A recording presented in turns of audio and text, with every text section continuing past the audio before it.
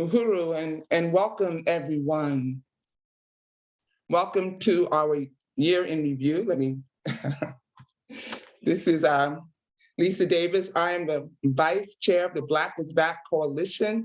We are having our year in review for the year 2021, and today's program will be co-moderated by myself and Brother Life Malcolm. Uhuru, Brother Life Malcolm, give us some words. Uhuru, comrade, I just really want to appreciate everybody joining us for this webinar. I really want to appreciate the Black is Back Coalition for Social Justice, Peace, and Reparations having this very important year in review webinar. And as you alluded, today we will provide a summation of the year-long work of the coalition, get a glimpse of the work of the 17 organizations that comprise the coalition and the coalition's working groups. But first, we're going to start with an introduction of our steering committee. I believe we have a slide to help us with that. Yes, I am. I'm working on that right now. It'll be quick. And one thing, let me just emphasize, there's no pandemic could stop us from the work we needed to do. We know that the real pandemic, the real scourge on humanity is colonialism, and that's what we're fighting and rising up against. But ain't nothing gonna stop us from doing the work that we have to do and to moving forward. Introducing our steering committee, first we have the chairman of the Black is Back Coalition for Social Justice, Peace, and Reparations, Chairman Omali Yeshitela. Next, the vice chair of the coalition, Lisa Davis, who is also our co-moderator today. Elikia Ngoma is the secretary of the Black is Back Coalition for Social Justice, Peace, and Reparations. We have Saeed Nkumukar Kamba, who is the membership coordinator for the coalition. Next, we have Brother Timba Chibanda, the Mr. AV himself, social media and web coordinator for the Black is Back Coalition for Social Justice, Peace, and Reparations. Ajamu Baraka from the Black Alliance for Peace. Sister Belinda Parker Brown from Louisiana United International. Sister Betty Davis from the New Abolitionist Movement. Reverend Ed Pinkney from the Black Autonomy Network Community Organization, Banco. Brother Jihad Abdulmamit from the Jericho Movement. Sister Kalambayi Andanet, the president of the International People's Democratic Uhuru Movement. Brother Khalid Rahim, chair of the New African Independence Party. Brother Lawrence Ham from the People's Organization for Progress. Sister Nellie Bailey from the Harlem Fight Back Against Wars at Home and Abroad. Brother Ralph Pointer from the Lynn Stewart Organization. Sister Yejide Umila, president of the African National Women's Organization, ANWO. Life Malcolm, that's me, from the Black People's Advancement and Defense Organization. Brother Zaki Baruti, President General of the Universal African Peoples Organization, UWAPO. The Joko Collective, which is comprised of members Tasha Thomas, Usef Himotep, and Jamilo Fingster. And our dear brother Glenn Ford, who is no longer with us. He is now deceased and amongst the realm of our great ancestors. Brother Glenn Ford, founding member of the Black is Back Coalition for Social Justice, Peace, and Reparations, and the Black Agenda Report. And that is the steering committee of the Black is Back Coalition for Social Justice, Peace, and Reparations, brothers and sisters. Now that we've had that brief introduction of our steering committee, we would like to open our program with a word from the coalition chair, Chairman Omali Yeshitela. Uhuru, thank you very much, Comrade Life. I'd like to just express my appreciation to you, to all of the members of the steering committee of our coalition, and to all of the people who have joined us in this really important summation that we're going to be doing of the past year. I don't have to say to you just how eventful this year has been. It has been something that is obvious to everyone. We talk about the reality that crisis abounds throughout this whole social system. And so we come into this discussion today with our coalition reiterating the assumption of a deep and irreversible crisis of a colonial capitalist system, the colonial mode of production that has presented a kind of mysterious shroud of confusion for political and ideological pundits up to now. In addition to being the chair of the Black is Back Coalition, I'm also the chairman of the African People's Socialist Party, and my overview is informed by the outlook provided by our philosophy of African internationalism. Of course, it's probably unnecessary to say that in the sense that every presentation we hear is going to be informed by the ideological or the worldview of the various persons who make these presentations. But I just want to say that African internationalism stems from a historical materialist investigation and analysis of the advent of this existing world system and our destiny as Africans since the vicious establishment of the existing social system at the expense of our freedom and our resources. I think it's important to be able to say that because there is an incredibly significant crisis that everybody is experiencing today, and it is important for us to be able to understand the basis of this crisis. So we're looking at the fact that we've seen on January 6th, opening up the year, the incredible event of an attempt to overthrow the US government by a sector of the white population. And even though this is something that has been passed off as a consequence of Donald Trump, or who is the past president, or some kind of Trump phenomenon, reality is that right now, throughout this country, that is to say the United States, we see a situation that the kind of politic, the kind of split that has occurred within the colonial society in this country is reverberating in a very serious way, and that there is a movement everywhere to overturn the current iteration of the colonial capitalist system as it represents itself in the United States and around the world. There are in various states throughout the United States, the legislatures, the governors, forces like that are in motion to undermine the participation of African people in the colonial capitalist electoral process, punctuating the reality that African people here, like around the world, function as colonial subjects in this country. And that is something that's being clearly pushed to the surface, making it very difficult for anybody to misunderstand. So it is from this perspective that we enter to this meeting, this discussion on today, and that we recognize this, how the United States is this troubled hegemon that is facing this existential crisis from an assortment of contradictions. And that includes the attempt by the US, by the sector of the white population, the settler colonial population, to overturn the existing colonial capitalist, not system so much as the regime that's currently existence, and to try and redefine what that should look like.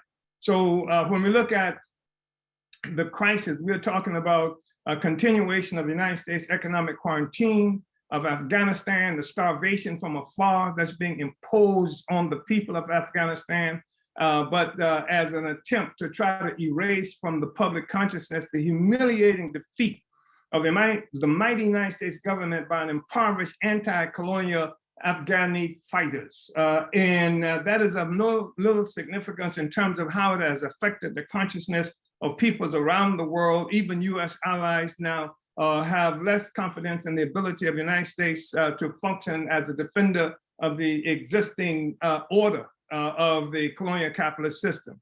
And so the United States has been unable in this last period to overturn the Iranian Republic or to return that country to the vassalage status that it initiated there after overthrowing the elected leader in 1953. The United States government did that. It hasn't been able to consolidate power in Iraq as part of its grand narcissistic scheme to transform the Middle East into some version of Euro-American society.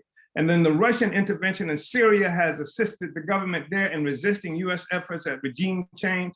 Turkey, with its own regional grand scheme, has become emboldened by obvious US weaknesses and is attempting to chart its own course that would challenge US hegemony by fighting for Turkish regional hegemony. Libya, Lebanon, Egypt, Pakistan, ad infinitum are just some of the obvious places where the US is clearly losing its footing. We're talking about a crisis of this social system.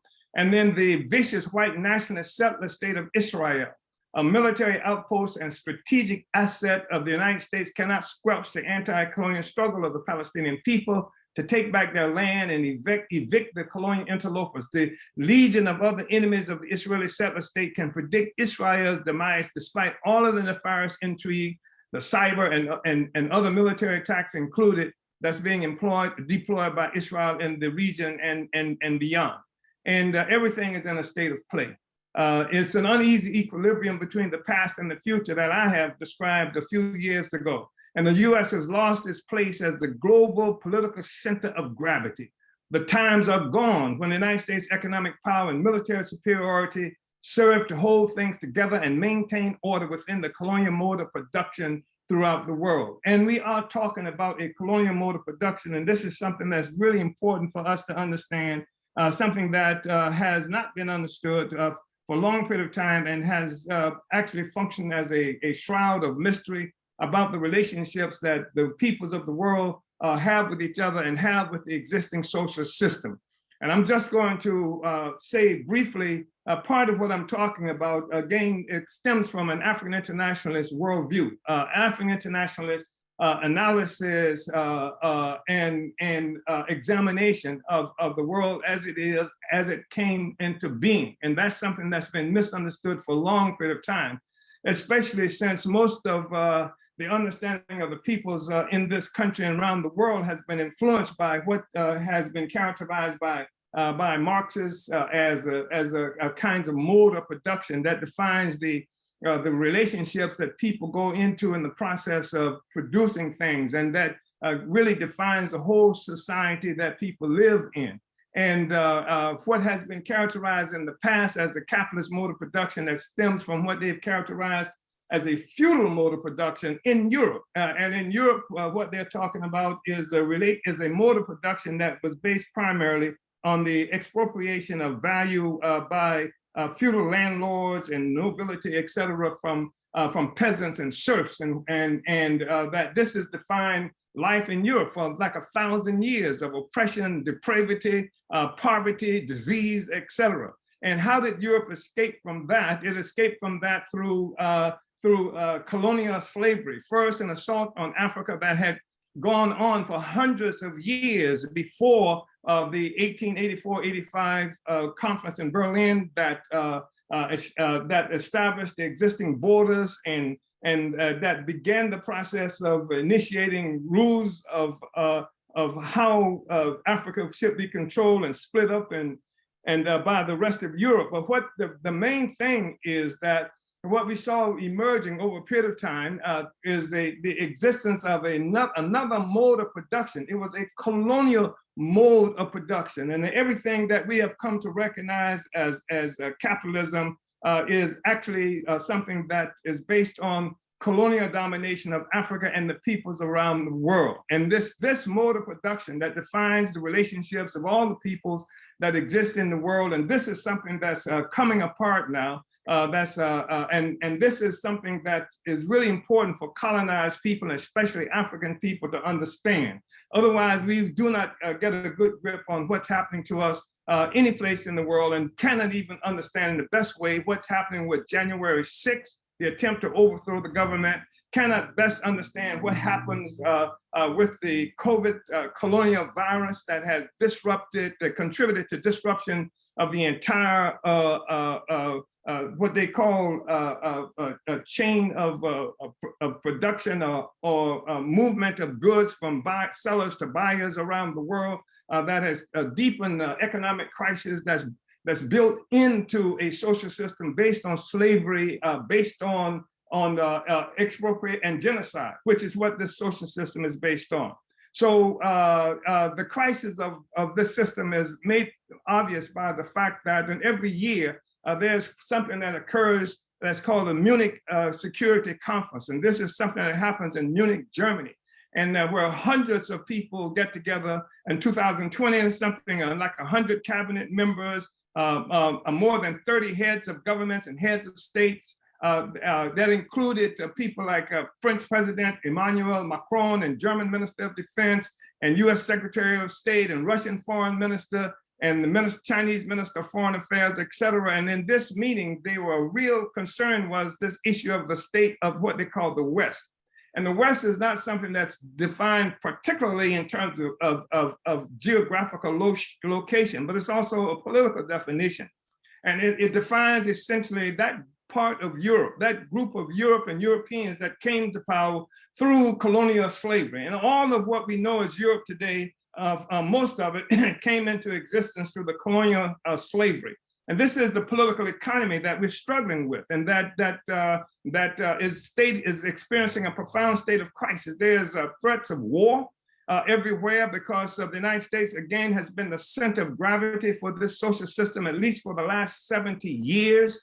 Before that, of course, there was much of the rest of Europe, African people, our people have been fighting and struggling for 600 years since Portugal first attacked Africa and began the process of colonial slavery, that began the process of the establishment of a colonial mode of production. And it's really important for us, we think, to understand this question. So now we have a situation where the US is really concerned, and much of the US and Europe are concerned about the fact that China is eclipsing Europe, eclipsing the United States within the existing mode of production that also at one time held China in its grip. And discussions are happening within leading bourgeois colonial journals about the likelihood of military confrontation between the US and China based on assumptions that historically major powers such as the United States have always resorted to arms when necessary to curtail the rise of serious contenders. And so China is one of those forces that's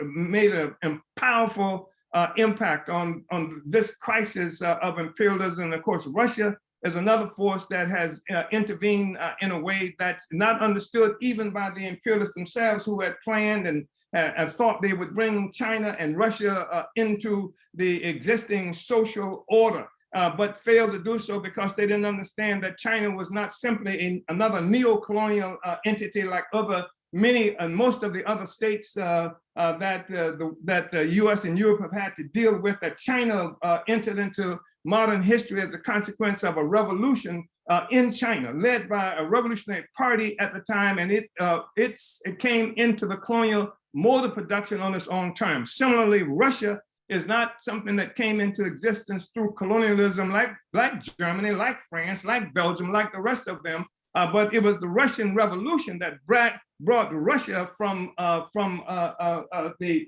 feudal mode of production into a leadership under socialists who had come to power in Russia. And so Russia has also been able to set its own terms, despite the chagrin of the United States and Europe about how it would be moving. So this is part of what it is that we're looking at in the world today. And the fact is that the social system that is experiencing a severe crisis because the peoples of the world are fighting to achieve our own freedom, because Russia, China are two of the forces of significance that's intervening in the existing social order, and because we are becoming better organized ourselves, because that's the fundamental question that we are confronted with in this meeting. And you know that in December, Joseph Biden, trying to deal with this crisis, convened a meeting of more than 100 countries that was defined as a summit of democracies. And so here the United States is defining 100 different countries as democracies, and that's supposedly engaged in a struggle against autocracies. And the autocrats and autocracies, of course, the head of that is China, and then there's Russia, and that's anybody else who's in contention with the United States and all of its minions. And so the United States has now initiated what might be called a Cold War with China and Russia as its main targets by casting as main opposing antagonist democracies versus autocracies. This is what we're looking at in the world today.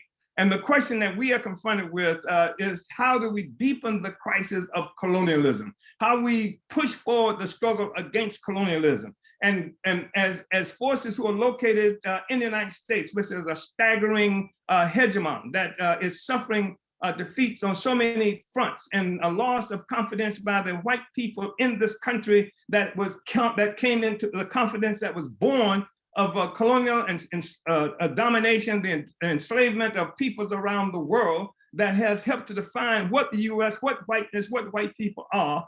This is a serious kind of contradiction that again has contributed to the willingness of white people in this country to go to war with each other in terms of defining what the United States is going to look like.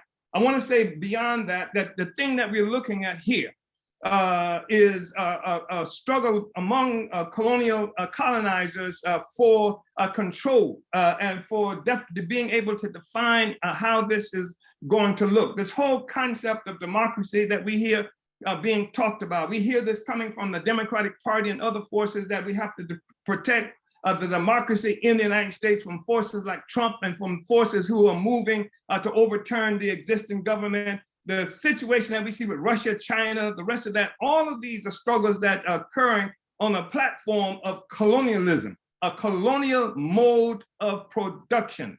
And the fact is that the way out of this, we have to lead the struggle out of this. We recognize that this nonsense that the US is talking about, Biden is talking about in terms of democracy and autocracy is simply a discussion about the form of the state. And the form of the state that works in the interest of the ruling class is the state. It is a state that is an organ of coercion.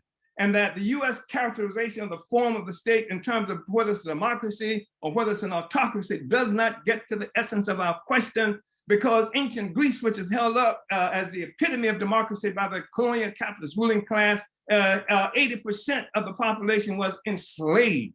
And similarly, when you talk about things like democracy, autocracy, fascism, you're simply talking about the form of the state, of the colonial capitalist state. And that doesn't say a thing about us. What we have to do, and what this is about, is deepening the crisis of colonialism so that we can overturn the colonial pedestal that rests upon the backs of Black people here and around the world. So that's what we're looking at in Louisiana, and what we're looking at in Pennsylvania, and what we're looking at in Missouri, and what we're looking at around the world, that this situation, this system is in a state of disarray, and this is part of what gives a greater significance to the crisis of imperialism that we are faced with. So let's move forward. And I want to say that the African People's Socialist Party came into this coalition recognizing that what we were struggling against was a social system. We came into this coalition with the understanding that we had a responsibility to complete the Black revolution of the 1960s that killed Malcolm, that killed Martin Luther King, that killed more than 30 members of the Black Panther Party, that was arresting Africans and killing freedom fighters all around the world, and put us in the state that where no longer was revolution on the agenda anymore, the destruction of the colonial power that dominated us. We were now trying to find a way to moderate the relationship that colonialism had with us. But that's the African People's Socialist Party has been quite clear that the task is to complete the Black Revolution of the 1960s. So what I'm saying is, brothers and sisters, that there's all of us, we've been involved in a lot of work. It's been exciting work. Every sector of the coalition has been involved in exciting work, and that's going to continue even after this meeting.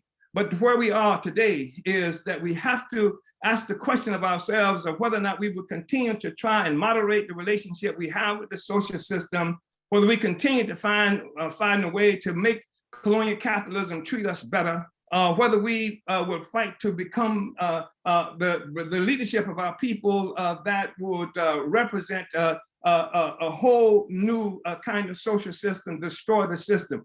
And so I speak as the chair of the coalition, but also as the chair of the African People's Socialist Party. And I have been involved over the last 50 years, and part of the work with the coalition has been to pull together a coherent recognition of what the contradiction we are confronted with. And that's why we hear more and more people in this coalition around the world being able to find this issue of colonialism as a profound contradiction that we have to deal with. And I want to say that we in the African People's Socialist Party have also been moving to create the kind of anti-colonial state, a new state apparatus in the possession of the African people, African working class, that will lead us to liberation. And I have been part of this process as well. And the objective is to become the leadership of an independent, free African nation. And so these are the kinds of contradictions we're looking for, but I think it's really important to contextualize the struggle and all the activities that we are experiencing, that we are seeing, and that we are engaged in challenging right now. So thank you very much, comrade brothers and sisters. And I think we should go ahead and move our agenda forward. Uhuru. Uhuru, Brother Chairman, and thank you so very, very much for that very important analysis. Before we go any further, I just want to bring up something that somebody has put in the Q&A, and they're asking if there's any way that we could enable closed captioning. And brother, I don't know if we're able to do that or not, but I can assure you if we're not able to do that for this particular webinar, we will make sure that we look into that and take that into consideration. And I want to thank the person so much for raising that issue with us. So if there's any way that we can enable closed captioning, Brother Timber, are you able to speak to that? Oh, I am working on that. I'm researching that. I'm working on that right now. Okay, and again, thank you so much to the person who raised that very important issue. As we know, we have people that have different abilities and different things that they can do that might have physical challenges. And we also want to make sure that we are inclusive of them also in our liberation. Everybody is important. And I just want to also just add, not only is our brother chairman the chair of the Black is Back Coalition, but he's also one of the co-founders and one of the founders of the African People's Socialist Party as well. He's a veteran of the Black liberation struggle, and he's also has written many books, and two of them being in Uneasy Equilibrium, The African Revolution versus Parasitic Capitalism, and his latest release, Vanguard, The Advanced Detachment of the African Revolution. And with that, now, brothers and sisters, we are going to open up for a discussion with the panelists, 30 minutes, about what the chairman has just said and our insights of what has been going on this year. So please, let's have a great, robust discussion, and then we will continue on with the rest of the program. Uhuru. Everybody's so shy.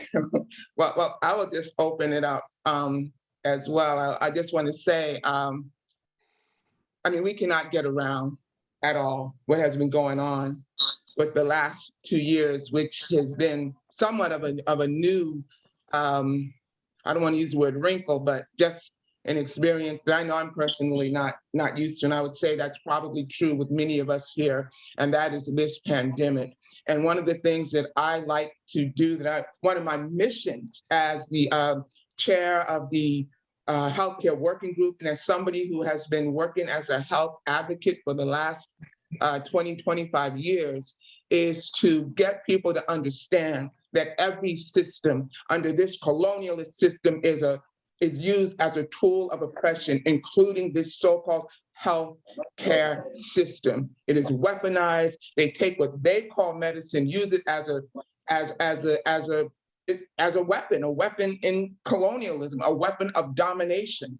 And to be able to have that kind of access to control people's bodies, to tell them what they can and cannot use, and to also then position yourself as the only people who can define what science is and is not. I just want people to be very aware that there are other systems of health and healing, and that as African people, we have our own systems. And I could just see with the way they were weaponizing this issue of their vaccine, and this is not even getting into a discussion about whether people should or should not take it, but the African continent has the best stats in the world. Now we'll get into that a little bit later on in my presentation.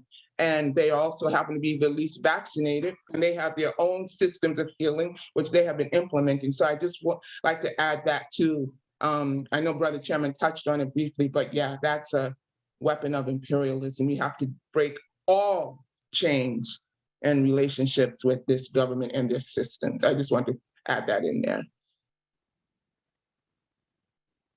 If anybody's talking, you're muted. This is open for everybody, all the panelists.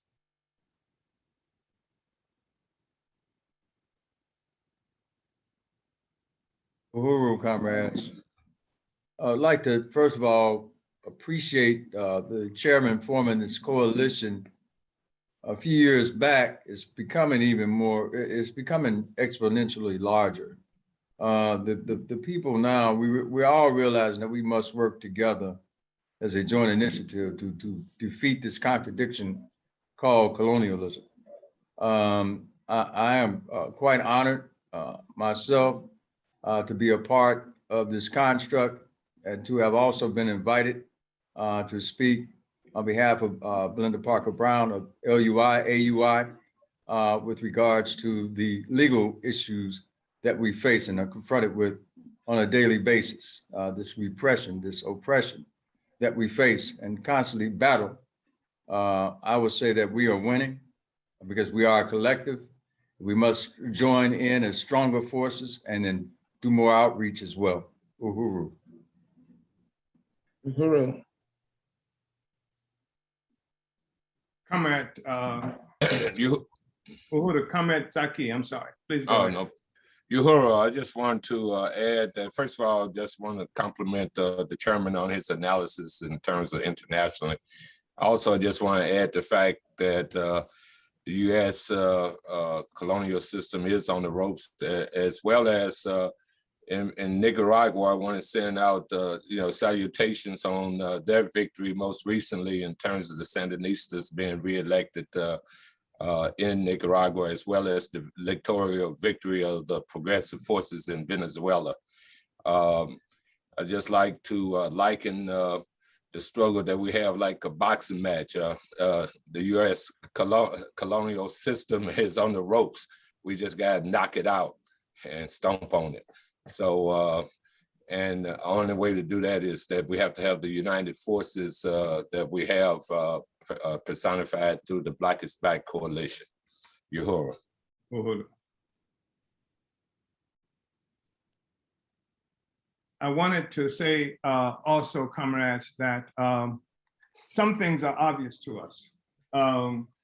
January 6th, other aspects of crisis, the political violence that we are confronted with and the peoples of the world confronted with. There's some things that are happening to us that we don't necessarily recognize as connected to not just the colonial capitalism, as a concept, but the colonial mode of production itself. And we're talking about right now, there's more carbon dioxide in the atmosphere than there has been in nearly 4.5 million years, millions of years before the appearance of almost all life on Earth. And that the last time the world was this hot was 125,000 years ago. And the massive amounts of carbon dioxide gets trapped in the atmosphere, surrounding the Earth and causing the Earth to get hotter and hotter like a greenhouse. And this is rapidly melting the ice in the Arctic and Antarctic that for hundreds of thousands of years remain frozen all year round. And so there are various kinds of contradictions associated with that in terms of how weather is happening. The permanent ice cover of the Arctic would reflect the sun rays away from the earth, and it serves as sort of like the planet's air conditioner. Now that the ice is gone, the ocean is now exposed, the water soaks up the sun rays, heating the oceans. And this process is rapidly killing plant sea life, creating sea level rise that will soon drown cities on coast, along with producing massive droughts and killer storms, et cetera, et cetera. Already 200 species a day are going extinct. Now, what I'm saying is that this is what is happening, but it is also connected to the colonial mode of production, and that the whole social system itself. I hear white climatologists and earth-friendly people bemoaning the fact of the carbon dioxide and what have you, and what's happening, and people need to stop driving so much, et cetera. But the real issue is colonial capitalism. And it's not the climate, it's colonial, it's the colonial mode of production. And that European imperialism created and maintains this situation in one long trajectory that began when the first white person got off the boat in Africa, captured an African person, forced her onto a ship to steal her genius, her labor, and her land and resources. And so what we see, like there has been an estimate that something like more than 50 million people of the Americas, talking about the indigenous people, died by 1600. And that this is something that happened and through colonial violence. And when this happened, it created what they call a little ice age, because the destruction of the forest and what have you resulted in something like the decrease in the carbon dioxide in the atmosphere, and it cooled the entire planet. Now you combine that, I'm saying like 50 million indigenous people in the Americas during the century following Columbus' so-called discovery of the New World. 50 million people, colonialism. And then you combine that with Africa. You're talking about the colonial assault on Africa itself that resulted in at least that many people dying, and at least that much people running, escaping from slave catchers and things like that, abandoning villages to the forest, etc. Again, resulting in a decrease in carbon dioxide in the atmosphere and what have you. So we're looking at the environmentalists today can't see that the crisis began with the intrusion of the white man, the colonizer, that created a colonial mode of production that is now creeping into the lives of the colonizer with some kind of intensity, requiring some recognition of it, but not a recognition that speaks to its real origin. And that's our responsibility to be able to center a worldview by African people on the reality of Africa and African people, et cetera. So I just wanted to say that, and because the climate issue is part of the social system, and the whole thing about the supply chain crisis is a part of the nature of the social system that is anarchistic. It has to be anarchistic. Everything is in competition with everybody else. Every corporation, every country is in competition. That's the nature of the social system, born as it did from colonialism, et cetera. So that's the kind of thing that we're looking at, and that's part of what contributes to the crisis that we are experiencing, because anarchy is a signature feature of the colonial capitalist economic system, of the colonial mode of production. So crisis is built into the system of what they characterize as market production. So that's why we are fighting against it, and that's why we are opposed to what they call capitalism. We recognize the colonial mode, or the colonial capitalist system, a colonial mode of production. Uhuru. Yeah, Uhuru, Chairman, I really want to appreciate that analysis. And right on the back of that, I want to say that one of the things that even in your summation, before we opened it up for discussion, and what you just said now, one of the things that I really appreciate about the Black is Back Coalition for Social Justice, Peace, and Reparations, and the guidance that African internationalism provides is not only do we look to the origin, but we also are compelled and forced all the time to look to the end. And so all of these, one thing that the Black is Back Coalition for Social Justice, Peace, and Reparations represents is the ability of organizers throughout the US and other places to do work. And so we all know that we can work, but African internationalism has made us ask the question, to what end? And made us look for that answer so that our work serves a united purpose, a purpose for the coalition, if you will. And so I think it's so important. It's such a significant aspect of African internationalism that it makes us look at the origin, but it also forces us to, the origin of the contradictions, and forces us to look at the end and make sure that our work focuses on focuses on answering that question, to what end, why are we working? And that's why I'm glad we're having this webinar right now. So each of us, as we talk about the work we've done in 2021, can talk about that work towards that end that we're all working for, which is, of course, liberation and self-governance and self-determination and the democratic space to achieve those things. Uhuru.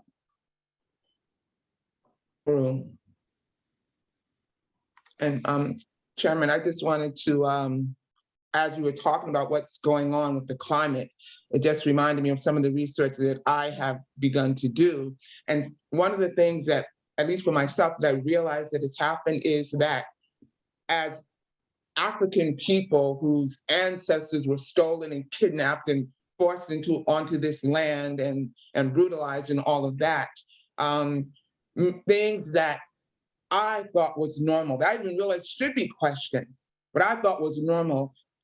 I have had an awakening to come to understand that no, that's not normal. That's colonialism. That is this system of looking at the world based on Eurocentric colonialism and domination. And I'm thinking that it's normal and the normal way to do things, and it's not.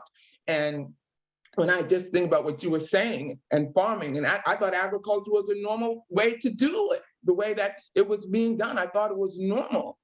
And then in terms of understanding the damage that what is going on is happening to our climate, to learn that the business called agriculture, which I think is something that was introduced by the colonizers, but at least in the way that they did it was to make this business and try to control everything and have these monocrops, and that how these monocrops and approaching the earth that way is really very, very harmful for the environment. I know that's just like one small aspect in terms of what you were saying, how I could relate to what you were saying and the things that I'm seeing. And then I've been reading things such as like digging up the earth to plant is not necessarily the way it should be done, and that our ancestors had another way of doing it where the topsoil was not destroyed.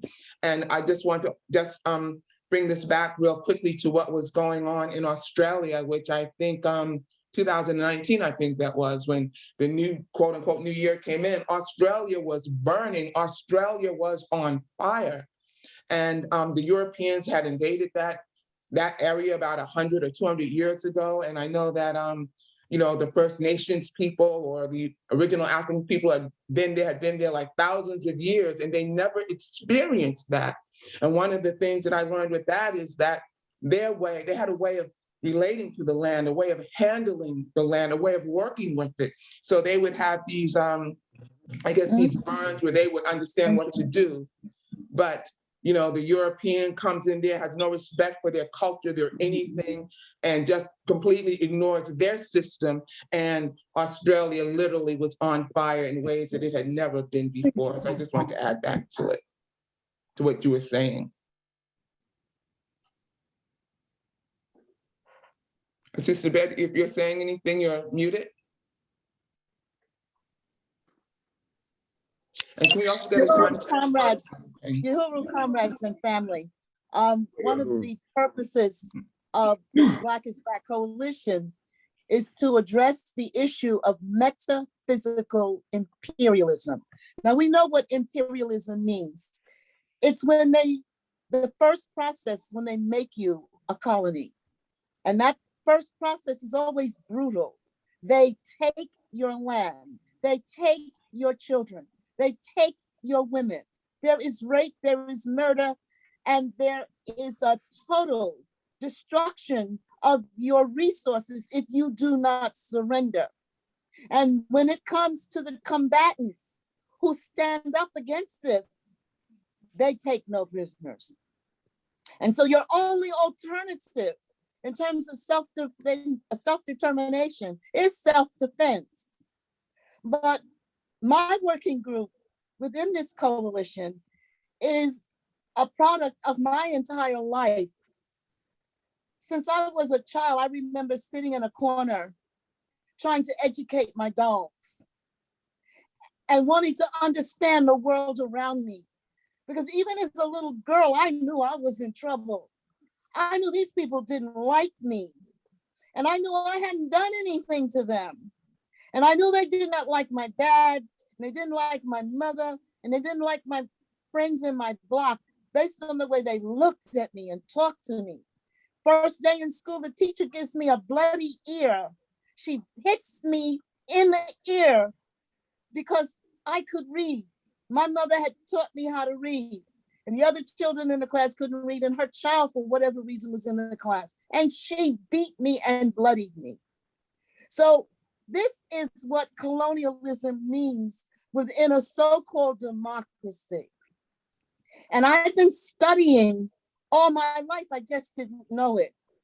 But regardless of what you say of this panel today, if you do not control the educational system where you live, regardless of whether or not you have a child in that public school or not, you will not have the soldiers you need to come out and protest and continue to organize with you.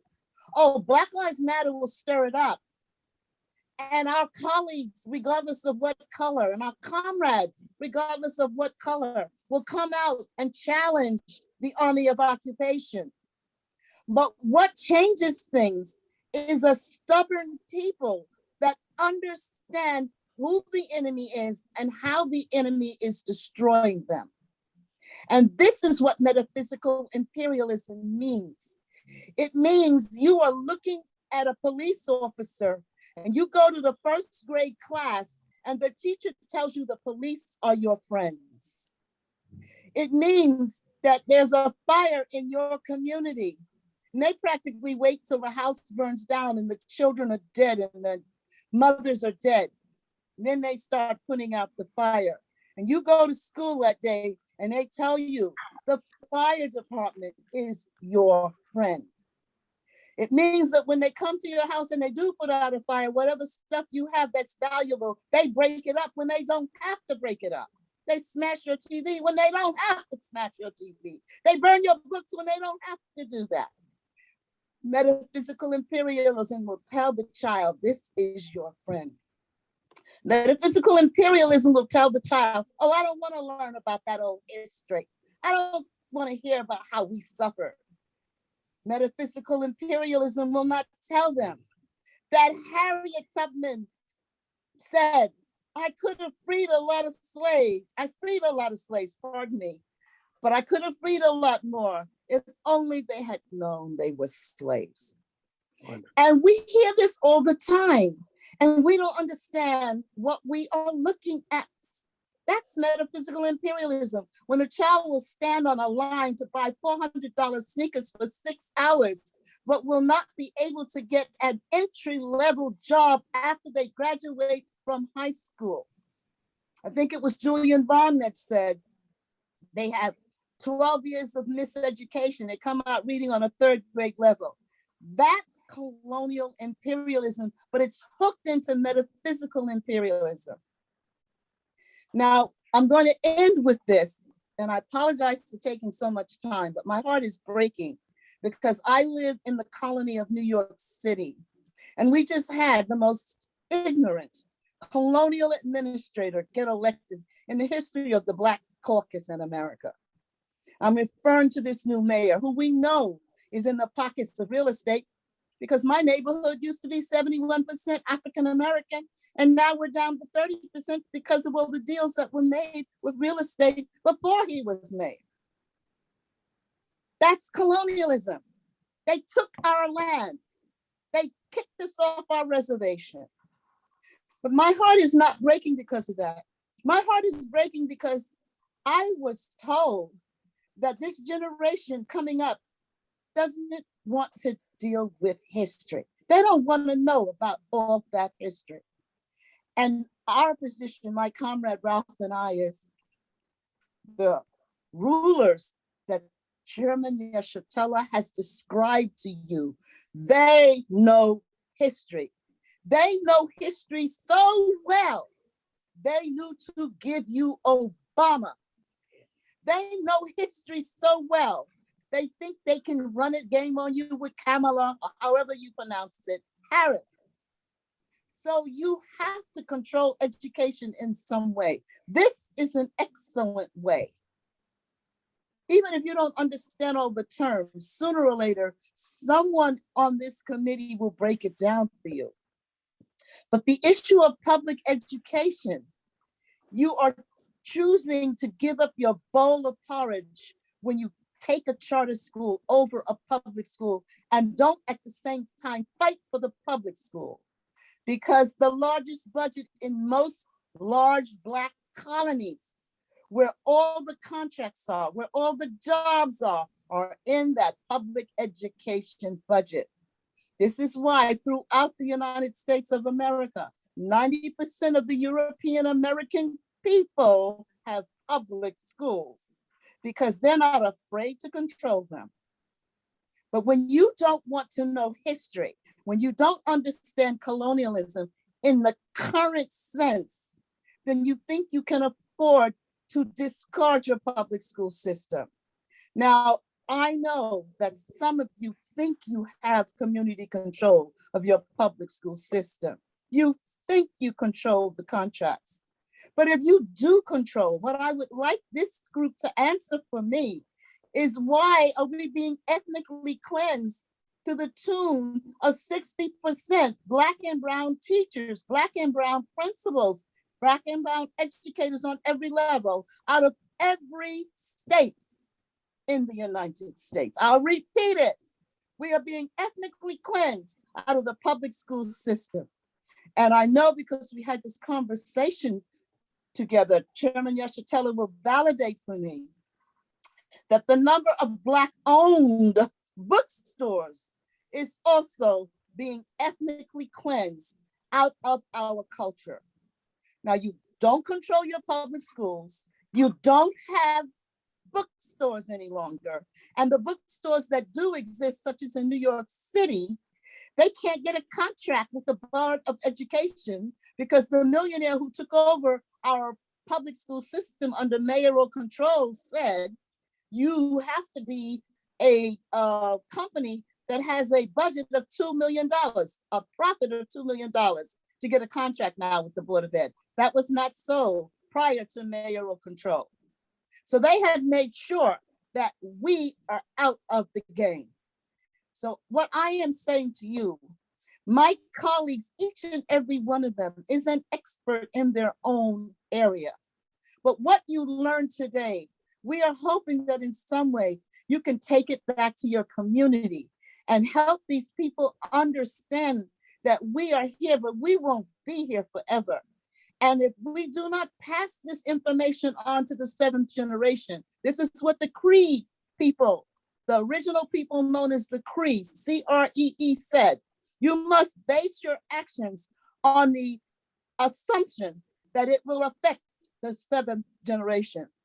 And the people who do not understand history are not only doomed to repeat it, I wish they were doomed to repeat it, they are doomed to be extinct. Thank you.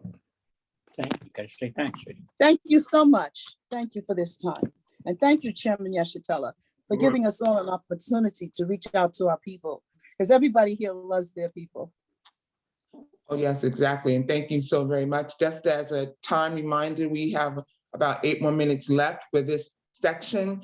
And I just want to say for some of the people, I've seen some comments. We are right now going, this is a discussion, an open discussion that we have, but we will surely be laying out our plan of actions as we have been doing for the last 12 years. So right now we're just having an open discussion among the panelists, our comrades that we worked together with for so very long, but we will be moving forward into the rest of the program, laying out our plan of actions and strategies. Comment, Vice Chairwoman. Yes. I would like to just speak briefly to something that has been raised by Alexandra Yes. Ndora Castro. I know I butchered your name, comrade, and I apologize. I just want to say that the point that you're making, without going into any details of particularities around it, is the point that I did attempt to speak to. That when I talk about a colonial mode of production, I'm talking about colonialism was born as a world system, a global system. It was an attack on all the peoples around the world that brought about this social system that we live under. The attack on the people in what they now call the Americas, named for a white man, had no other relationship to this territory. And so the colonial mode of production incorporated the indigenous peoples here and what they now call Canada as well. So I just wanted to make that point. And that is something that most of us are quite conscious. Certainly I am conscious of that. And that was what was incorporated, at least presumptively, in the presentation I just made. And thank you so much, Chairman, for addressing that, because I was about to raise some of the points that this person just raised, and we thank her so much for her questions. Oh, somebody just said my camera is off.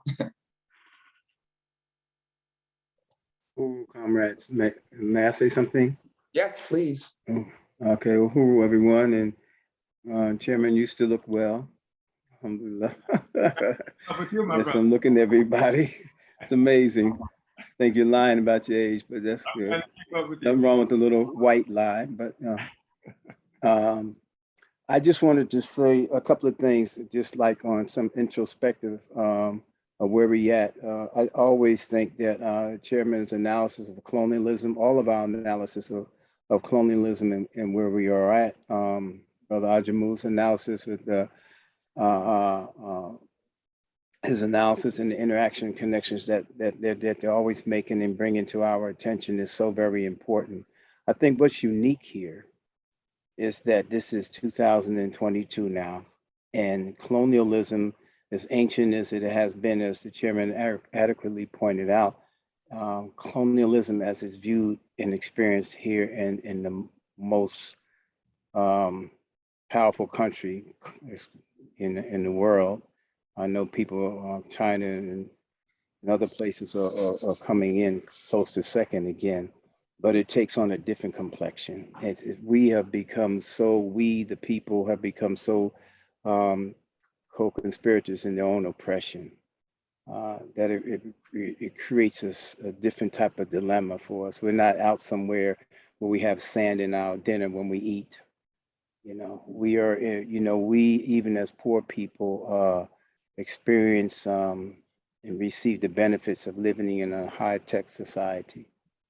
And so we are enraptured in our colonialism. We are enraptured in capitalism. And I think one of the things that we have to focus on, and this is why I do appreciate, the African People's Socialist Party for the structures that they set up in the community, because short of those type of initiatives that doing concrete work in the community, when we talk about it and it's not manifest, it actually hurts us. Because people that are invested psychologically into this colonialist system, when we hear what we're saying, the truth hitting them, they go into more of a denial response. And the only way to break that mode is to set up a model. Before it was the survival programs. We had our own schools, as Sister Betty talked about. Our own bookstores were proliferating in our communities, but it's not enough.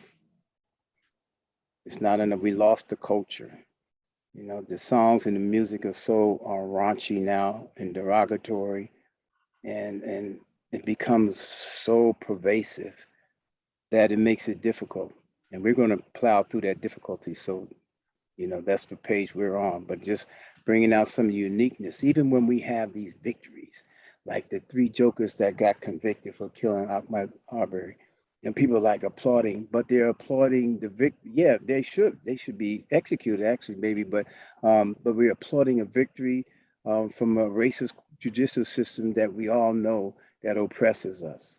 So even so when they give these victories, when they throw Chauvin and their other of their ilk underneath the bus, we applaud that, and I understand that. Everybody's happy as hell, but you realize that that entrenches the colonial powers, even it validates their fairness. Isn't it fair? We can exact justice in this racist system, and it beguiles and dupes the people into thinking. So even in our efforts to Chauvin being convicted for killing George Floyd, yeah, people are happy, but it is so intricate that they will throw Donald Trump under the bus because the structures of colonialism are such that they don't even care. America eats its own. They don't even care as long as the system remains intact. So one day Donald Trump may even be convicted, indicted, convicted. Don't be surprised. Won't change nothing though. And people will be just as happy and relish in that victory. And the system of the colonial system, this capitalist system, become even more entrenched because it is so full of these complex contradictions that that what we perceive as victories for us is really victories for them, showing the world how fair they are while continuing to oppress us 24/7. So the throwing of any one of their kind under a bus doesn't change anything, but it really it deceives the people into thinking about the fairness. This is a very complex thing because it's all wrapped up in that. Everybody that sends their child to college or school, that works a job to get a raise, everything is invested in getting something more from the capitalist system, and it becomes very complicated. And the only way to break through, no, I can't say only, I like to use those emphatic words, but one powerful way to break through this is to set up those models of what a new society will look like. Because if we don't do that at the same time we're talking, we're actually hurting ourselves, because people that's beguiled by the system but are educated, beguiled, but are educated, will look at you and say, man, you just talking that shit. Pardon my language. You ain't doing it. And they would go more into a denial. Only way, one of the most profound ways to break through is to model what different organizations are doing, which is perhaps all of us. I know I'm preaching to the choir, so that's how it is on the program, So, but is to really dig down deep and begin to really set those models of what that's what the survival programs were about. So people can see and get some notion of what it would be when they talk about self-governance. What would self-governance look like? What are the responsibilities involved when we have to, as we say, coming out of prison, now you have to buy your own toilet paper. What does that look like? What does it feel? The people are scared of freedom, actually. It's so dependent on the system in a comfortable way. And you talk about independence? And that's what? You serious? Anyway, I just wanted to throw that in there. And I know somewhere along the line, the chairman will probably speak to that. Not necessarily now, I know Sister Lisa said we're on a time constraint, but I just wanted 2022, United States of America, not some ethnic country, not some country in Africa with 2 or 3 ethnic groups. So it's very common, okay, them, us, this, that, but very complex, billions of people, 330 million, so many different things going on. And here we are talking about the vestiges of colonialism having exist. And the people that we're talking to have been basking in much of the benefits of their colonial oppression. Hold on, comrade. I really So appreciate that summation. I do really appreciate that contribution, but we do want to. I'm sorry for going so long. No, it's all good, comrade. We're gonna move the agenda. Next, we're gonna hear from comrade Chairman, Vice Chairman Lisa Davis, and she's going to talk to us about the Black is Back Coalition's work in 2021. Vice Chair Lisa. Well, thank you so much. And also I was going to ask if there's any way anybody could type the link to our 19-point platform political agenda for self-determination, because this is what we do make a lot of our work around, a lot of the actions that we come up, because some people have been asking about the action. So if that could happen, that would be great. And without further ado, I'm going to now get into the work of the Black is Back Coalition in 2021. Hold on, let me.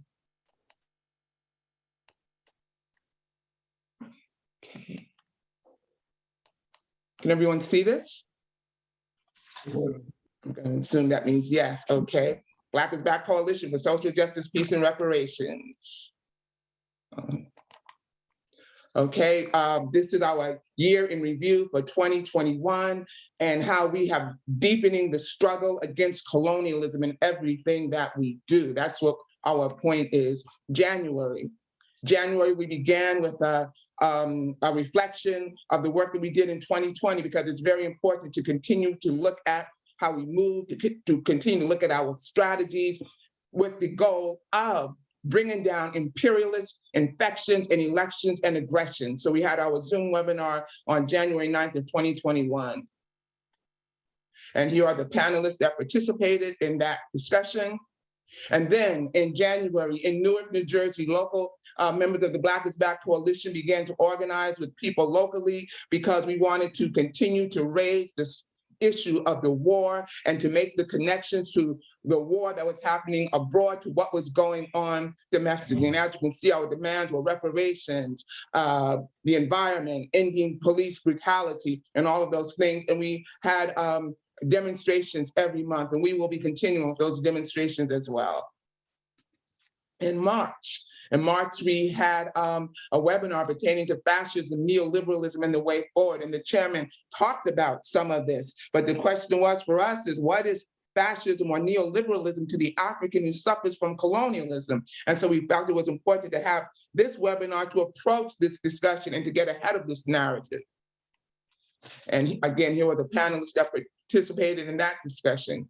Then in April, we had our 5th annual, I believe, of Ballot and the Bullet Electoral Campaign School Zoom webinar. And this is so important. The purpose of this electoral school was to inject radical Black liberation politics into these campaigns and to make these politicians know we're going to hold them accountable. And I'm just glad to see that since we've been doing this, reparations is now something that's been talked about and has been mainstreamed in the political arena. So I'm glad to see that happen. Not to say we were the only cause for that, but we did have the African People's Socialist Party ran candidates who made reparations their central platform of their campaign. And since that time happened, other candidates have followed suit. Okay, here we're going to hear a little bit from that very important webinar.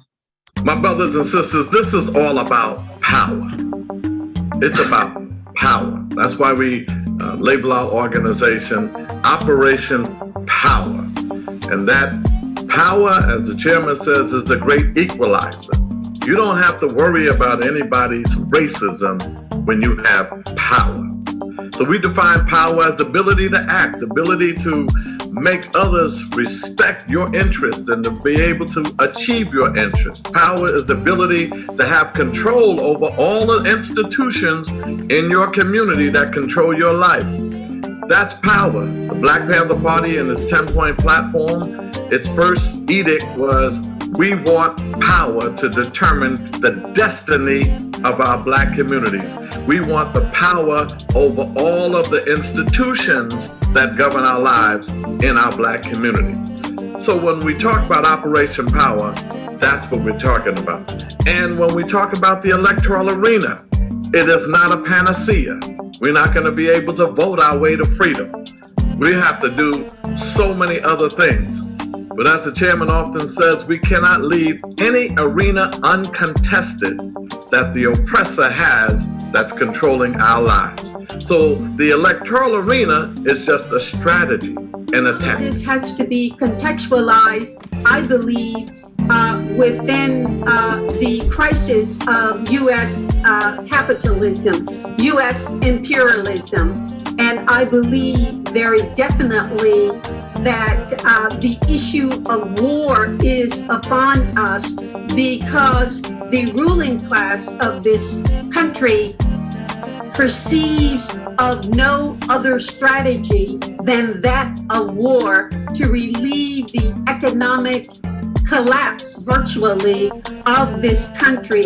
But we need to completely redefine what healthcare is, because as African people, as Black people in this country, we do not have control over our own bodies. It is absolutely outrageous that an oppressive colonialist system that has been as brutal and as ruthless as its police counterpart, and this is documented and acknowledged, that it can control and tell us what we can and cannot utilize, or what will be accepted as protocols and as therapeutics for our people, especially when we have a tradition as rich as the legacy of Africa. We need to just... Revolution is what we're talking about, but revolution is not an event, it's a process. And part of the process of forwarding that revolution can be found with the existence and participation of people in this coalition that's dealing with questions of political prisoners, dealing with questions of controlling our education, dealing with questions of controlling these armed thugs in our community that's known as the police department, gentrification, housing, all of these questions, and also dealing with the questions of the acquisition of power. Because if we don't have power, we have nothing. And I think it's important for us to say that.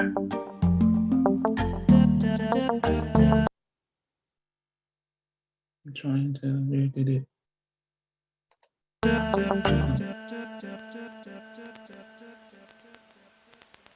Here's the next one. My brothers and sisters. I'm trying to advance it. Brother Timba. My brothers and sisters, this is all about power. Okay, hold on a moment. It's about... Sister Lisa, hit escape. Escape, okay, bye. Hold on. Okay, I'm just going to take it to the next one. Bear with me, please. Thank you, everyone. Go down, there you go. Right, okay, here we go. I'm just going to go. Let me go back to slideshow. Hopefully this will work. And then with the attack that continued to happen with Palestine by Israel and their brutality toward that country. And we felt that it was very necessary to respond immediately to the aggression that Israel continued to engage in against the Palestinian people. And here were the panelists who participated with that. And we're going to hear a few words from that. Uhuru, everyone.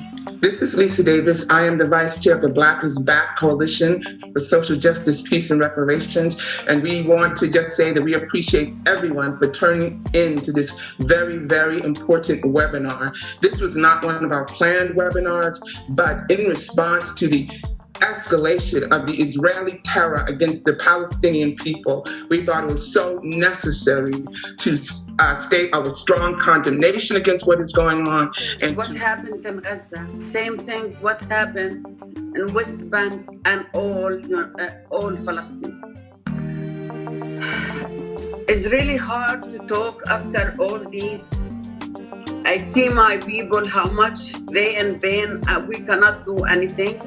And we see the Congress and the President of the United States, who's we elect him, he is trying to save Israel, and he will send money to Israel have more weapons to kill those kids. If you see maybe 90% of those under like 18, 5, 6, they don't care about age. They don't care about women. They don't care about old. They don't care about tree. They don't care about anything. They don't care about anybody in war. Today's event is an important event. The whole world is watching, and it's good that the news about Palestine is no longer restricted just to Palestine or just to their experts. Now everybody has opportunity to become an expert. And the people are clearly saying enough of terror from the Israeli state. And we unite the demand of the Palestinian people and of the peoples of the world. We are not confused. The members of the JOCO Collective, a member organization of the Black is Back Coalition, declare our solidarity with the Palestinian people. a righteous struggle for liberation. We support the right of Palestinian people to defend themselves. We support the right of Palestine to exist. We acknowledge that the Palestinian people have the right to liberate themselves by whatever means they choose, and that is not reliant on any international bodies to tell them how they should go about freeing themselves. We recognize that the Palestinian people confront a vicious settler colonial state that is supported by a world of settler colonies, including the United States, Canada, what are France's so-called overseas departments, etc. So some people may ask why we would be concerned about the question of Palestine and what's happened to Palestinian people. Well, because we understand that the colonization of Palestine has its origin in the attack on Africa more than 600 years ago that initiated a whole new world economy based on colonialism. So colonialism, which is the occurrence that somebody like Karl Marx referred to as primitive accumulation, is actually a new mode of production that propelled Europe out of the dark ages of oppression, disease, and poverty known as feudalism and changed the entire world. So, okay. Then in June, we had a webinar on reefer madness to discuss what should our response be? What are some of the questions that we should consider with what's going on with how they want to now legalize marijuana? And then in July, we had to say goodbye to one of our co-founders and our comrade who will always be with us in whatever we do, Glenn Ford. He was just the bedrock, one of the bedrocks of this coalition.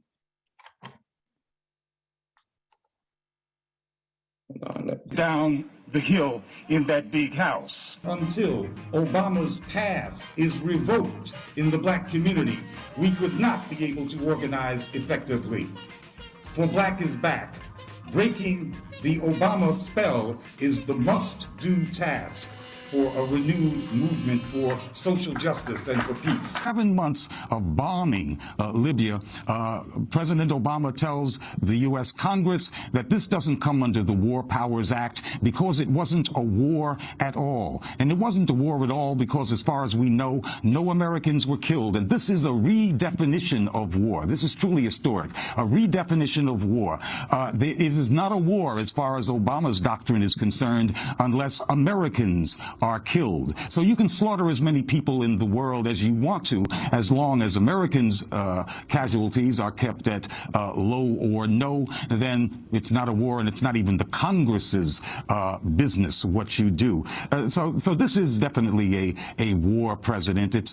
I do not understand why people who are peace-minded, like the good doctor, are not up in arms. Why folk who oppose Republican wars cannot seem to bring themselves to oppose Democratic wars. But as a result of their failure to oppose these wars and the expansion of the definition of the alteration of the definition of wars, these will continue. And that lies on people like Dr. Dyson's head. Well, let me speak.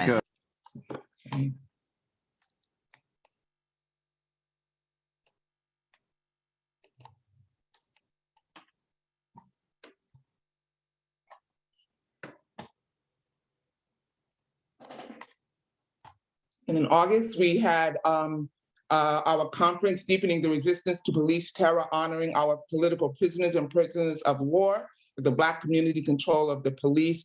And we had this Zoom webinar, and we had the chance to actually have some former political prisoners participate. We'll just hear a few words from them. They have fought for us. They continue to struggle and fight for us.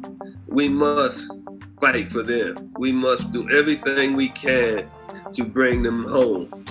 No community, no nation, no people who have really struggled for freedom forgets their political prisoner. That's always the top of the demand on the demand list.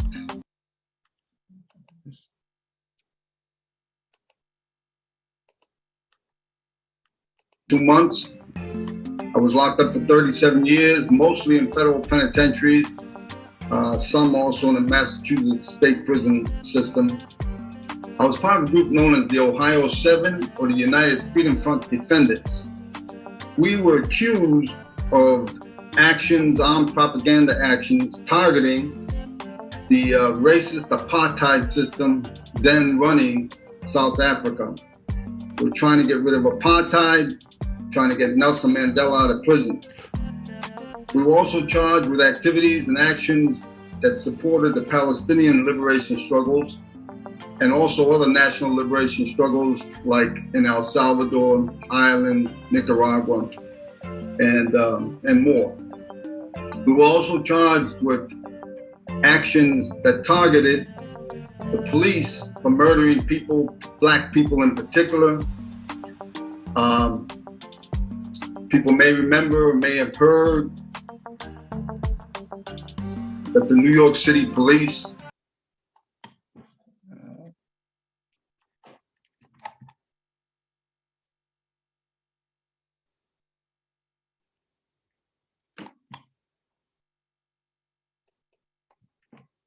And in September, our comrades in New York with the Free All Political Prisoners Working Group, they participated in this very important event, Rising Together rally in New York City. And on September 19th at Foley Square, they organized with various organizations, including the Free Mumia Abu Jamal coalition. They were organized around freeing all political prisoners, such as Mumia Abu Jamal. This is like an 18-foot papier-mâché statue of Brother Mumia. That was the center of the demonstration that they had.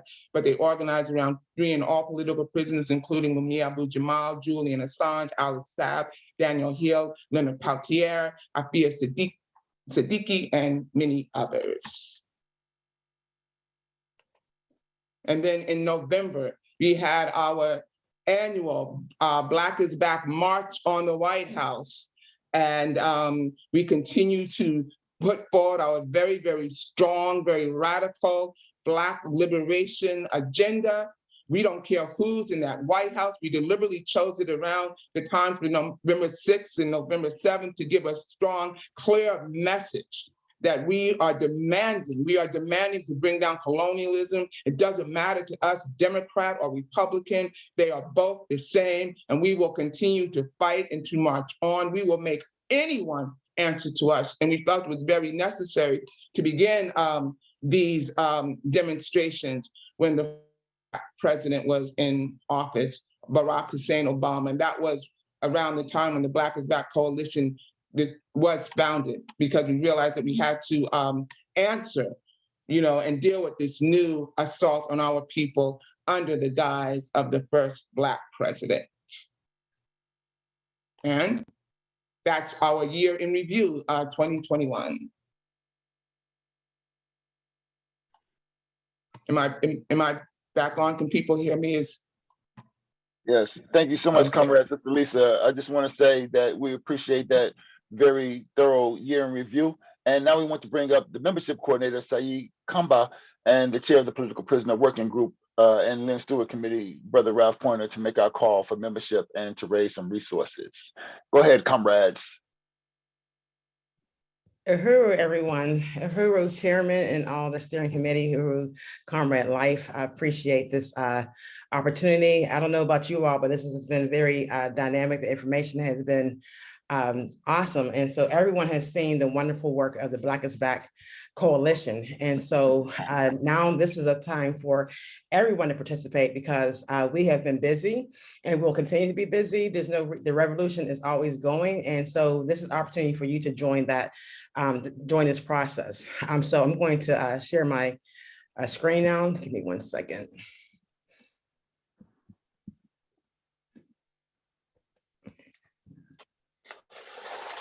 All these different nuances here.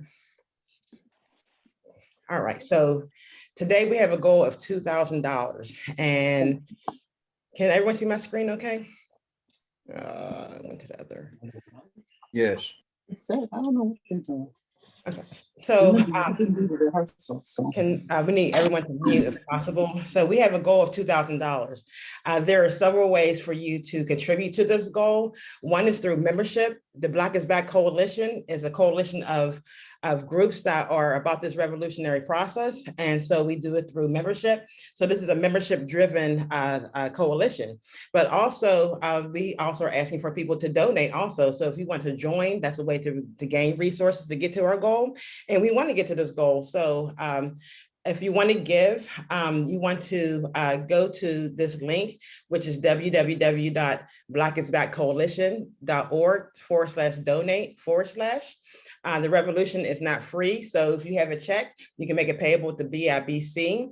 Mail it to Ikinge Melee oops, I just changed it and didn't update it. So let me update that in a minute. Give me 1 second.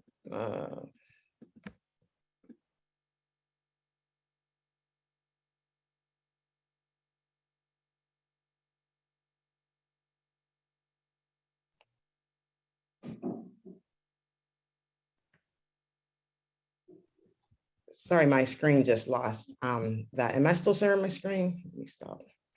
Yes, you can be seen. Okay, my for some reason my browser just closed on me, so I apologize. I'm not sure if you're still sharing though, but yeah, I'm not sharing because my browser just went down. So give me a second to bring it back up here. Apologize for the interruption, everyone. But if Reverend Pickney wants to pick up while I bring it up, that'll be great. Or Pointer. Pointer? Yeah, who's helping me here? Is it Ralph, I believe. Yeah, is he on? Why I try to bring up my screen again? Ralph, you're muted. I'm unmuted now. Yes, you're unmuted. Screen. Yeah, well, one of the first things I learned, and I'm talking about history, my history, I'm talking about 1962, when my mentor, my main mentor, Queen Mother Moore, said to me, Ralph, freedom ain't free. Well, history tells us that freedom has never been free. And in this wonderful, magnificent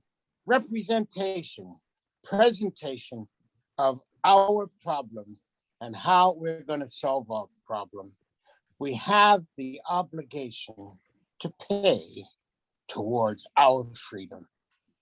And we must take this opportunity because understand it may not always be there.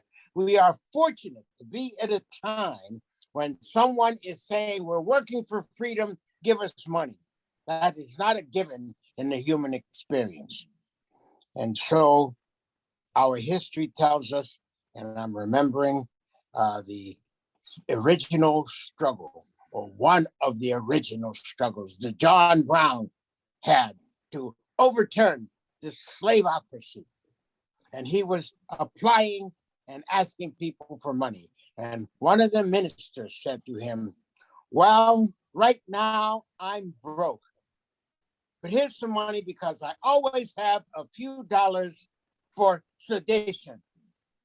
My brothers and sisters, we have not risen to the point of sedition, but we are talking about liberation, freedom, uhuru. And so let us rise to the occasion. Yes. I don't have much, but I always have a little something for liberation.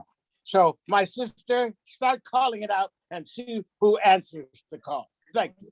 Okay, so thank you. Sorry for the technical difficulties. Well, my sister beside me says, well, that's nice, Ralph, but what are we going to start with? Well, I'm going to wait till you get down to my level, that little bit I have, and we definitely will take the opportunity to participate. Thank you. Great. So here's a link that you can go donate if you're on Zoom or on Facebook or anywhere social media platforms. Should have been about 100. You'll be able to donate this way. You can also write a check to BIBC. I don't know why this address is not updating on the entire PowerPoint. I just updated, but there will be an address that we will update to you shortly. And then in the memo of the check is Black is Back Coalition. Can you go to the next screen, please? Okay, so there are several levels in which you can donate. The first one is the Chakwe Lumumba, which is $500 or more. And he has stated, I only came to the movement because of King and he was killed. I only stayed in the movement because of Malcolm and he was killed, and then I became a leader. So if you want to donate at 500, this is a level in which you can donate at 500. And again, if you're going to donate, can you please put your pledge into the comment section on Facebook or on Zoom so we can begin to tally, because we are going to reach our goal of $2,000 today. And so anyone who wants to make a pledge, please do so now. Next screen. The next one is $1 a day, just $1 a day.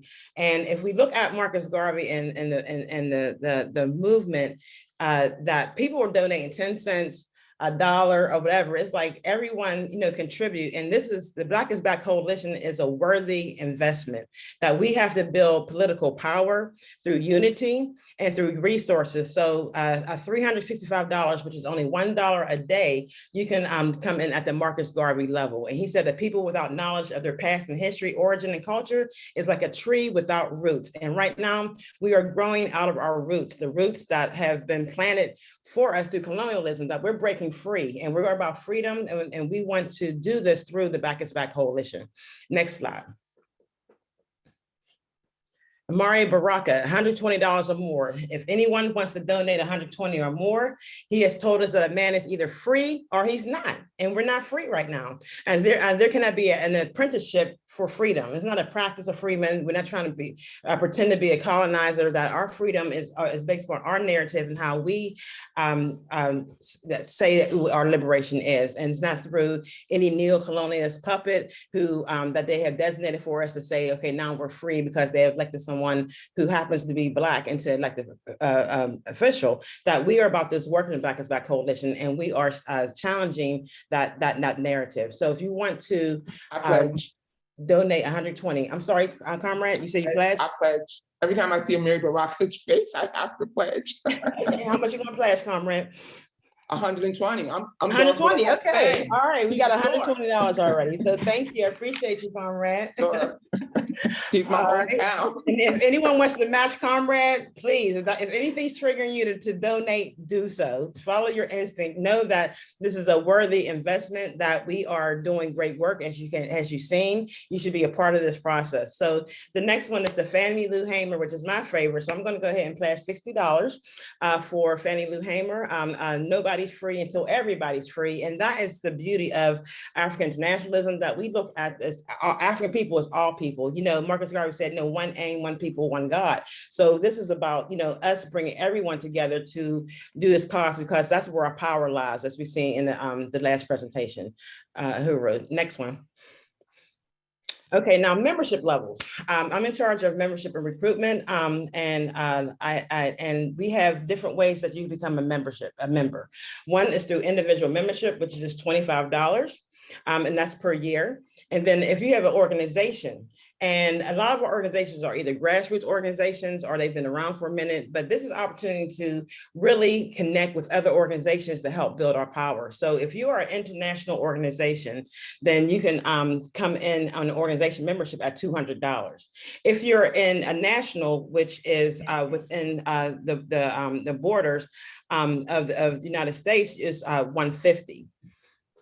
If you're a national organization. If you are local, or if you're like just about, in your state or your province, then it would just be $50. So in other words, for national, if you're in another continent per se, and you're in that country, that would be national. But if you are an international organization and you're like worldwide, then it'll be 200. So, but for those who are just local, state, we're at $50, and that's what you can do to have that. We have our meetings on a weekly, usually on a weekly basis, where we connect with other organizations, as you see was on this program. And we talk about the work that we're doing and how we work together to have programs like this. We work together to have webinars. We work together to have the march. That this is all about unity. And again, I can't stress enough that, that's where our power is. People power, Black power. And that's why the BAC is Black Coalition. And if you're not a member, we're not selling that. We're not saying, if you're not a member, then you have to be, you're not a part of that process. This is us making it work, because they will say that we're lazy. They will say that we can't do anything, or they'll put in other entities or other organizations that are neo-colonial and say, okay, this is the answer to it. So we know it's not in the NAACP, it's going to be in the Black is Back Coalition. Next level.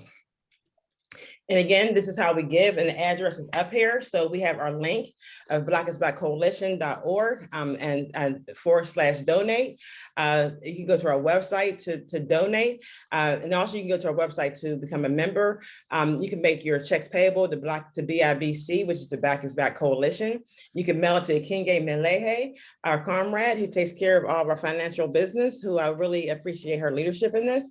And our address is now 4101 West Florissant, they probably say it different in St. Louis Avenue, St. Louis, Missouri, 63115. And then put in your memo, Back is Black. Next slide. Where are we at now? Does anyone know where we are as far as donations?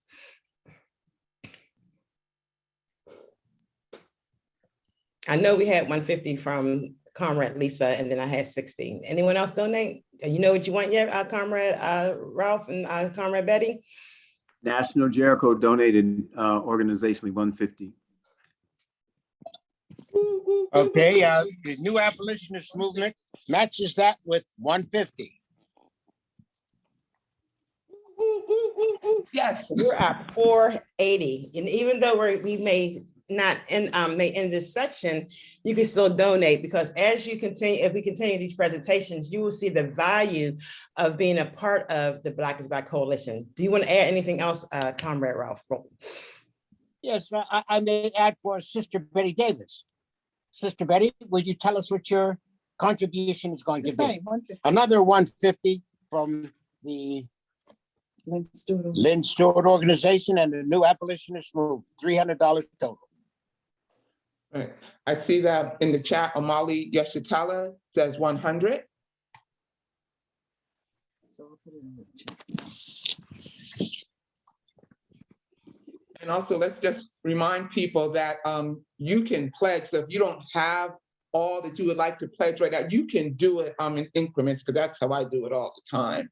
So you can pledge like $25 a month. Like if you want to pledge 120, you could do like $20 a month, or however you can do it to work with your budget. But I love the thought of using these dead presidents to fuel our revolution. I can't think of a better thing I want to do with a dead president other than that. So, that's right. I mean, there are some other things, but it's being broadcast live. So. Yes, and I see that the Black is Back Coalition has donated another $100. So we're at 800 now. So 200 from our halfway point. We have 630 total. That's not the Black is Back Coalition. That is, I'm sorry. That's okay. Timber the Tech.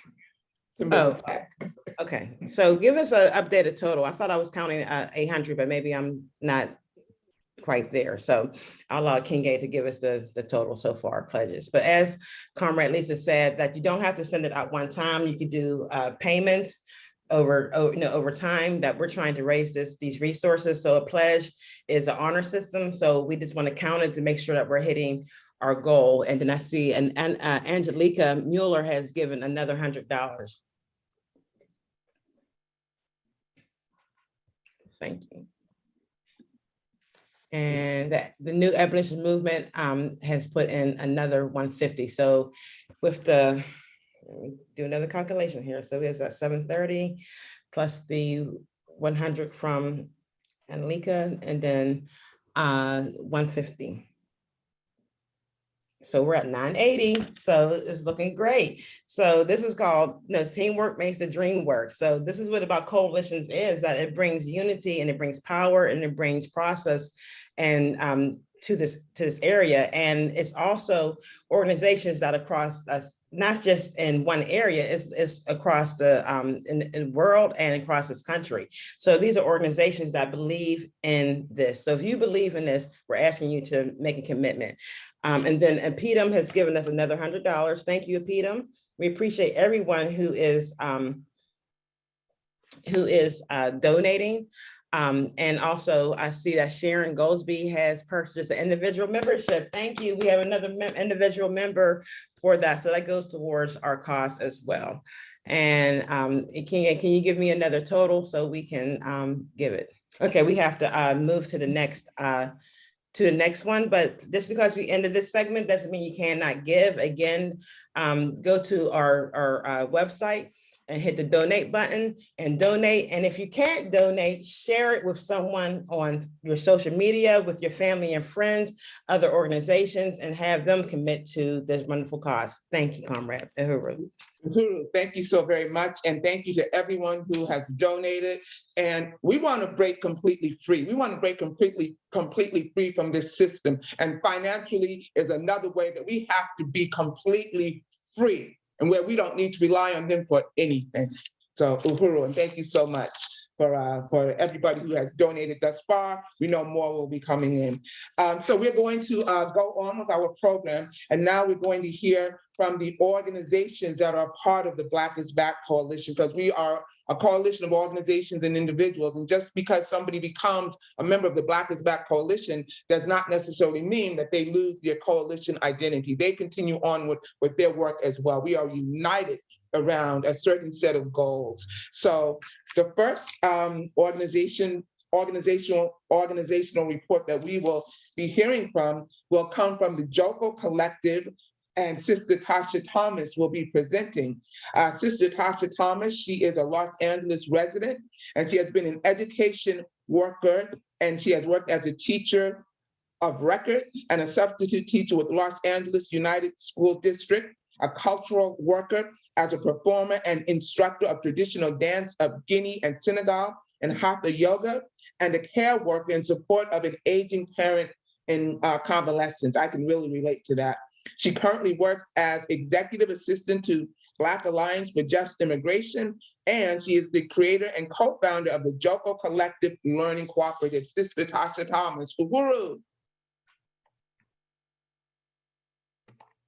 Uhuru, I don't see the Joko Collective on anymore.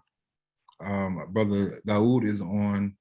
But they indicated a while ago that they would have to leave. So Sister Tasha and Yusuf, they indicated a while ago that they had to leave. They would have to leave. In the chat. But what I can also do is maybe try to just reach out to them and let them know if they want to come on for about 15 minutes that they can. But in the meantime, we can just go on to the next one, Brother Blight. We do have. Go ahead, Comrade Timber.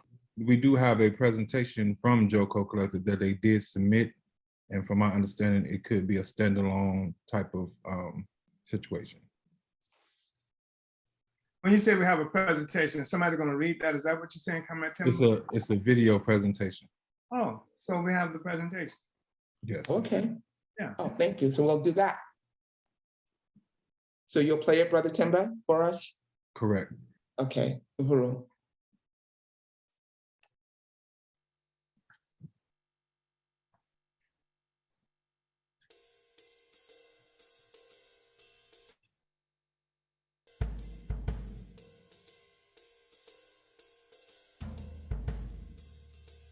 And I've worked also in photography, and I've done optics work. So our dirty beaker is basically how can we bring in like a holistic approach for people in the health, what's happening in health, and as well as in culturally, in music and education wise. So the dirty beaker was founded by Lewis Jefferson. Is like, what kind of information can we bring to the people that's not in the mainstream media, researching what's out there, literature search, and bringing it to the people. For all of us, sustainability, how do we make sure that we move this from personal development, grassroots, to mainstream community and national development in an African-centered way that all our people and the next generations can rally around. That's the question. But it's a conversation that actually, unfortunately, we're not having.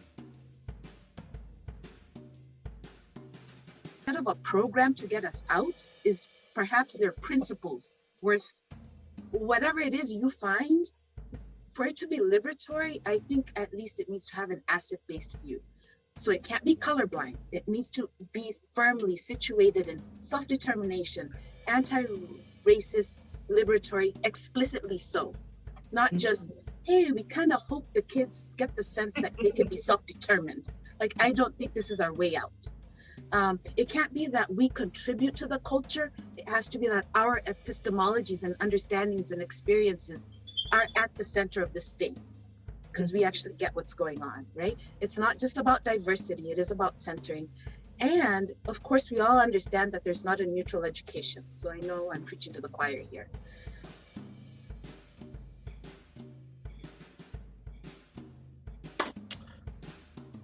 The use of our bodies, right? Of the withholding of work.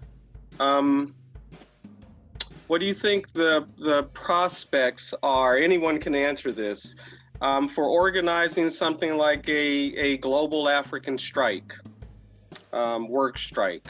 There was that film a few years back, A Day Without a Mexican. What would a day without an African be like in the world? And what do you think are the prospects for organizing something like that, a rolling global strike of African workers?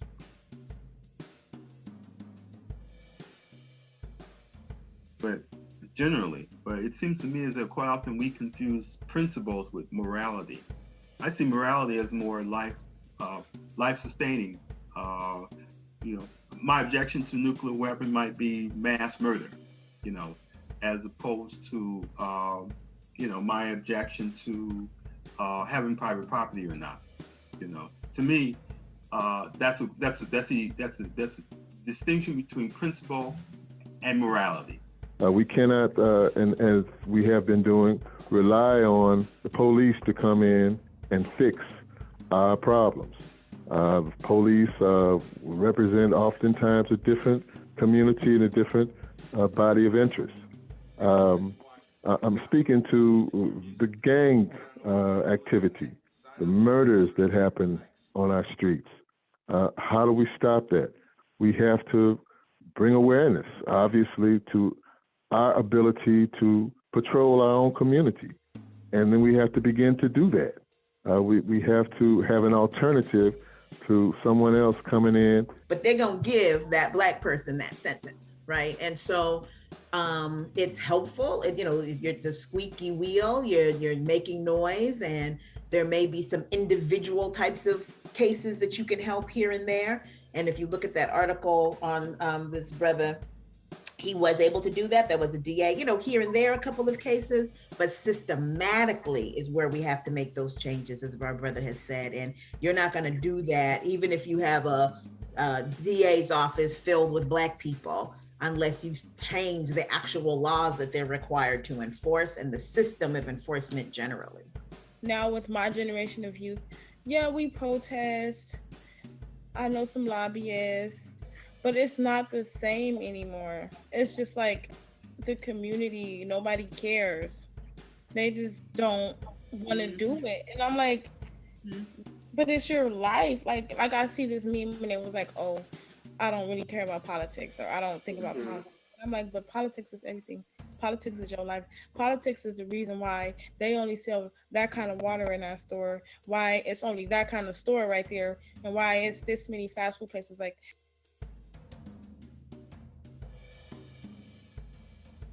Nigeria, like a lot of countries located in that part of Africa, was really almost kind of ahead of the game, just because they already have a lot of experience with infectious disease. Everybody, should be familiar with the Ebola situation of, what was that, 4 or 5 years ago at this point. And so it's not, it's in recent history that countries in West Africa, kind of along that coastal area, have been, already geared up to deal with these types of public health emergencies. And so they kind of took lessons learned from that and reapplied them to dealing with COVID. Or what is not, in terms of the law, in terms of our own ethics, but our own principles. What is allowable and what is not? And dwelling on what is legal is one part, but again, do we have a set of principles of conduct? So we don't, number one, alienate ourselves, that we don't betray ourselves, and then we're not confused.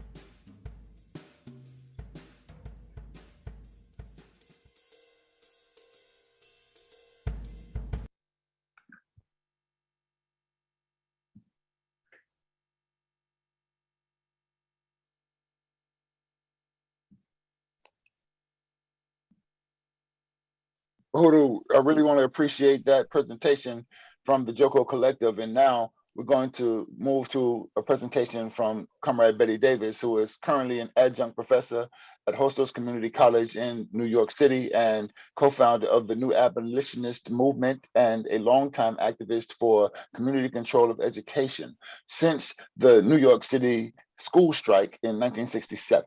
She's also the chair of the education working group of the Black is Back Coalition for Social Justice, Peace, and Reparations. She has been a warrior in the struggle for community control of education ever since the New York City school strike of 1967. And a social worker, a librarian, a first grade teacher, and that tenure has been at Henry Highland Garnett Elementary School in Harlem, a political prisoner advocate, union organizer, a co-founder of the New Abolitionist Movement, because as everyone knows, cats don't educate mice, they eat them. Sister Betty Davis is the recipient of numerous awards and honors, which include the Brooklyn Outstanding Administrator Award and Paul Robeson High School Faculty and Parents Award for outstanding and dedicated service as Assistant Principal of Guidance. Comrades, sisters, and brothers, Comrade Betty Davis. Thank you so much. And as everybody knows, we're on a timeline here. The whole point of one of the actions of our group is that we are not a formal structure. We're just an organizing group. And this is our mission. This is our mission statement. Our mission is to abolish miseducation in New York City and to abolish the Central Board of Education. We are organized on the principles that abolished slavery over 100 years ago. We understand that miseducation equals new slavery. It can be conquered by persons who believe in equality and are willing to confront injustice with courage, even if that injustice is supported by so-called authorities. We will be tenacious in our personal and spiritual beliefs to create an education system based upon respect, civility, discipline, and love of learning. We understand the anti-slavery movement to be the high point in American history because they saw the truth and followed it to its logical moral conclusion without fear of government or laws of man. They worked, fought, and died to make self-evident the words of the Declaration of Independence. And we now pick up that banner to struggle, we being all people of goodwill and moral convictions without regard to race, religion, class, age, or gender. We support education, not incarceration. Join us and allow us to join you. And recently we have been involved, as I mentioned earlier in our committee discussion, in trying to reverse the process in New York City of the corporatization of our education system. At one point, the governor actually said they wanted to give the public school system to the Gates, Belinda Gates. And those of you on our mother continent in Africa, you know how that spells disaster, because some of her education initiatives have been initiated on that continent. And the phrase, cats don't educate mice, they eat them, that is a statement about colonialism. Many of our parents in Brooklyn, in desperation, because the public school system has been sabotaged and undermined and set up, I want to emphasize that, set up to fail, have in desperation formed their own charter schools. We are not condemning them, but we are saying the education budget is $1 billion budget. It's 60 billion now. With COVID, it's even more. This is your money. Why are you giving it to the conqueror? Even if you want your charter school, some of your charter school money is coming from that public school budget. What about all the students who cannot get into your charter school? I will say that is a priority. And so what does the New Abolitionist Movement stand for? We will join any organization that's fighting for liberation in any way that we can. But we still say the majority of African American and Latinx children in the country of America are in the public school system. They are captives. They are political prisoners in a sense, if you can stretch that term. And they are on a course that sets them up from school to the prison pipeline. That has not been erased. The numbers of incarceration, starting with failing the 3rd grade reading test in a public school system, still exist. Even under COVID, they are not releasing our children who come under the junior high school determination. If anything, Sister Lisa released a report to me last year showing that the incarceration rate of our junior high school eligible children has increased under COVID. They are pushing them even more aggressively into the death camps. And a lot of this starts in the 1st, 2nd, and 3rd grade when they do or are not allowed to read.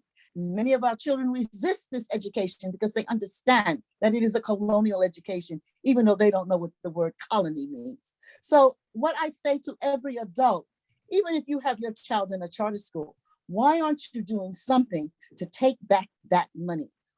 Colonialism and the modes of production are real. And I agree 100% with the Black is Back coalition in their decisions around how we fight colonialism. But I have to honor the call of the dead and the blood in the ground. And the first documents that we have in this country were documents where we established the public school system. I will not betray that. I will not betray the words of Frederick Douglass when he said education and slavery are incompatible. I will not betray the history of the reality of how the economic system of slavery was established by the Dutch East India Corporation. And so now I'm supposed to allow any mayor, any governor to corporatize our public school money? I don't think so. So we are the New Abolitionist Movement. And this year we have been sending and comparing notes with all the other organizations in New York City who are willing to join us in our struggle and our fight against mayoral control, which comes up for review in 1.5 years. And we have been extremely successful in forming several coalitions because we recognize that this is not a fight that we can win by ourselves. And we have been organizing and we've gone going and joining any group that is in the community if it suits our moral code, and in turn asking them to join our struggle against mayoral control. And I want to salute the Charles Barron Power group because they have been very supportive in some of our initiatives. I want to salute his wife, Sister Inez, because she has also been very supportive in forming solidarity with our initiative. Now, what can you do as a citizen in a school district where you do not necessarily have a child in the school system. There is something called the ROTC. That is where they recruit our children for the Army. You can be, as a citizen, you have the right to go in there and tell those parents they can opt out of that, deprive them of their soldiers. You have a right as a citizen to go in and demand to see the budget for any public school in your area when they have a PTA meeting. You have to know, you have to follow the dollar. If they're supposed to have a certain number of computers, you go in and support those parents in demanding accountability for that budget. You don't have to be or have a child in the school to do that. So I thank you. I hope you will join us. If you are interested, please send your emails to ralph.pointer, P-O-Y, not I, P-O-Y-N-T-E-R @gmail.com. And we will put that in the chat. And as always, Black is Back. I thank you for the opportunity and the solidarity. Uhuru, and thank you so much, Sister Betty Davis. We are certainly related in spirit, if not necessarily by DNA. I know we're blood somewhere, definitely. The next presenter will be our brother, Ralph Pointer. And Ralph Pointer, he is a longtime human rights activist. He is the chair of the Political Prisoners Working Group for the Black is Back Coalition. And he is also represents the Lynn Stewart Defense Committee. He started teaching in 1957 and taught until arrested after getting the first 4 Black principals appointed in New York City, and the first Black stationary engineer and the first contracts for Black workers. He has fearlessly continued his activism upon being released from prison way back during that time, and right up until the present day, he has never stopped. Uhuru, brother Ralph Pointer. Uhuru, freedom. Freedom. And what a wonderful moment we have here to be a part of this discussion, this presentation of liberation. We have had a background picture painted for us about where we are. But we must remember always that the struggle continues. And as the struggle continues, it changes in its form. And we have been told the original structure of capitalism, what the basis of it is. But we must realize in this America that is changing, those people who appeared to be on our side, who said, take your time, liberation will come, are in the throes of fighting for their own existence. That is the liberal theory, the liberal existence of freedom. Freedom for a few people on the top of the economic ladder. We understand now that through the efforts and through the history, and we must never forget, through the history of America, this racism, this colonialism is about to overcome the liberal forces in America. And once again, we are put in the position of savoring, continuing to work for the American dream. But this time, and I have no doubt that we will come to the aid of those liberal forces to save what they have in America. I have no doubt that we will come to their aid and save it. But this time, we must save something for ourselves. And that is to be an independent economic, social, cultural, and political force within this element of America, so-called America, and be instrumental in bringing it to its conclusion that they say they are working toward. All men are created equal. We must be a part of the forces that make that a reality. And so our history has been set out before us. Our work has been set out before us. And those institutions that we are looking to form and to reinforce and to grow have been presented to us. And I'm going to use the words of our recently, what would I say, transitioned comrade, Sister Lynn Stewart. When asked, what do we do now? Her answer was very basic and very simple, and everyone can understand it. Join with those who agree with a free, independent society that has as its basis inclusiveness instead of exclusiveness that it is now in existence in our society. And so I will conclude with join us, allow us to join you. You have been given many options here on many levels of what to do, and understand once again, we are being asked to save this liberal attitude, this liberal group of people who are fighting for control, which does not include us, which has never included us.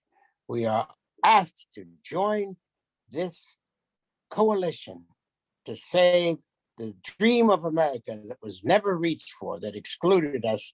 And we must join it and save it, but we must have demands based on understanding of the economic, cultural, and political analysis, the correct analysis of what America always was, even though the lie was told about what it was and what it is intended to be.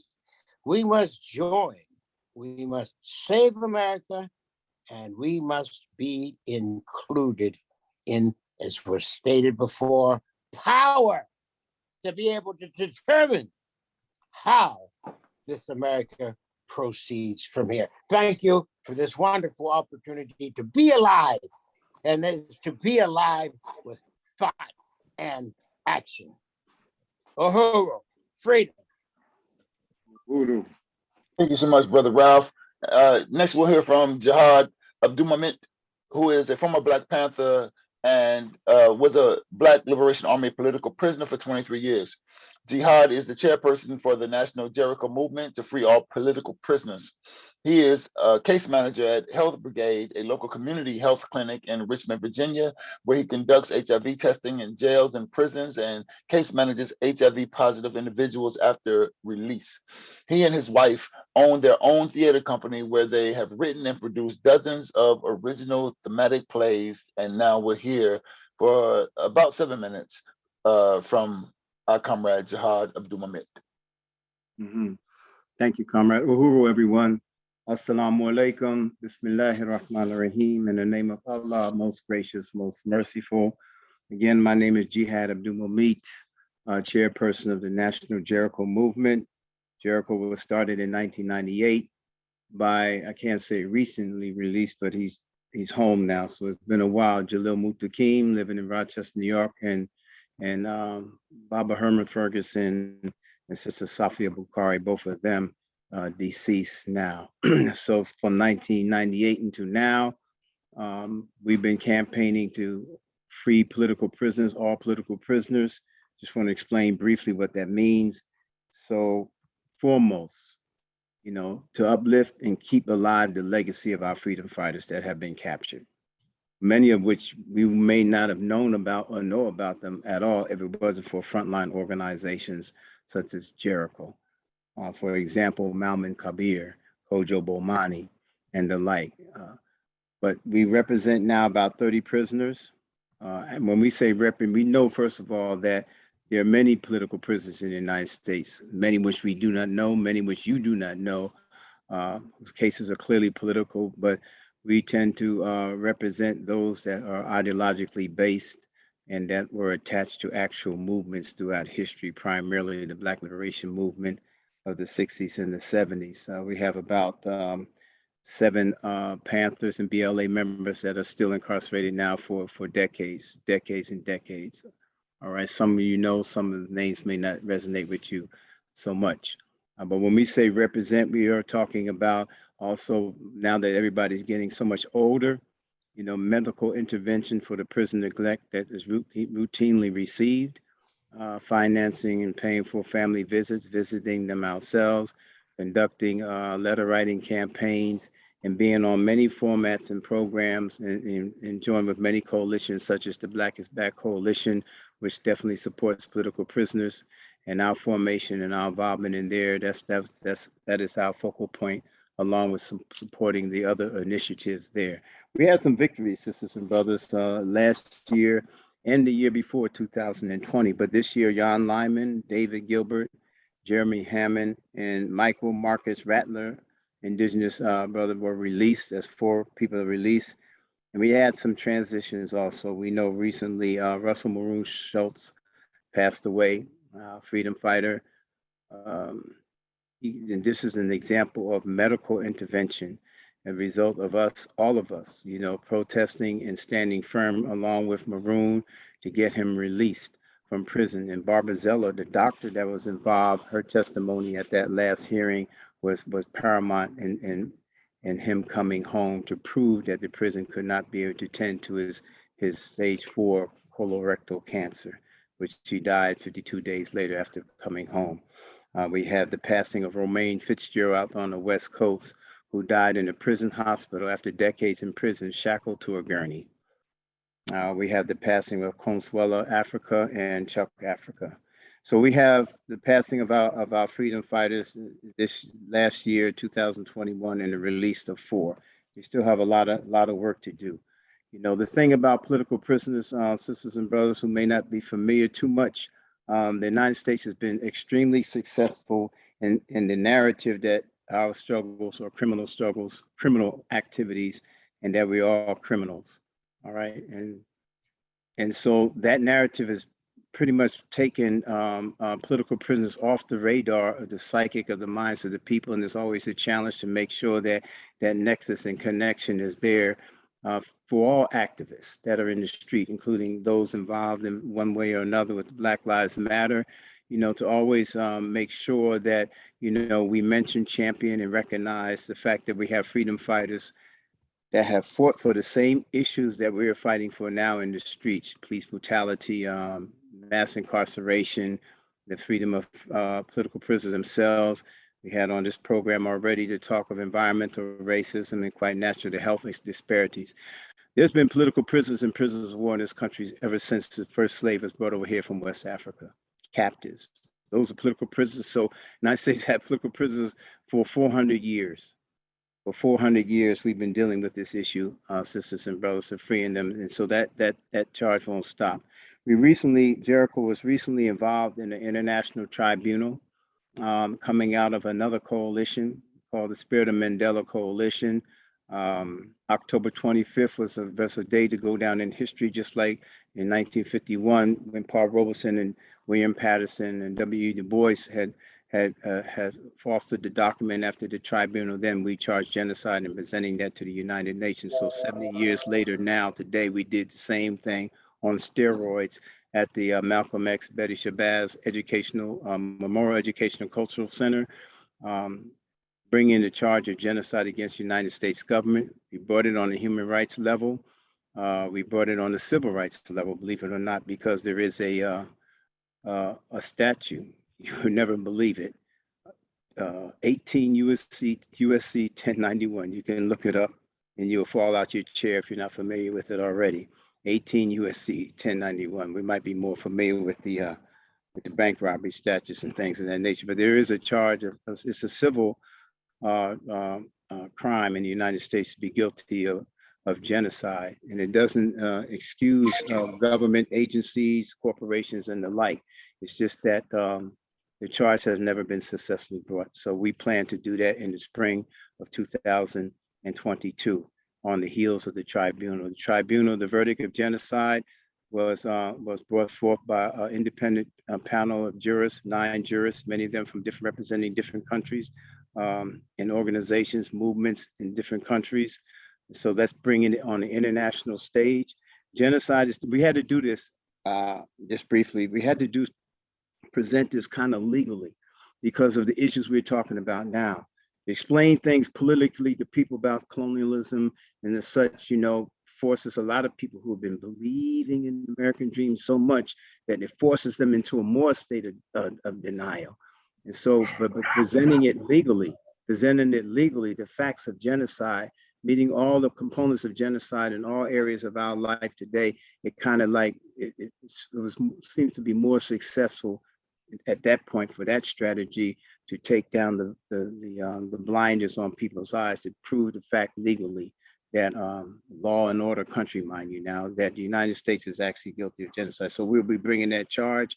And at some point in time, we definitely will need the Black is Back Coalition and each and every one of you be supportive of that initiative. Finally, in closing, we recognize that because the narrative of political prison in the United States is always a challenge to present to the people, that we do have freedom fighters here in the United States that are languishing in prison, that we have connected it to, the tribunal connected what they fought for, you know, climate controlled environment, health disparities, you know, not just mass incarceration, but also brought forth the fact that, well, there's so much involved with that, you know, even the 14th Amendment, you know, making us citizens of this corporation. We became, they brought us in to be definitely co-conspirators. I know my time is up.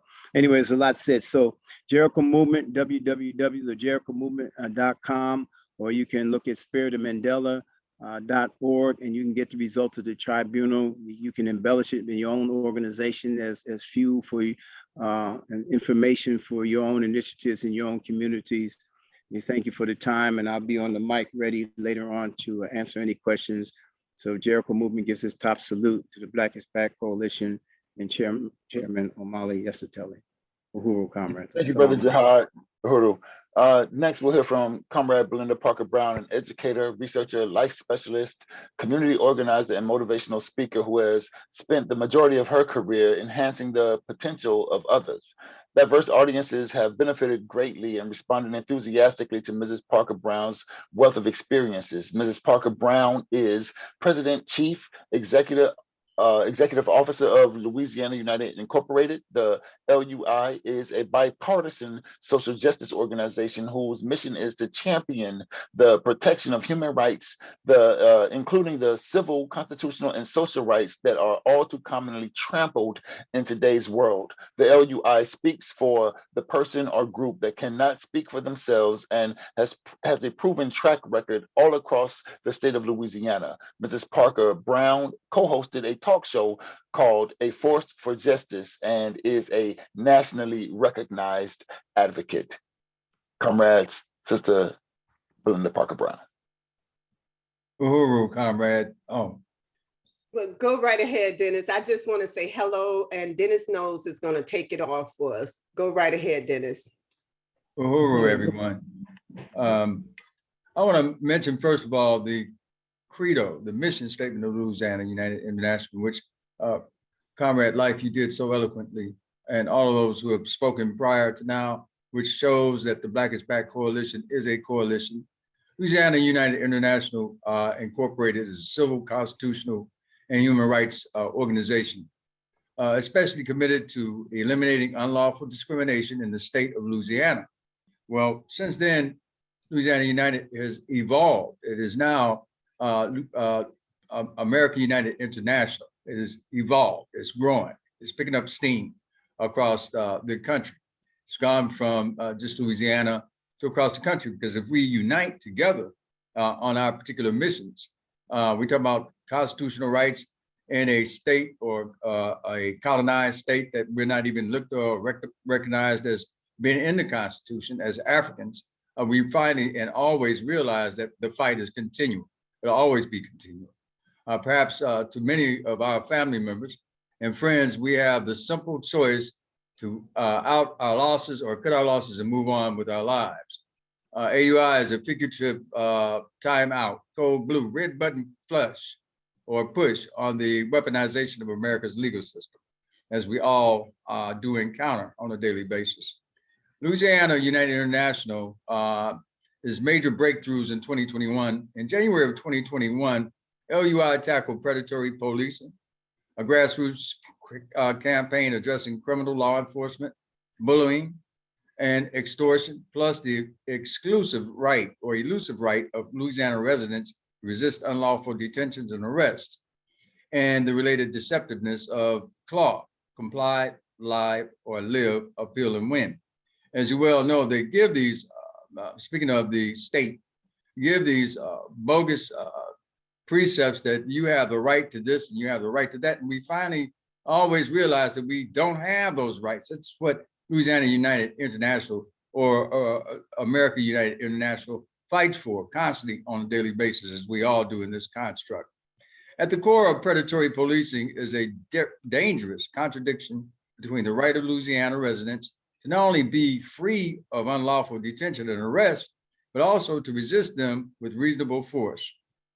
Certain laws enacted by the Louisiana legislature do not establish a predictable and advanced line between lawful and criminal resistance to detention or arrest by a Louisiana law enforcement officer, and accordingly leaves Louisiana residents to resist at their own peril. What I was talking about earlier, they say you have the right to resist.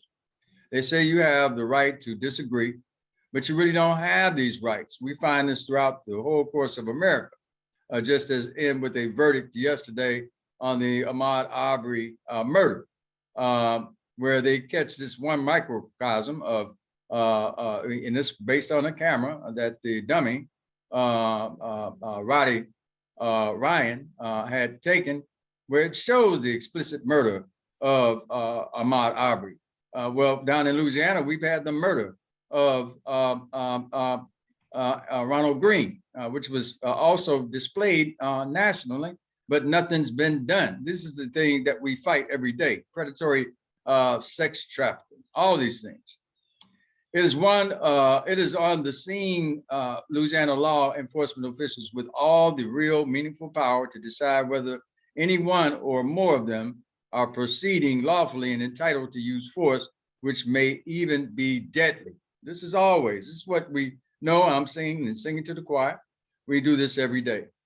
LUI's predatory policing campaign evolved into a weekly satellite TV broadcast titled Fighting for Informed Compliance.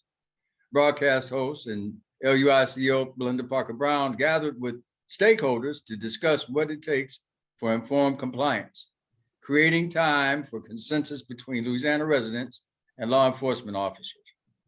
Presently, Louisiana State Senator Dr. Joseph Bowie, a Democrat of the 3rd District, is considering a study resolution proposed by LUI and geared to help redress predatory policing in Louisiana.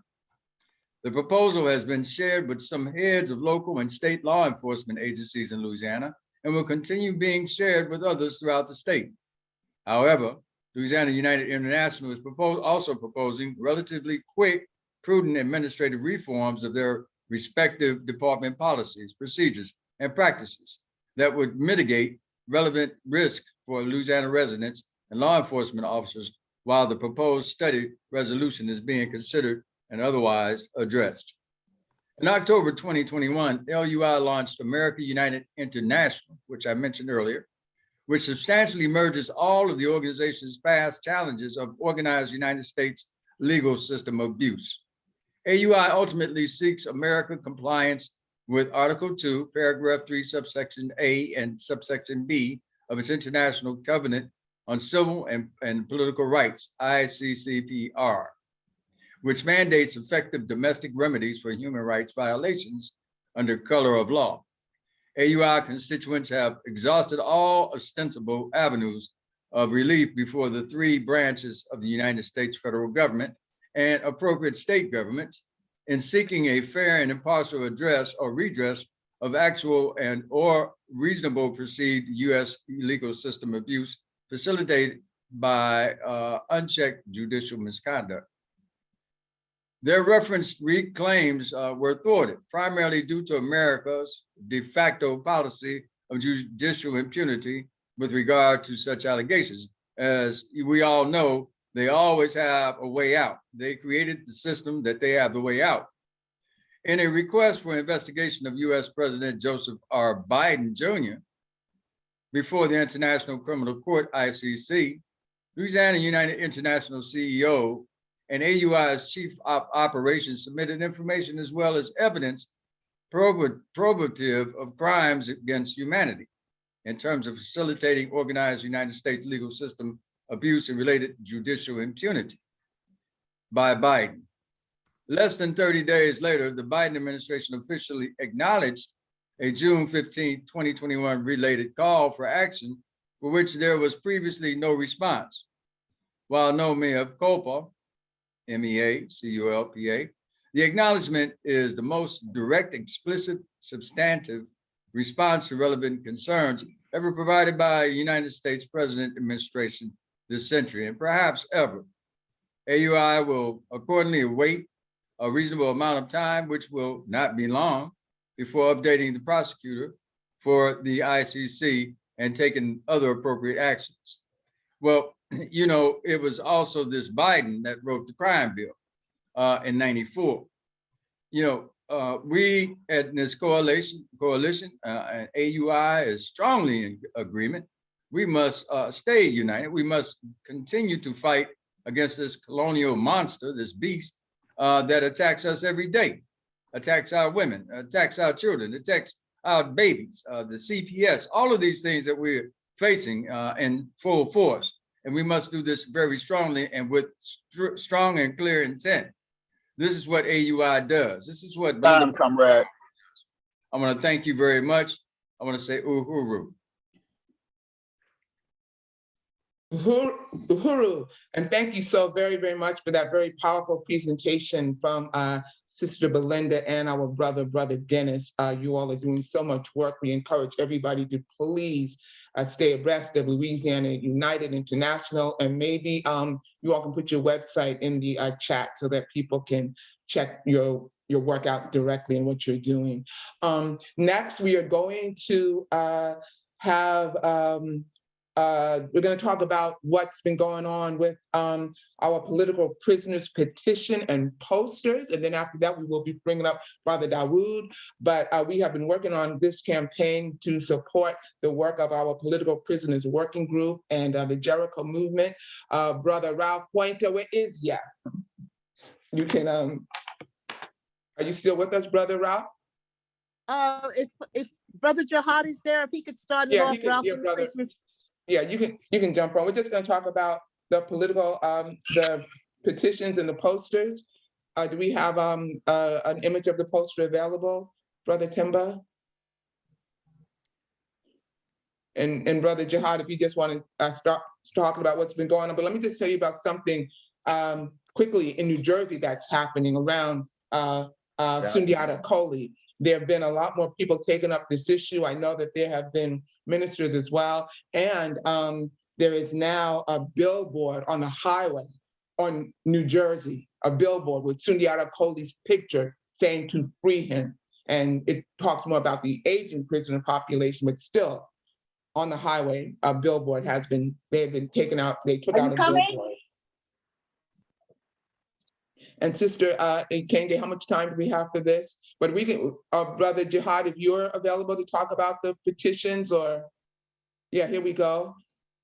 Yeah, there you go. So, yeah, just to speak about this particular poster, which I was driving, I was in Philadelphia a couple of weeks ago, and on numerous street corners, all faded and stuff and tattered, I've seen so many of these posters. It was always, yes, it's powerful. So there you go.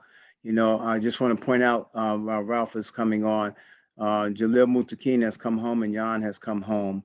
And as our dear sister Lisa just pointed out, with Sundiata Kohli, who you don't know, I guess everybody here would know, Assata Shakur's rap partner, co-defendant on the case that she was liberated and now living in Cuba on. And it's still strange because I don't know, Lisa, if they have the the billboard with Asada's bounty, $2 million, probably a couple of miles down the road. That's a heck of a contrast, you know.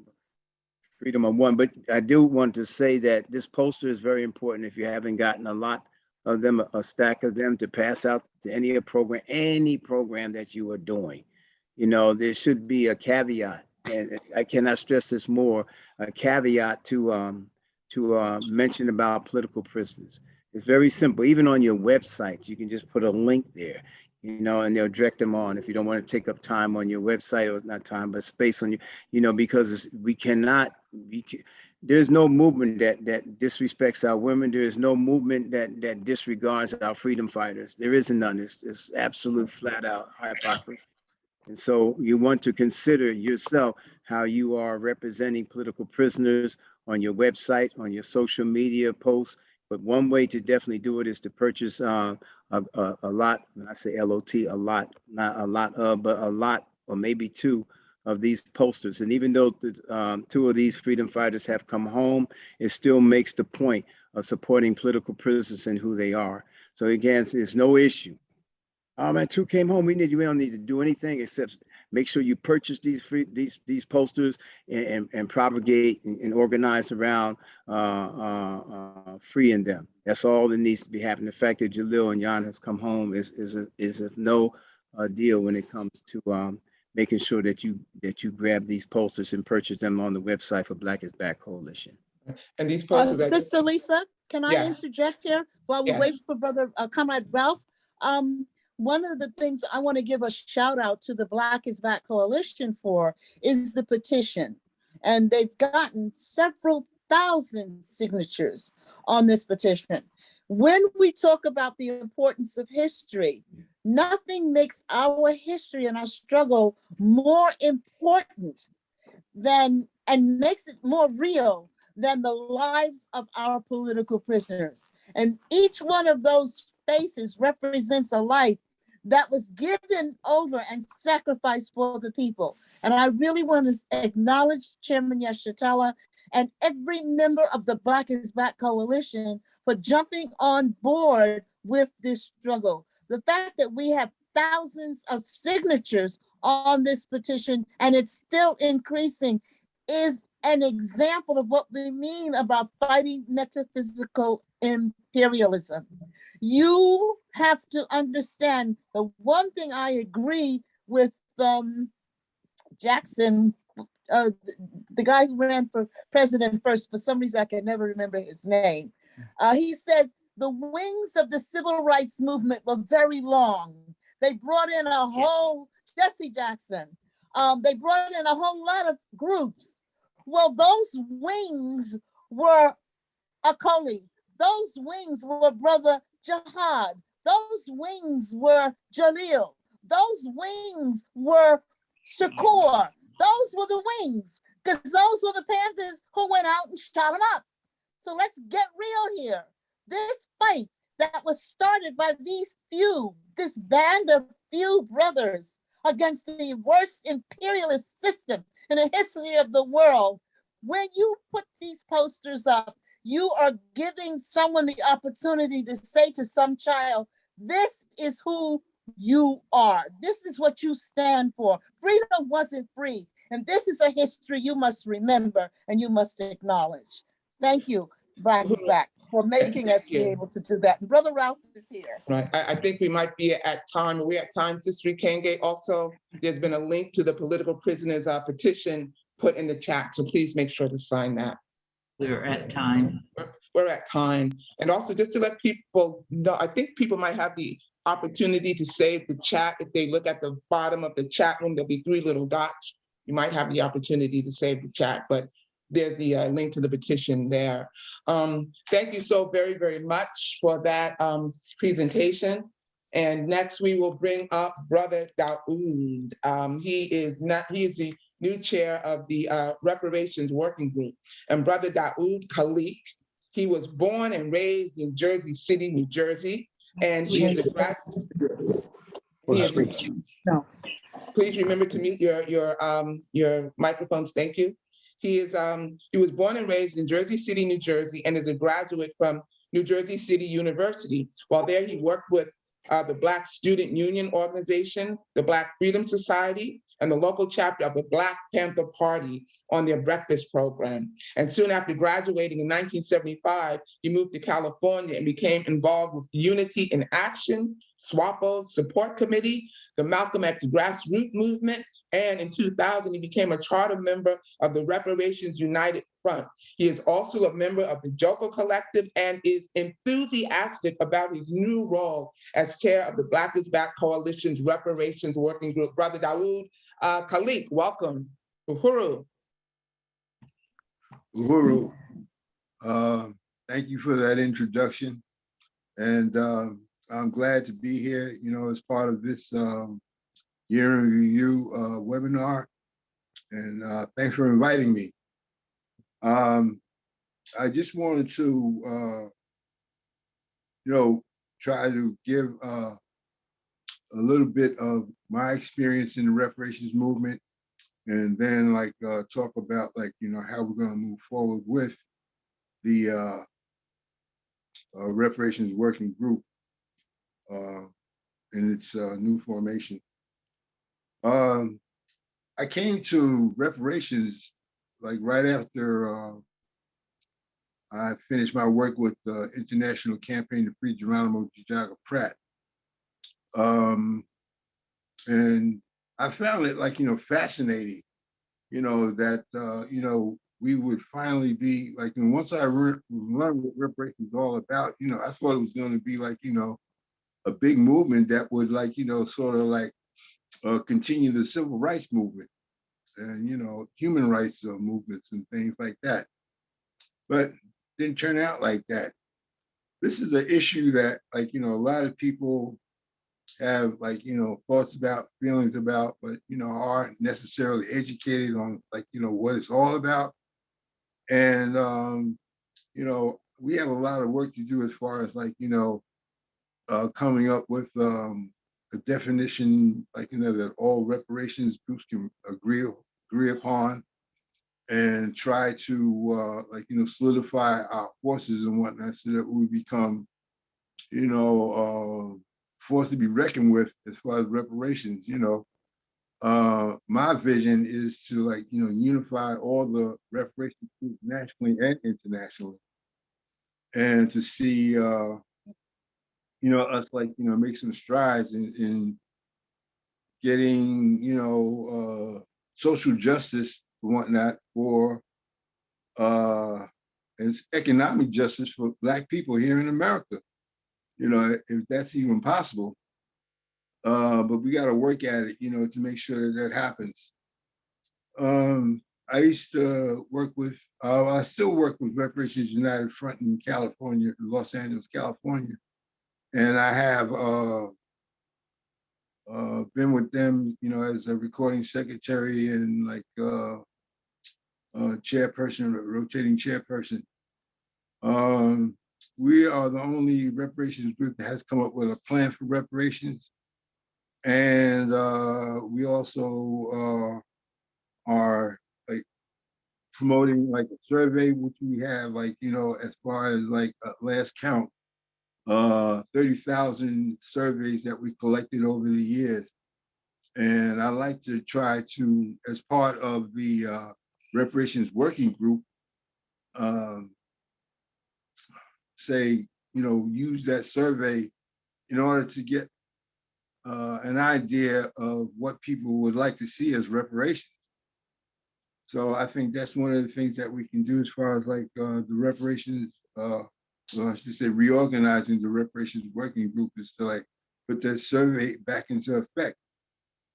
Because, you know, a lot of people didn't get a chance to like, you know, complete one like, you know, in former time. So we can, you know, both like, you know, both groups like Reparations United Front and Reparations Working Group can get that survey going, you know, and we can like, you know, generate like a lot of discussion and, you know, education opportunities on reparations and things like that, you know, with that survey.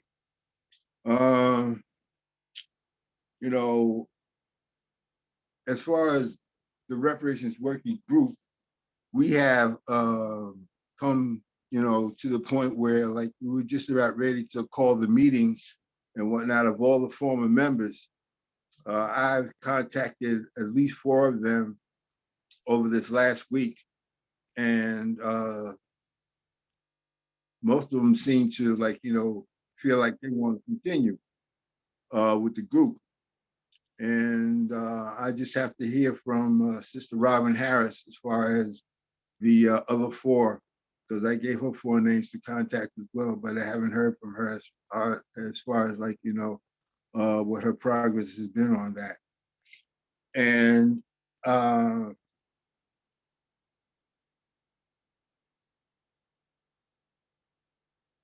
we're just going to have a meeting, I guess a Zoom meeting, has to be a Zoom meeting, of like, all the former members, once we like, get everybody on the same page and can pick a day and a time, to have that meeting and, just talk about how we're going to move forward.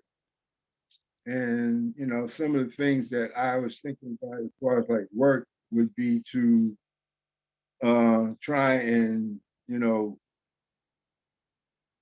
seek to like, dominate the narrative on like, what reparations really is, and, try to get it clear that, this is like, what reparations is, and it's not all that other stuff that people say it is and things like that. There's like a lot of confusion and and disinformation out there in the news media, on this issue. People talk about it, but know nothing about it, really. So I had a plan once that I acted on, like, about beginning of last year, where I had sent a letter to like all the reparations groups that I had email addresses for. And I sent them a letter of invitation to try to see if they wanted to meet and whatnot and talk about ways we can unify. And I was able to get like, international participation, because I had an address for like reparations work, this reparations group that was somewhere in the Caribbean. I think it was like Trinidad and Tobago, or one of those islands. Anyway, I had contacted them and like several reparations groups here in the United States. And I only got one reply, and that was from like a sister who replied for Cobra. So I think that, in order to,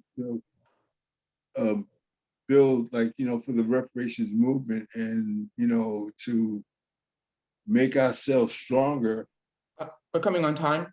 As far as numbers, we can, put together an idea to unify all the reparations groups here in the United States. It's going to take time, and internationally as well. With the like some of the European groups, like in England. All right, comrade. Thank you so much. I really appreciate that presentation, comrade. I just had one more thing I wanted to say. Comrade, we gotta move this agenda, but go ahead. Yeah, we have what do you call it?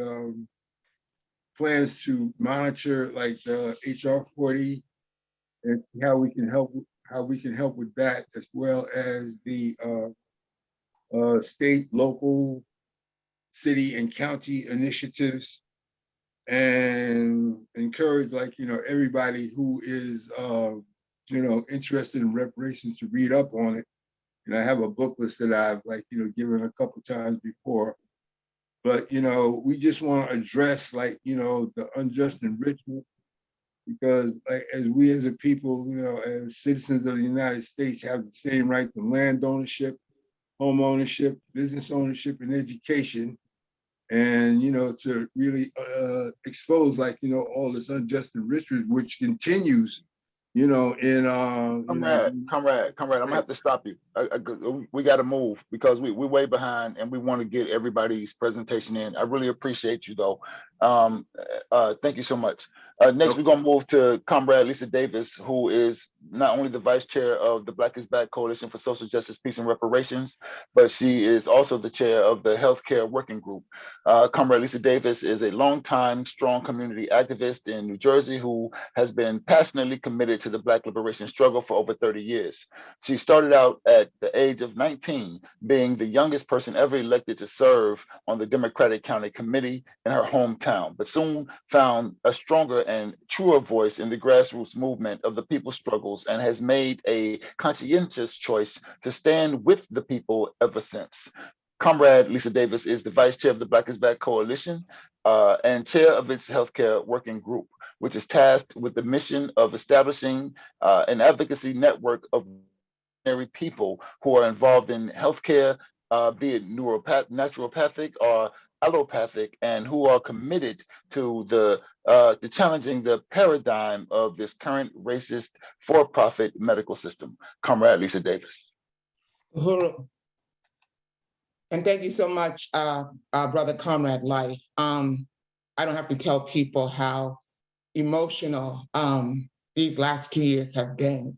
And I can certainly say that the Black is Back Coalition has felt it personally as well, and certainly the Healthcare Working Group. And I just want to take a few moments to just extend our hearts and condolences where appropriate for some of the struggles that our people have been feeling due to this pandemic.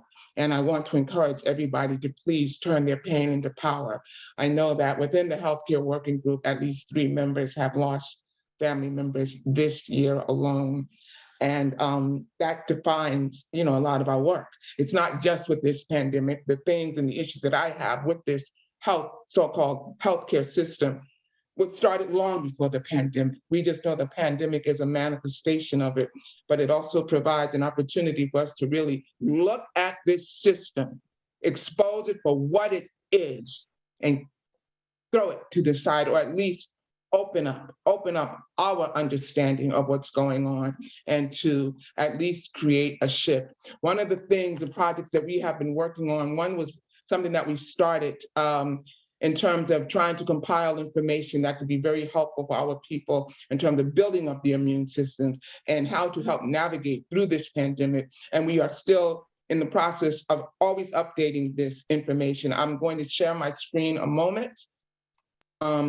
This is what we called it, Nutritional Guerrilla Warfare Kick-Ass Home Remedies for Boosting Your Immune System throughout the pandemic and cold and flu season. And we have quite a bit of very helpful information in here. This is available as a download to our people. And we are constantly updating it. And we like to provide a lot of information with resources, with links and information that people can study.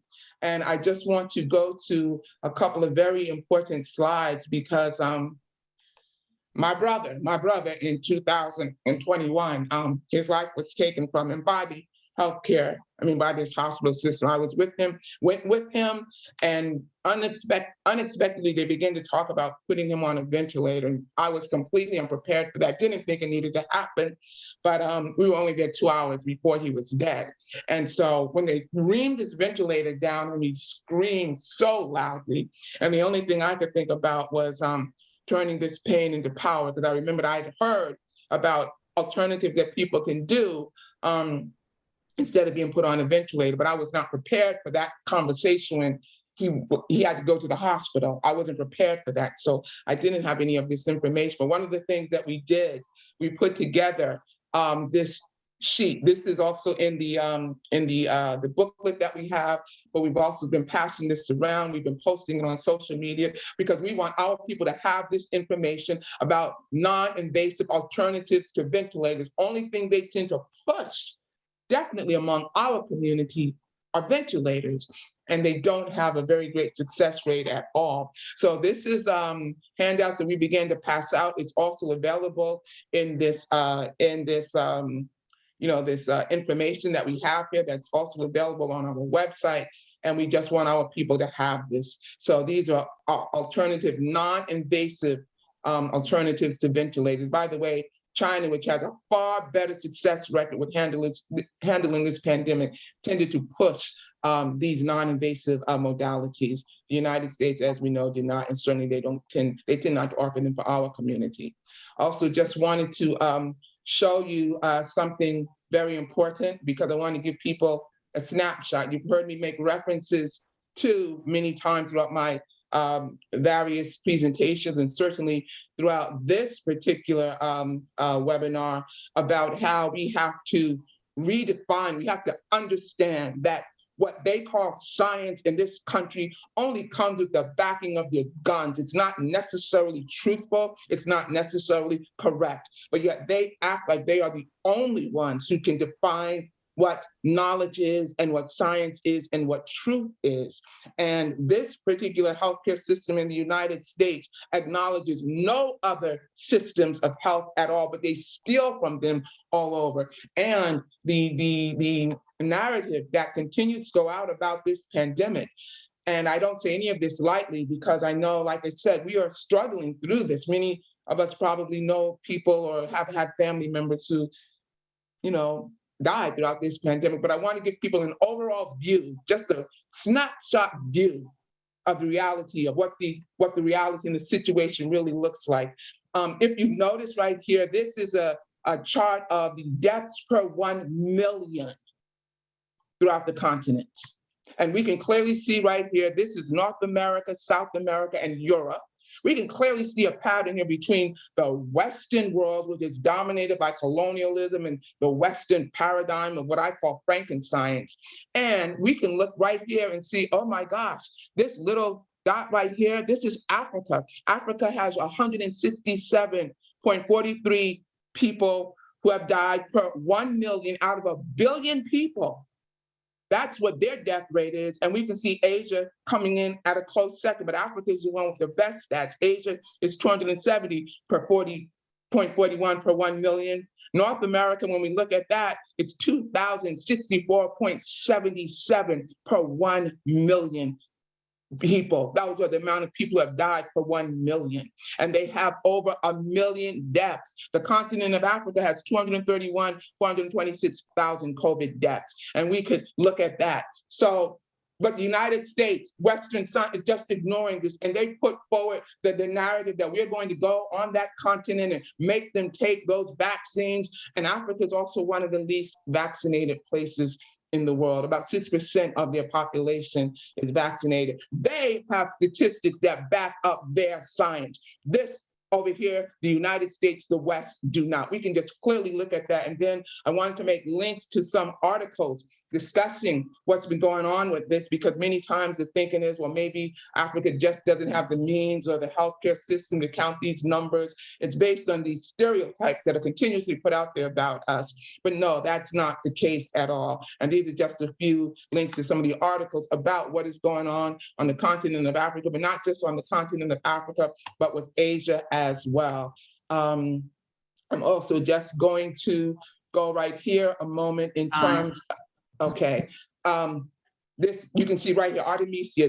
Africa has been using their traditional African medicines as part of their plan to navigate through this pandemic, and they've been doing very well at it. Just know that Artemisia, Madagascar said that first they were using Artemisia, the West put them down, but now the West is trying to develop products based on Artemisia. Time and thank you, everyone. And also we have a petition challenging the fact that you cannot visit people in the hospital if they have COVID. So we started a petition to challenge that as well, and that's available on the website. And thank you. I will stop sharing the screen now, so Brother Light can take over.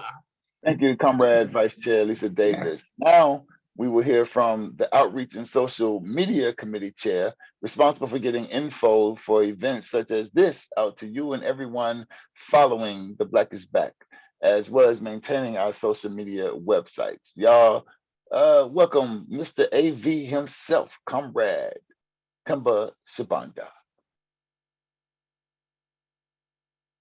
Uhuru, everyone. I'm not really used to this this spotlight being put on me as far as the BIB is concerned in our webinars. But it is an honor to be here on this webinar, on this year wrap up.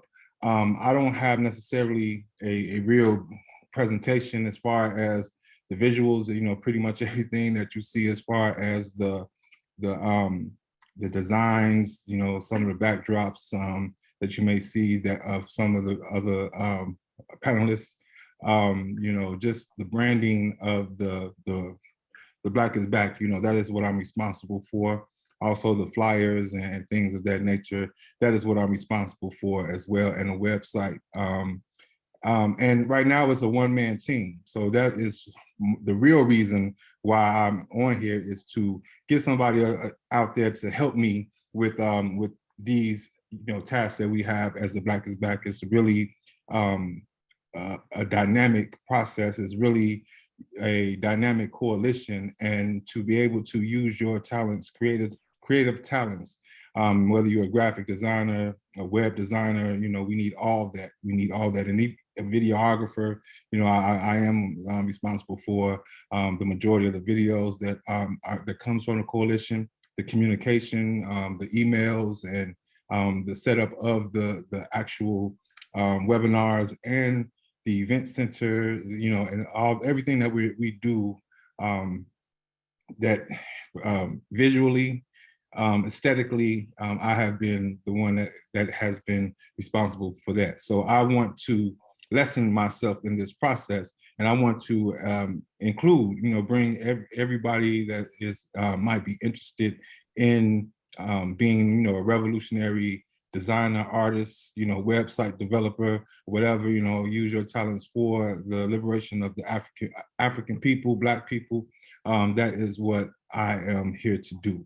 So I don't want to stretch out this portion, but if you are interested, we are looking for you. We want you to be a part of this. You can most definitely contact the Black is Back Coalition at info@blackisbackcoalition.org, or info@blackisbackcoalition.org. And if you want to participate, and you know, the political prisoner posters, we need some better designs than what we got. I think they're beautiful, but we need more. We need some other other eyes, some other talents, some, you know, just you know, everybody have their different experiences and whatnot. So we want to bring those experiences to the revolution and to win more people to the coalition through the visual, you know, aids, art, or, you know, also win people to revolution, or the ideas of self-determination is what I should say. The ideas of self-determination through the Black is Back Coalition and what we do as far as graphic, visual, videos and things like that. Social media, if you have social media skills, you know, most definitely info@blackisbackcoalition.org. We really would love to have you and your skills. And I'm Timber Shabanda, and I approve this message. No, I'm just playing. But I'm done. Thank you. Uhuru. Uhuru, Comrade Timber, thank you so much. Next, we are going to hear from, I don't see Reverend Pinckney. Reverend Pinckney, if you're here, you can. I'm here. Can you hear me? Hear you. Okay, all right, see you now. Okay. All right, cool. Yeah, right on. Glad to have you, Reverend Pinckney. Hey, Reverend, glad to be Edward, had. let me introduce you. All right. Yeah, Reverend Edward Pinckney is the founder of the Black Autonomy Network community organization, BANCO, and he's a political and social justice coalition working in Benton Harbor, Michigan, which was founded to protest the June 16, 2003 death of 28-year-old African-American Terrence Shern while being pursued by Benton Township Police.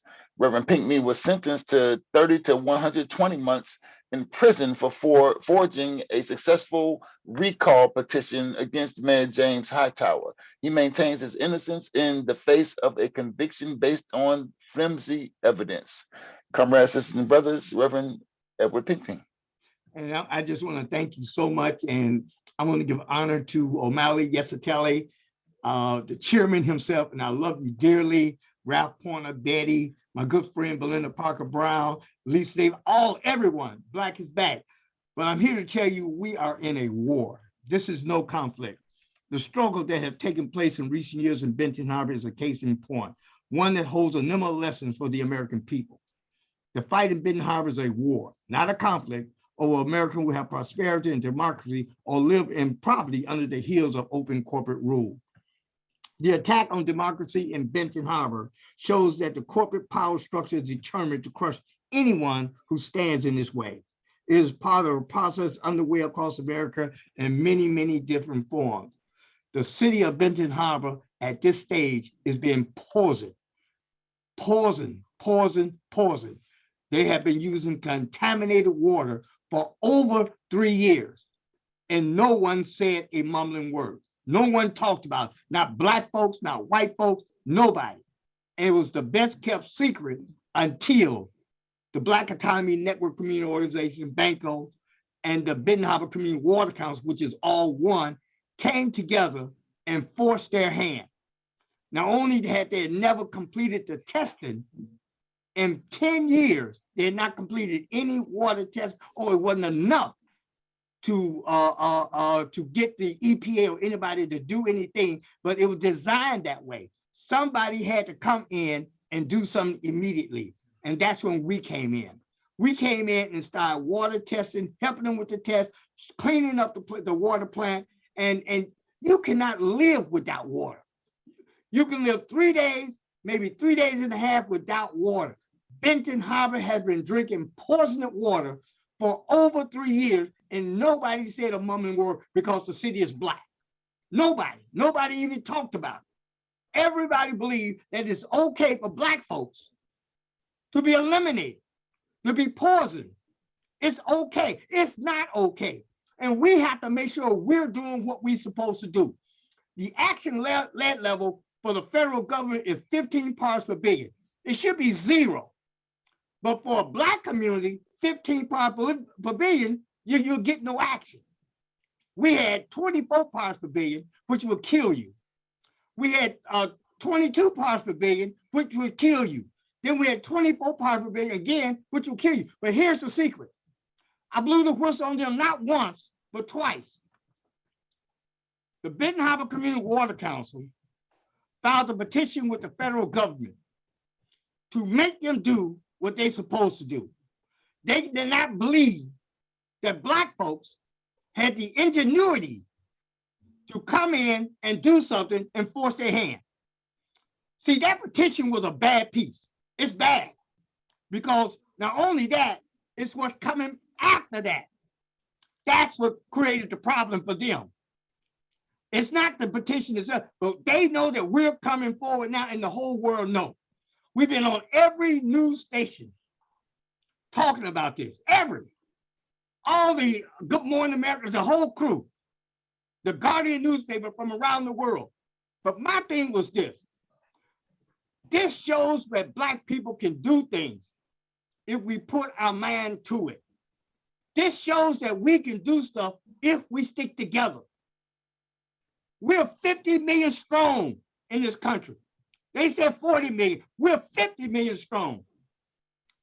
And we have to get out here and do the things that have to be done. We can do things if we put our heads together. Nobody thought that BANCO, the Benton Harbor Community Water Council, could come up with something like this. Now here's the deal. They attempted to lower the action level by doing some false testing. They went out and got 14 additional samples to lower the testing down to 20 to 15, knowing that even at 15, that's the action level. But I blew the whistle on them. I told them, you cannot do this legally and get away because that's criminal. You're still poisoning the people in the city of Benton Harbor. And here's the thing. Some of the people in Benton Harbor, I became the bad guy because I blew the whistle. But I'm not in a popularity contest. I'm not trying to get you to like me. Whether you like me or not is not important. What's important that the city of Benton Harbor has clean, safe water to drink, not just for themselves, but also for the future of their children. My fight is about the children. My fight is to make sure that they have clean, safe water at all times. And we can do it if we stick together. See, we got this mayor that was going around telling people that the water was safe to drink. He's a Muslim brother. Minister Louis Farrakhan. Minister Farrakhan was at my home when he told him to run for mayor. And he told him, make sure you take care of the people.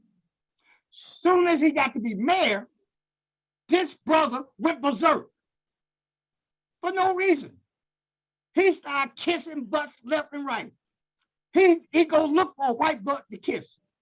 But unfortunately, we have people who know how to fight. And that's what we've been doing. We've been making sure that we get all the things done. We show people that if you stand up and fight these people, you can win. If you stand up and tell them no more and make it about the community and not about yourself, we can win. We can't win unless we stick together, do things together, show the world what we can do, and we can do it. Here's what they did. They have supplied 200,000 bottles of water to Benton Harbor. Only 10,000 people live here. 130,000 go to the surrounding community. The white St. Joe, white Stephenville, white Waterville, all these communities was coming in getting water. What we did, we started going door to door. And that blew their wig off because we were showing them what they should be doing and they didn't want to do it because it was a black city. We don't care what they do. We care what we do. And that's important to the city. So the city of Benton Harbor is fighting right now for their lives. It's amazing. Time up. All right. It's amazing they got me. But I just want to add this to a thing. We were fortunate this year to get 5 people out of prison, giving us a total of 28 people that we have gotten released that has over 800 years of time inside the prison system. And listen, I just want to thank y'all for having me. It's an honor and a privilege. And I'm here. Listen, thank you so much. Chairman Omali, love you, man. Love you. Let's keep up the good work.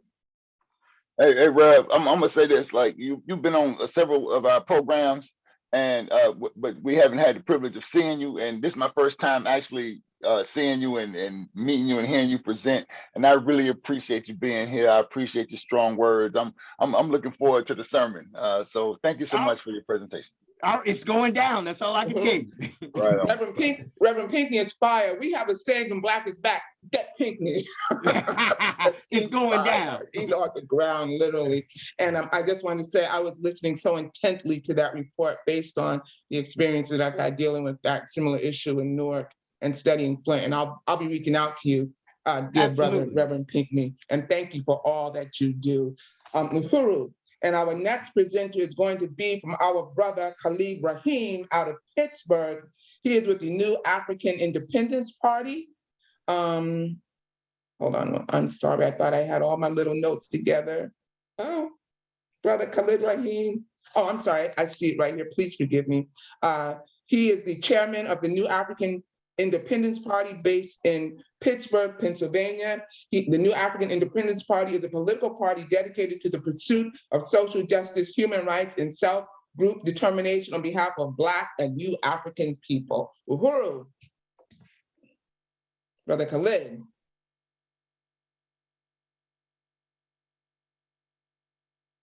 Are you with us, Brother Khalid? I know you were here earlier. Oh, you know, Comrade Khalid, you're on mute. You got to unmute, comrade. Oh yeah, you're muted, Brother Khalid. But well, if you're not ready, is Brother Jamu? Is he present? Brother Jamu. There he is. I'm here. Oh, okay. Give him his introduction, comrade, and before he presents. Right, this is Brother Ajamu Baraka. Okay. Our brother Ajamu Baraka was the 2016 Green Party's candidate for vice president. He is also the national organizer for Black Alliance for Peace. He is a self-described human rights defender whose experience spans 4 decades of domestic and international education and activism. His roots are in the Black liberation movement and anti-apartheid and Central American solidarity struggles. Brother Ajamu Baraka, uhuru. Uhuru. It's a pleasure to be with everyone today, and I'm getting ready to do something that I've never done before, and I think I'm already fucking up. Okay, there you go. There you go. Uhuru, I'm glad to be here today. This is a very important conversation. Very important that we sum up for 2021 and prepare ourselves for the fight that we are involved in, and the fight we have to wage going forward, because this is a moment in history that is pivotal. These next couple of years is pivotal for our people and pivotal for global humanity. So I'm going to just share quickly some of the stuff that we have been doing at the Black Alliance for Peace in conjunction with the Black is Back Coalition, as proud members of the Black is Back Coalition, work to carry out our responsibility to advance people's struggle and to publicize and to work in conjunction with the 19-point program of action and demands that we have from the Black is Back Coalition. So, okay, here we go. So from the very beginning, we all remember, we talked about, we heard some commentary about what we are facing. We saw how this year started with this drama in Washington, D.C. among the settler colonial political system. But this provided the context, the reminder of what we are up against as we go forward. So we said in the Black Alliance for Peace, we've got to be prepared. We know that we had some challenges in terms of being able to come together physically, even though many of our folks were working and organizing physically. So we knew that, well, we knew we had to have for these public events, some of these seminars. So we prepared ourselves and got prepared for the kind of work that we had to do, the kind of struggles we had to engage in to continue to build and expand our movement. And we knew we had kind of had to use these webinars. That's what we in fact did through the course of the year. We also knew, though, we had to get to the streets because there were so many different struggles that were taking place that impacted our folks. And so we jumped right into the struggles that were taking place in Alabama to organize themselves. This is one of our activists, Sister Satawa out of Philly. We went to the parking lots and stores to help to publicize the work that was being done and trying to organize African workers. The commitment to African workers is an essential element of our work, reflected in our, in fact, principles of unity. But we also have been making the connection between the domestic and the global. And we understood that we had to deal with this glaring contradiction of Joe Biden, Uncle Joe, coming into power, the Democrats pretending like they were so concerned about so-called Russian meddling in the US system, and their so-called commitment to democracy, and their commitment to the integrity of so-called democratic processes. But the first thing that this pig did once he assumed power was to give a green light to their puppet regime in Haiti, to allow Jovenel Moïse to continue as the puppet president in Haiti. And so we, with others, went to the streets to raise these contradictions, to make the connection between what's happening to our people in Haiti and what's happening to our people around the world as a consequence of European and US policies. and we went to the streets in DC. That image we just saw was at the OAS in DC. Here we have our folks in Chicago.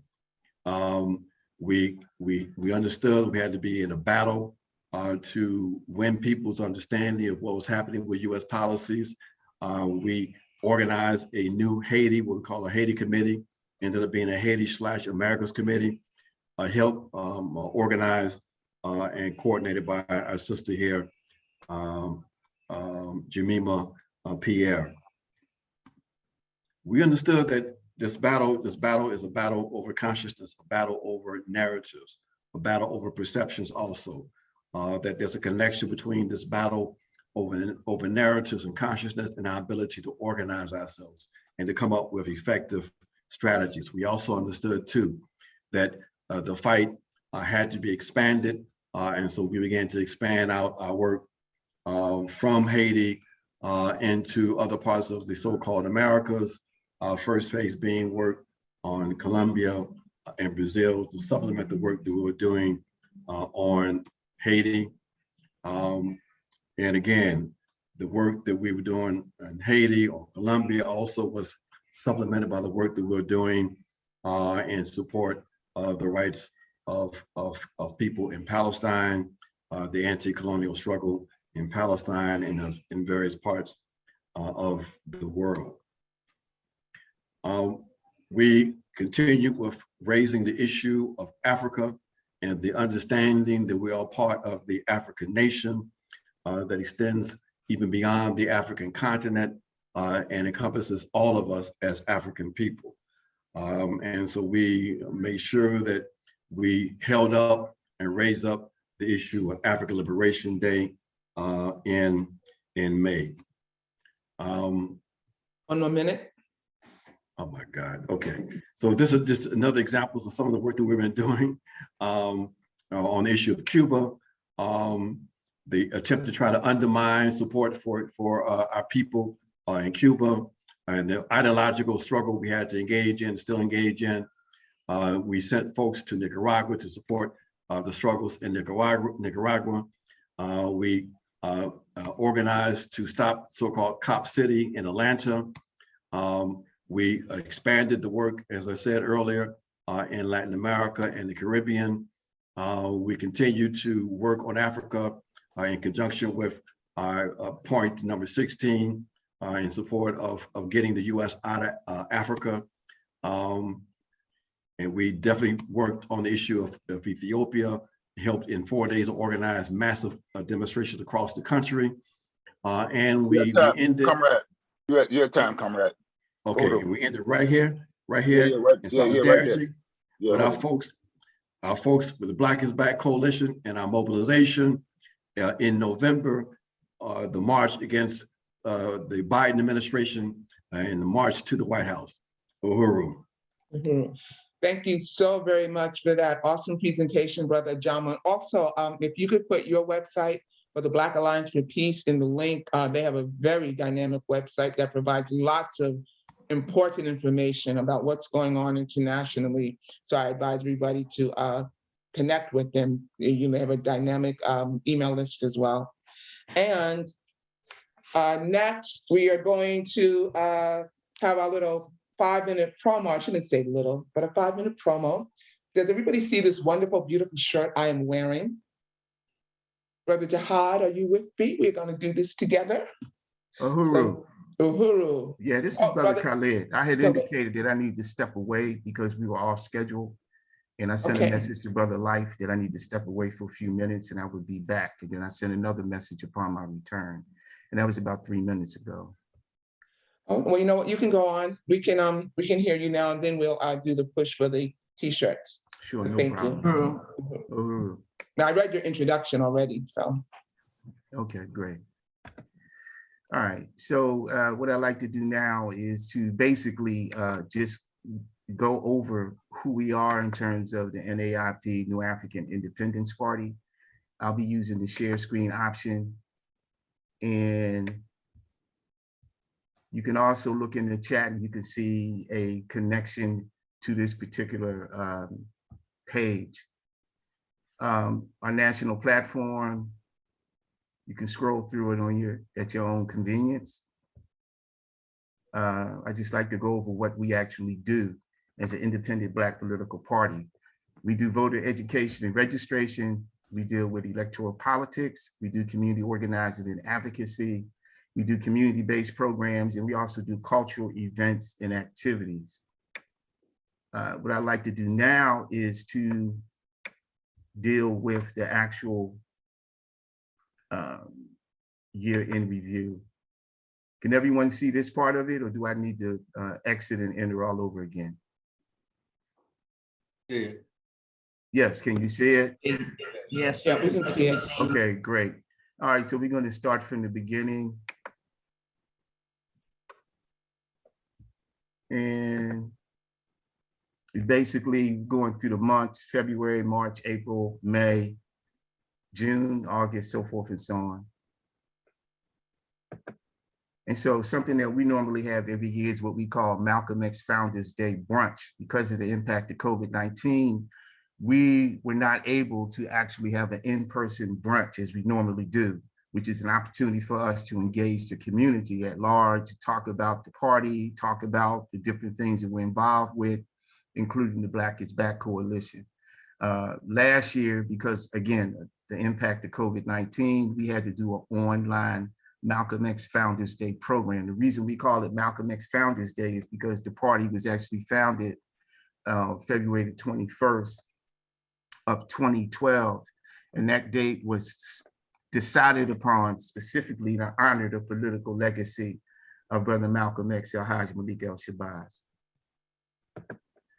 We also supported the Amazon workers in Alabama through another one of our organs, which is a labor group. It's actually an independent union called the New African Workers Union. We organized a series of rallies and pickets in Pittsburgh in support of the Amazon workers in Bessemer, Alabama. We also had a rally focusing on freedom for Brother Mumia. This was in April. I do believe April the 24th is actually Mumia's birthday.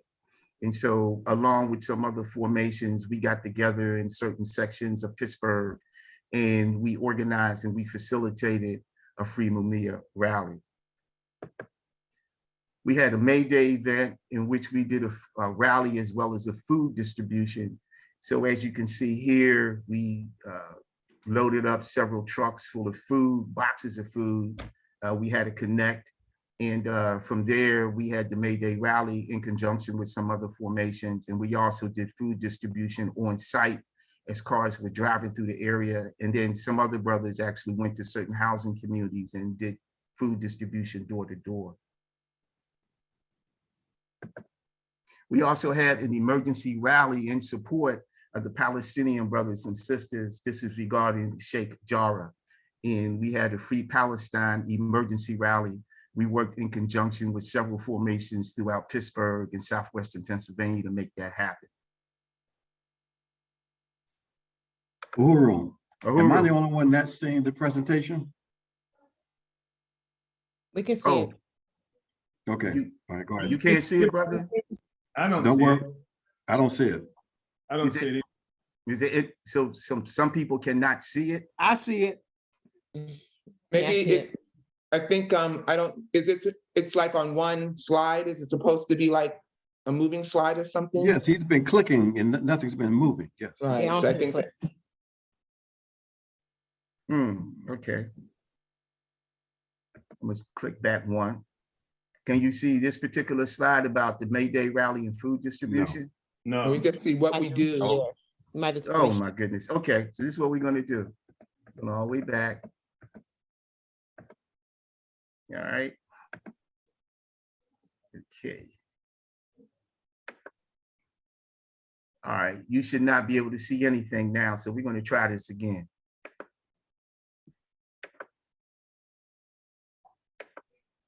Can you see it now? You can see it now. Okay, great. I'm not going to go through everything. I'll just start to click.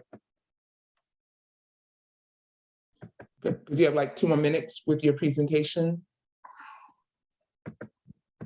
Yeah, nothing is Brother Khalid, moving. Yeah, nothing is happening now. No, it's not. Yeah, it's not. Yeah, I noticed. Okay. But with what you were saying, as we were talking about it, we were still getting a good idea of the work that you all were doing. So I just want you to know that. Brother Khalid, you might want to leave it at the screen that we had it at the beginning. Okay. Can you see it now?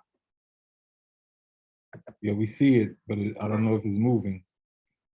It's moving on my part. No, it's Nothing is moving. Not moving then. Nothing is moving here. No, nothing's moving. That's weird. We've got about a minute left. Oh, now it Lisa, is. can I? Yes. Is it moving now? Now it is, yes. Okay. No, no. There's no problem before. So I'll just go ahead and go through the narrative the best way that I can, based on what I can see, even if you can't see it.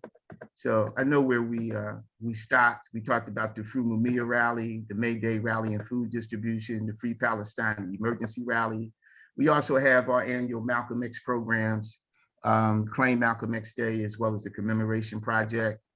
We also participated along with some other formations in a campaign to create a new Pittsburgh Civilian Police Review Board that will give more direct power to the community in terms of the hiring and firing and subpoena.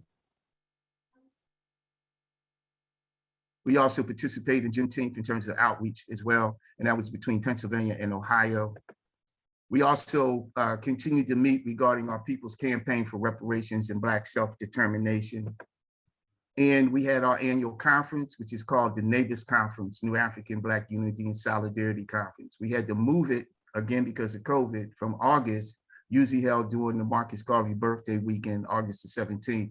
We moved it from August to October. Yeah, you had time, comrade. Appreciate it. I know you're doing a lot of good work. You had time, though. Thank you so much, comrade.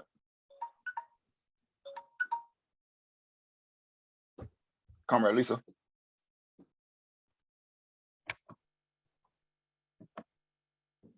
Oh, brother Khalid, are you able to stop sharing your screen? I'm about to do it now. Okay, and thank you. Thank you so very, very much. And thank you for that presentation. Our next presenter will be brother, no, I'm sorry, I think we go with the t-shirts now, promoting the t-shirts. Can people see this wonderful t-shirt that I have on? Yes. The Black is Back Coalition t-shirt.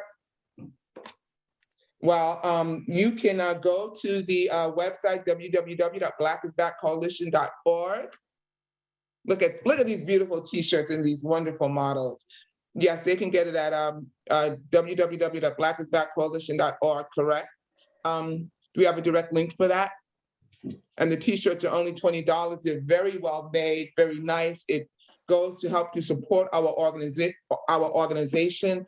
And it's even about more than that, because when you have this t-shirt on, it's like you are putting on your psychological armor, your psychological uniform, so to speak, in order to deal with the things we have to deal with, which is one of the reasons why I love wearing this t-shirt. And it's connected to a very powerful organization that we want you all to be connected to as well.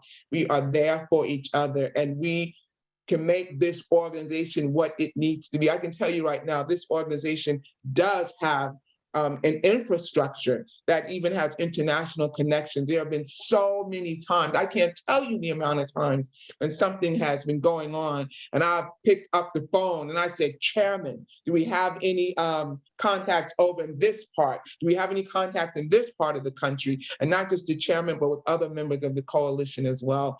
So it's a very powerful, very dynamic coalition. We certainly need your support. And the Black is Back t-shirts, very well made, very nice t-shirts. As you can see, I'm wearing one of them as well. And you can go right to the website and order your t-shirts. Now, we also have masks as well, correct? Brother Timber, do you have a picture of that?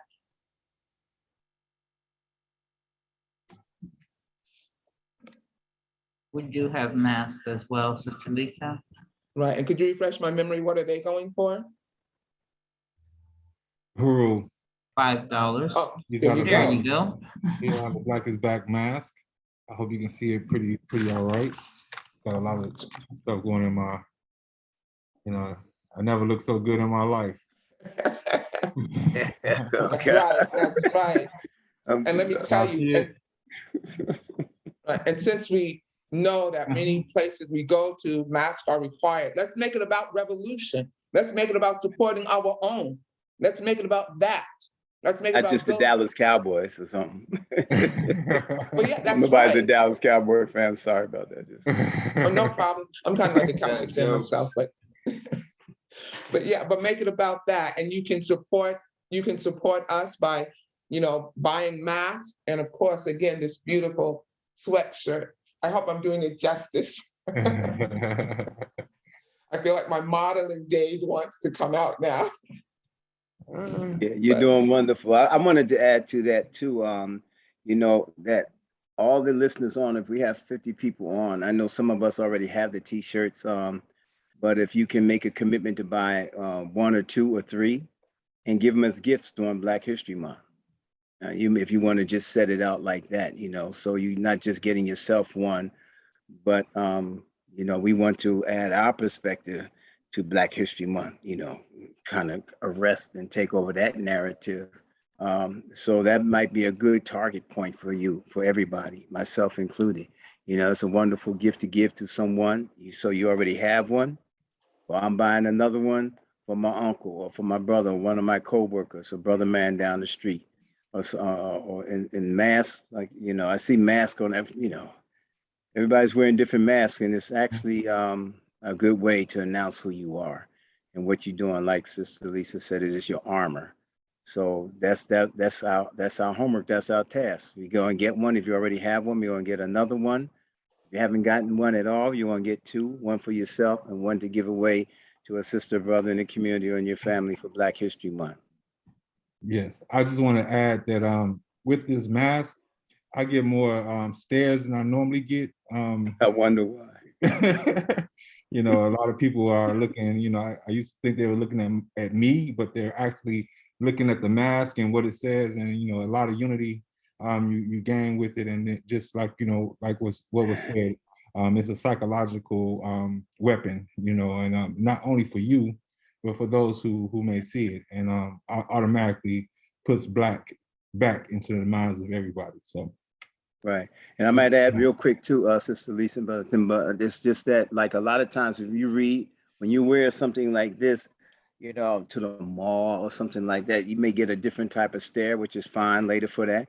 When you wear it in the hood, in your community, it's really empowering. You are letting people know, that it's just like in 1966, that you are Black and you are proud. You're a new African, you're African descent, and you're proud. You empower other people and you cause them to move to another level. So everybody's teaching when you do this. It's a serious form of education. Uhuru, that's right. I think we're at time, but I also just want to say that Sister Ikenge just put into the chat that masks are $5, or you can get 2 for $7. And also, when you put this shirt on or these masks on, you're letting them also know that you are connected to one of the most revolutionary organizations out there that is connected to a network of dynamic organizations. And we, like the African People's Socialist Party, ANWO, and so many other organizations too that are part of this call. So it's a real powerful statement, and we need our psychological armor on wherever we go. I wear this even when I'm not. It's in me even when I'm not wearing the shirt. But when you have it on, it's making a bold statement. Uhuru, Sister Lisa, I was just wondering if Sister Saeed could give us a total of what we raised at this point. Sister Saeed, are you there? I am here. Let me look at the last total we have.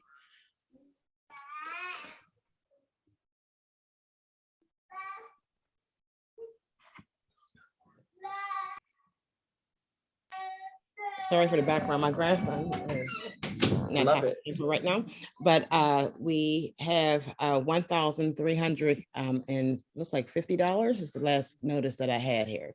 You can correct me if I'm wrong, but we're almost at our total and of 2,000 are our goal. So with the resources, please know that you can continue to join the Black is Black Coalition to be a part of these wonderful working groups, or you can join as an organization, or you can join as a member. So that's where we're at right now from what I've seen last.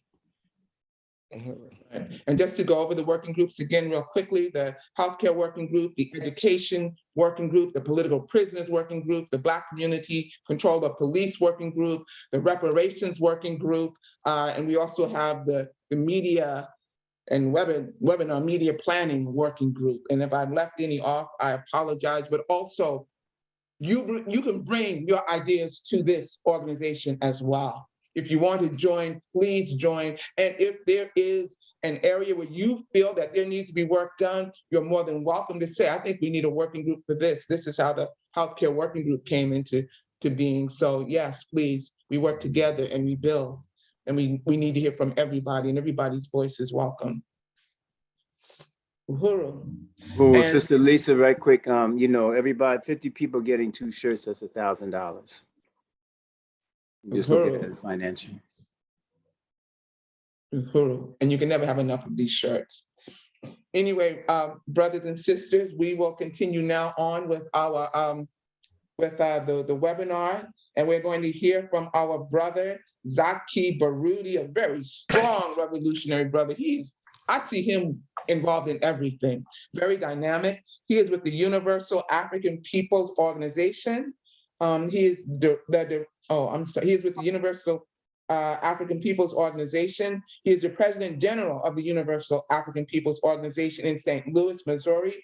In addition, in 1984 and 1988, he ran for the Democratic nominee for Missouri governor. He has served as co-coordinator for the Green Party in Missouri, where he was also the party's candidate for governor in 2000. In 2014, he was a write-in candidate in St. Louis County for the executive seat. Brother Zaki Baruti.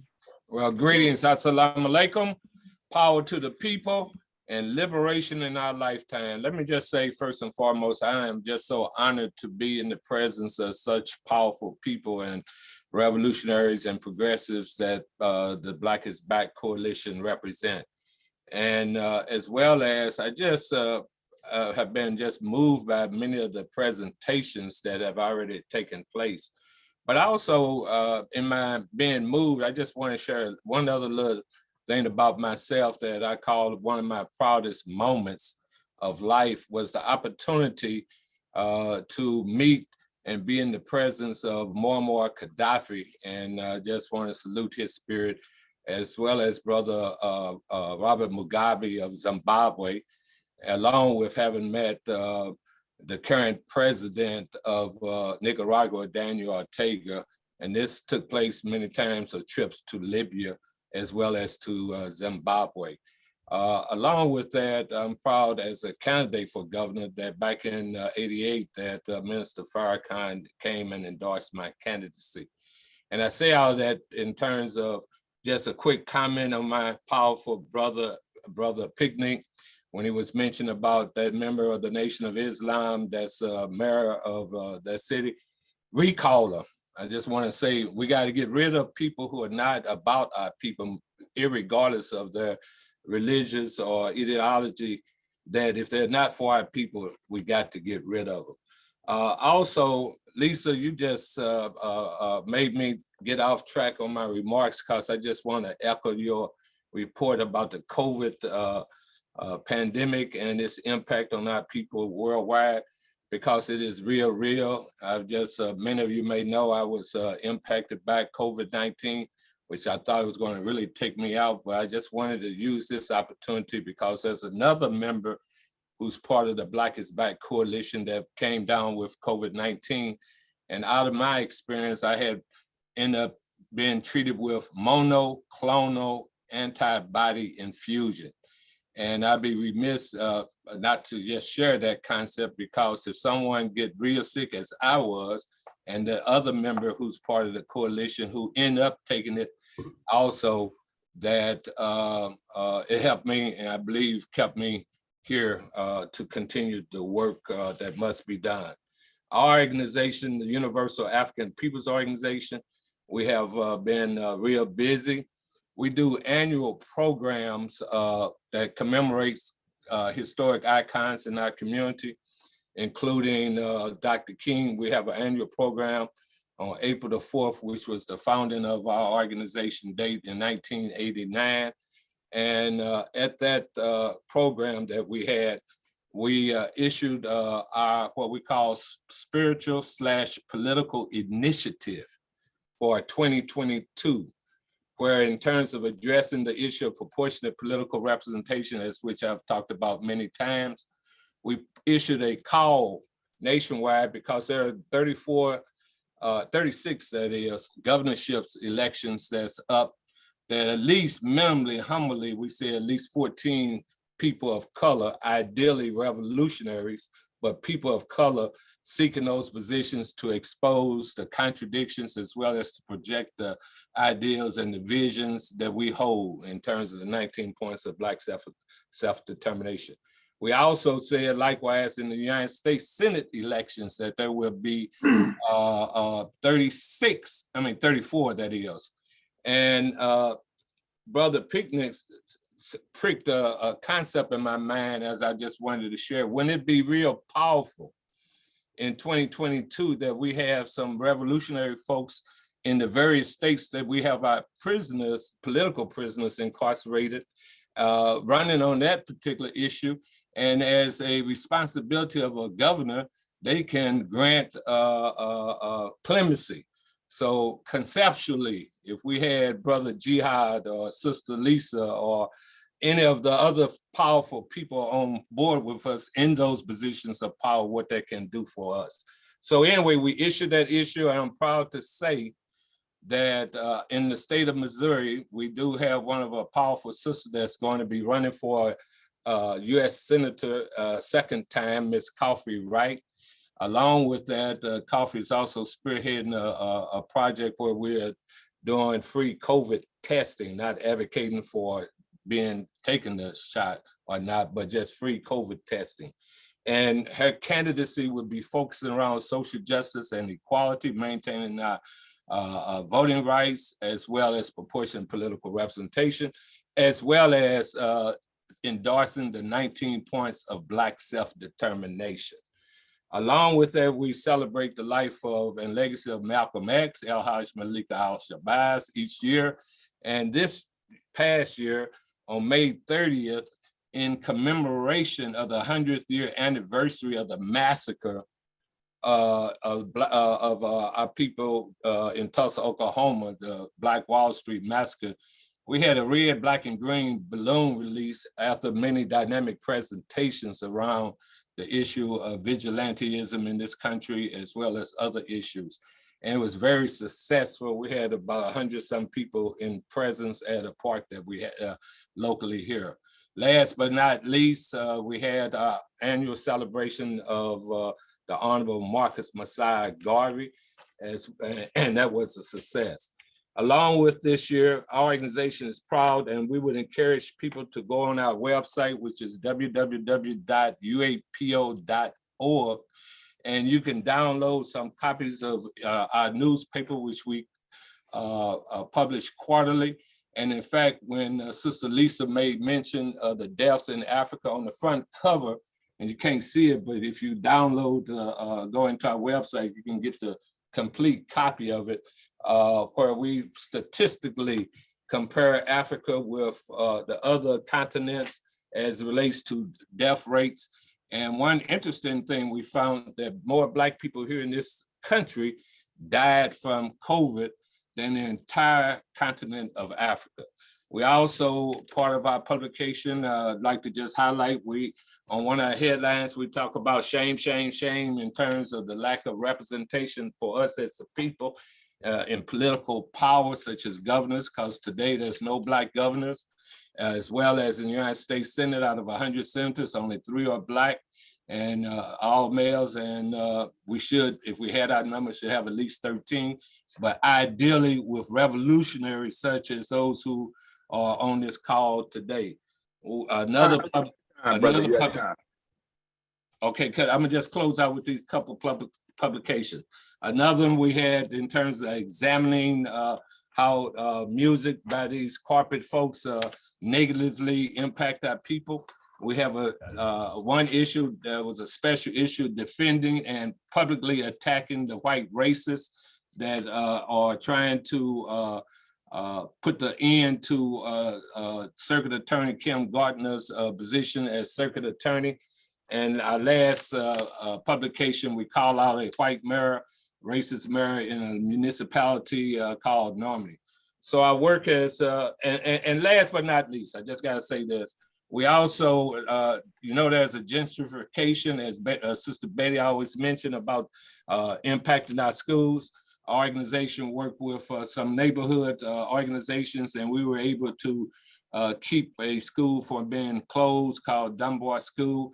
Along with, we have a outreach to the homeless where we donated about 150 coats for the winter for our people. And we have adopted an elementary school where we help with basic supplies for the children called at Wallbridge Elementary School. On that note, thank you. Uhuru, and thank you so very, very much for that awesome presentation. And now, coming next will be our brother, the co-moderator of this event, our brother, Life Malcolm. Life Malcolm is the director of the Black People's Advancement and Defense Organization. He is a member of the Black is Back Coalition for Social Justice, Peace, and Reparations, the Steering Committee, and the Healthcare Working Group. And he's also a member of the Urban Progress Alliance. Life has been a community, and he's also a member of the African People's Socialist Party. He told me to make sure I say that the last time we had an event. So he's also a member of the African People's Socialist Party. Life has been a community organizer in Tampa Bay, where he resides for nearly 30 years. And he's also a part of the legal team at Acelia, I hope I'm pronouncing that law firm correctly, the firm currently representing Kevin Desir's family, brother Life Malcolm. Uhuru. Uhuru, Comrade Vice Chair Lisa, I really appreciate that. I really think this is an incredible program, and I'm excited to be able to share some of the things that the Black People's Advancement Defense Organization has been able to accomplish in 2021. The kind of like, I'm piggybacking off of Comrade Temba. The BPADO has it's not really been a one-man show, but it's been focused on a one man's efforts. And so our major effort was to make sure that we were able to bring home the ability to represent African people in court. So I was able to accomplish that goal this year.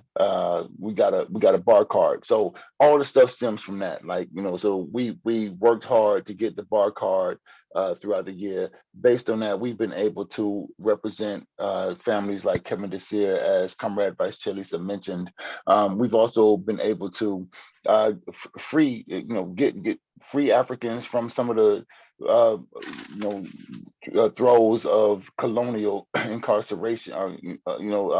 One comrade was looking at 30 years in prison, another looking at 20 years in prison, another looking at something like I think it was like 15, maybe 12 years in prison. And we've been able to use this tool to rest, WREST, our comrades from those clutches. And so that's been really helpful. We've also been able to move into the arena of post-conviction, just based on the tool. Another thing we've been able to do was collaborate with Golden Aya, which is an organization. It's like a nonprofit organization that works in Africa right now, teaching young children. I believe it's like K through, I guess what would be our equivalent to like like the K through 8, kind of idea.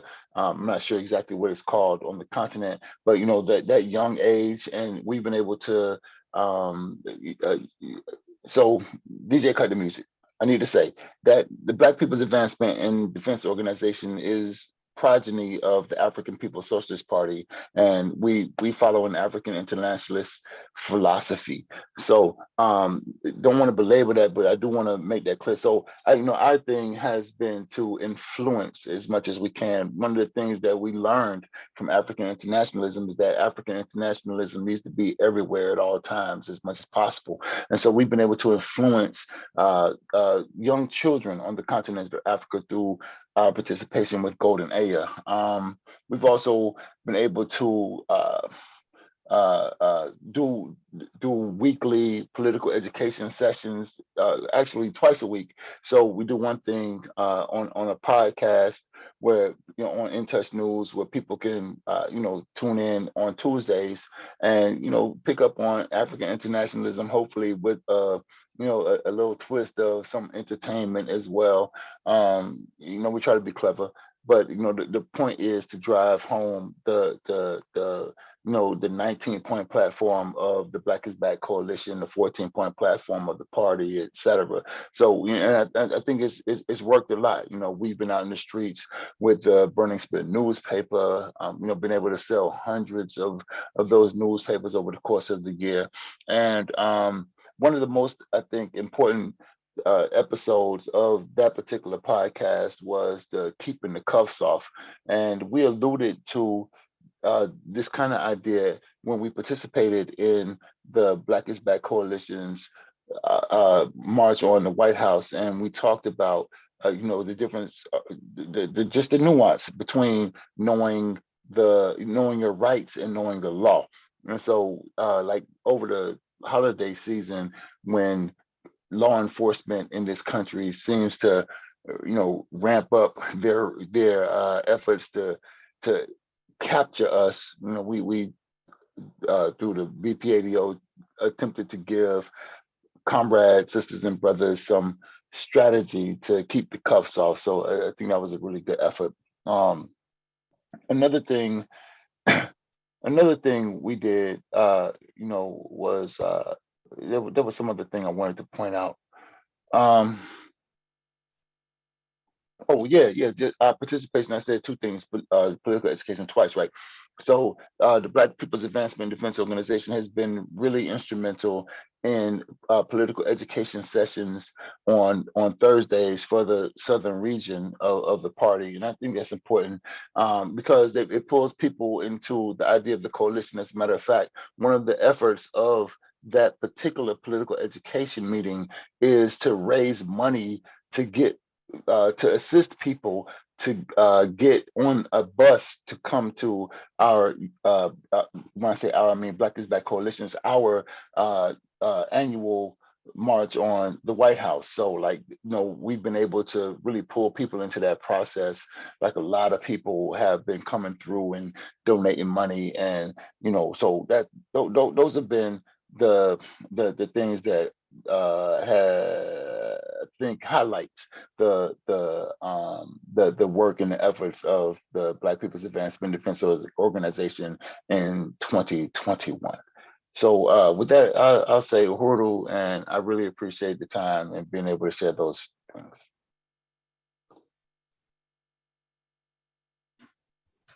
Uhuru, and thank you so much, Brother Life.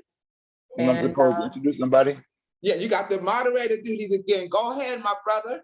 All right, yeah. Next, we're gonna introduce our comrade Yeshitela Urmila, who is the president of the African National Women's Organization, which is an international organization founded by the African People's Socialist Party in March 2015 to address the specific oppression that African women face as a result of colonial domination. As president, Comrade Yeshitela is responsible for the international growth of ANWO by creating initiatives that respond to the economic, social conditions that remove African women from revolutionary political life. ANWO has been organizing against the state-sponsored kidnapping of African children and the criminalization of African parents through its campaign, Arrest CPS. Black women and their relationship to the prison system as prisoners and as supporters of incarcerated persons, anti-African dress code anti-African dress code policies in school and horizontal violence. Yeah, y'all get ready to receive the presentation from Comrade Yeshitela Urmila. Go ahead, Comrade. Comrade, thank you so much. I want to address the Black and Black Coalition Steering Committee, just say who's to everyone. Obviously pay big salute to my chairman, Chairman Omali Yeshitela, and the leadership of the African National Women's Organization. I'm going to share my screen, try to get through this as quickly as possible without missing lots of stuff. So the African National Women's Organization Year-End Review for the Black and Black Coalition. We are going to address this presentation by looking at the National Black Political Agenda for Self-Determination and how our work relates to the certain points on that agenda. So the first one obviously is that we're a Black women's organization. We are preparing to govern as an organization underneath the leadership of the African People's Socialist Party. Ours is always about self-determination and ensuring that Black women have a place to make decisions about our lives and to activate those decisions in our own best interest. And so for us, the central piece for us is really establishing our infrastructure and organizing African women everywhere. And we have specific goals to do that inside the United States and around the world, and also establish a headquarters within the next year or so. So this is the point. This is point number 1 in the 19-point platform. And so this is the specific language as to the specific language addressing African women or Black women. I won't read it here for the sake of time, but this is all on the Black is Back Coalition website. The point 2, the Black family, this is how I work. This is also the point on the website. I won't read it, but I'll read some of it. It says, we demand immediate halt to the attacks on the Black family.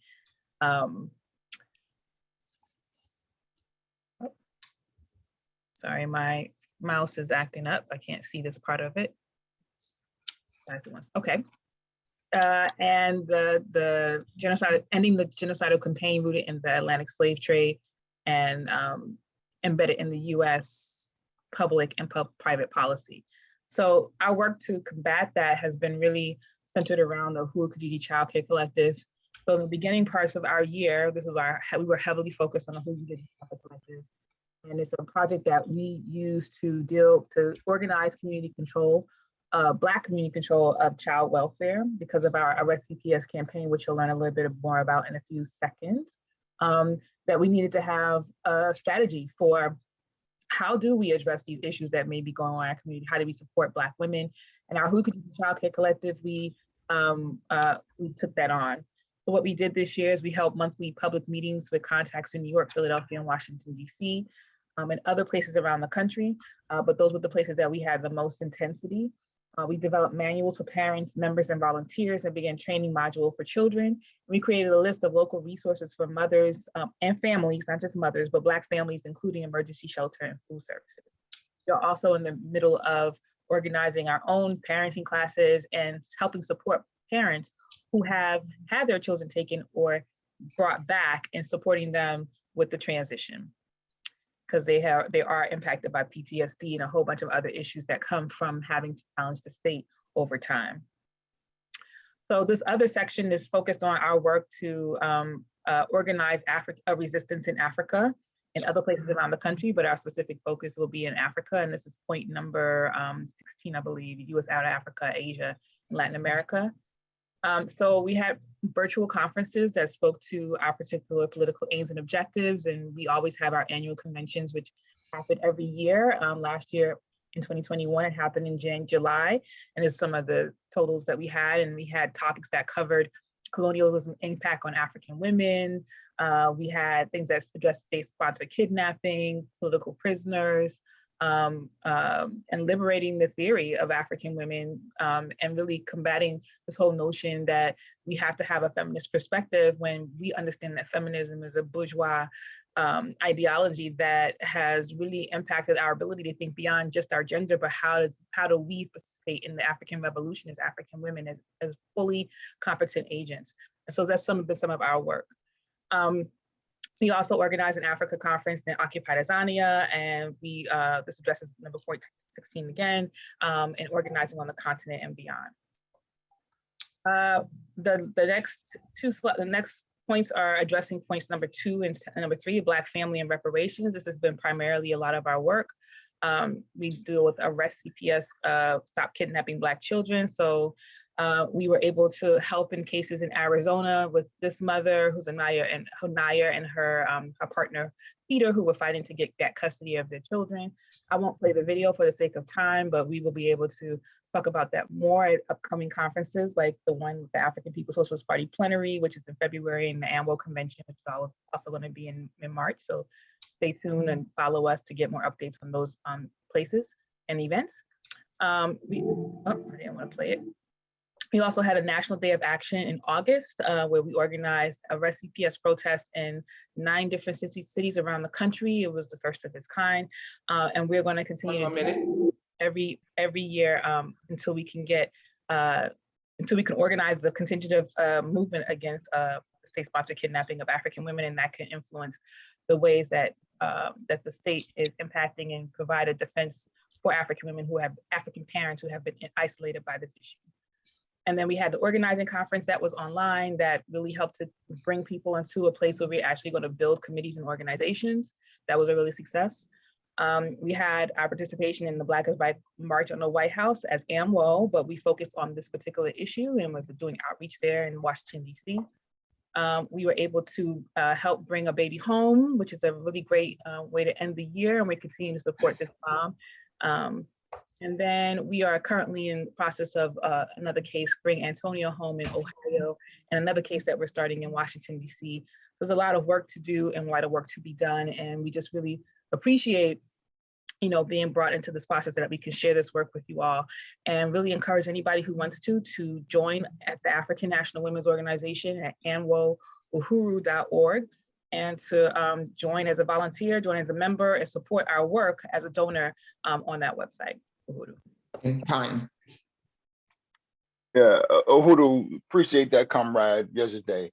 I really want to say that I do my best not to you know, show any favoritism or anything like that, you know, when I introduce people. But man, this next comrade got some lungs. When the Black is Back Coalition for Social Justice, Peace, and Reparations was marching through Washington, D.C., and on that our annual march on the White House, this comrade was throwing down on the chance. So I just had to say that, man. Like, this comrade, Herdosha Kalambaji Andanet, is the International People's Democratic Uhuru Movement's International People's President, and is based in St. Louis. And PDOM was founded in 1991 by the African People's Socialist Party, and is the leading organization for bread, peace, and Black power in the 21st century. Comrade Herdosha Kalambaji came into political life after August 9th, 2014, political murder of 18-year-old Mike Brown, and has not once turned her back on our people. She is so far attended all 4 of the Black is Back Coalition's previous electoral campaign schools, and was endorsed by the coalition for her candidacy for Ward 3 alderperson in St. Louis, Missouri, with a platform titled Revolutionary Times, Revolutionary Solutions. I want y'all to welcome our dear comrade, Kalambaji. Uhuru, thank you for that introduction, and just want to express my deepest appreciation to the whole coalition of the Black is Back Coalition. I consider it a complete honor to be a part of this coalition in the form of the International People Democratic Uhuru Movement that works under the leadership of the African People's Socialist Party.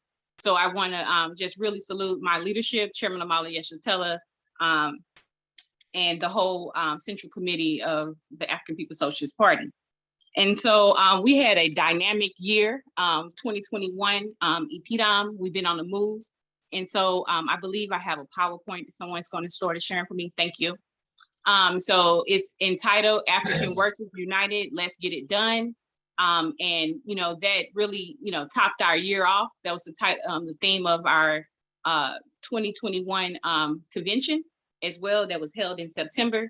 But I'm gonna give my report through using our region strategy that EPDOM adopted to be able to say where we are and what work we have been doing throughout the course of this year.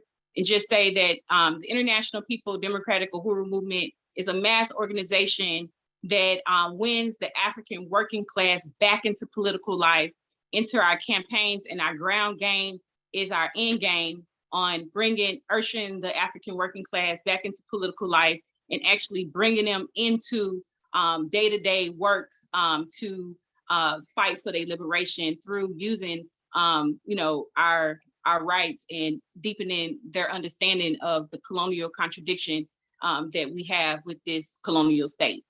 Next slide. So in the Midwest, we had a dynamic campaign to elect Herdosha Columbai Bentham in the 3rd Ward, which was a dynamic campaign that we were engaged in for a very long time, really winning the African working class to understand in St. Louis, how to have a political campaign where so much of the politics is a light politics, get along to get along. I went up against a dynasty family that had been in power for over 40 plus years. And we were able to really use this campaign. And we said in the beginning that the campaign was to build a social movement and to win the seat. We won the social movement, we didn't win the seat. And throughout that social movement, we see the fruits of that throughout even the mayor, going public with saying that she support reparations, and also other candidates that were running for office in different wards, being able to boldly call the colonial puppet politicians out.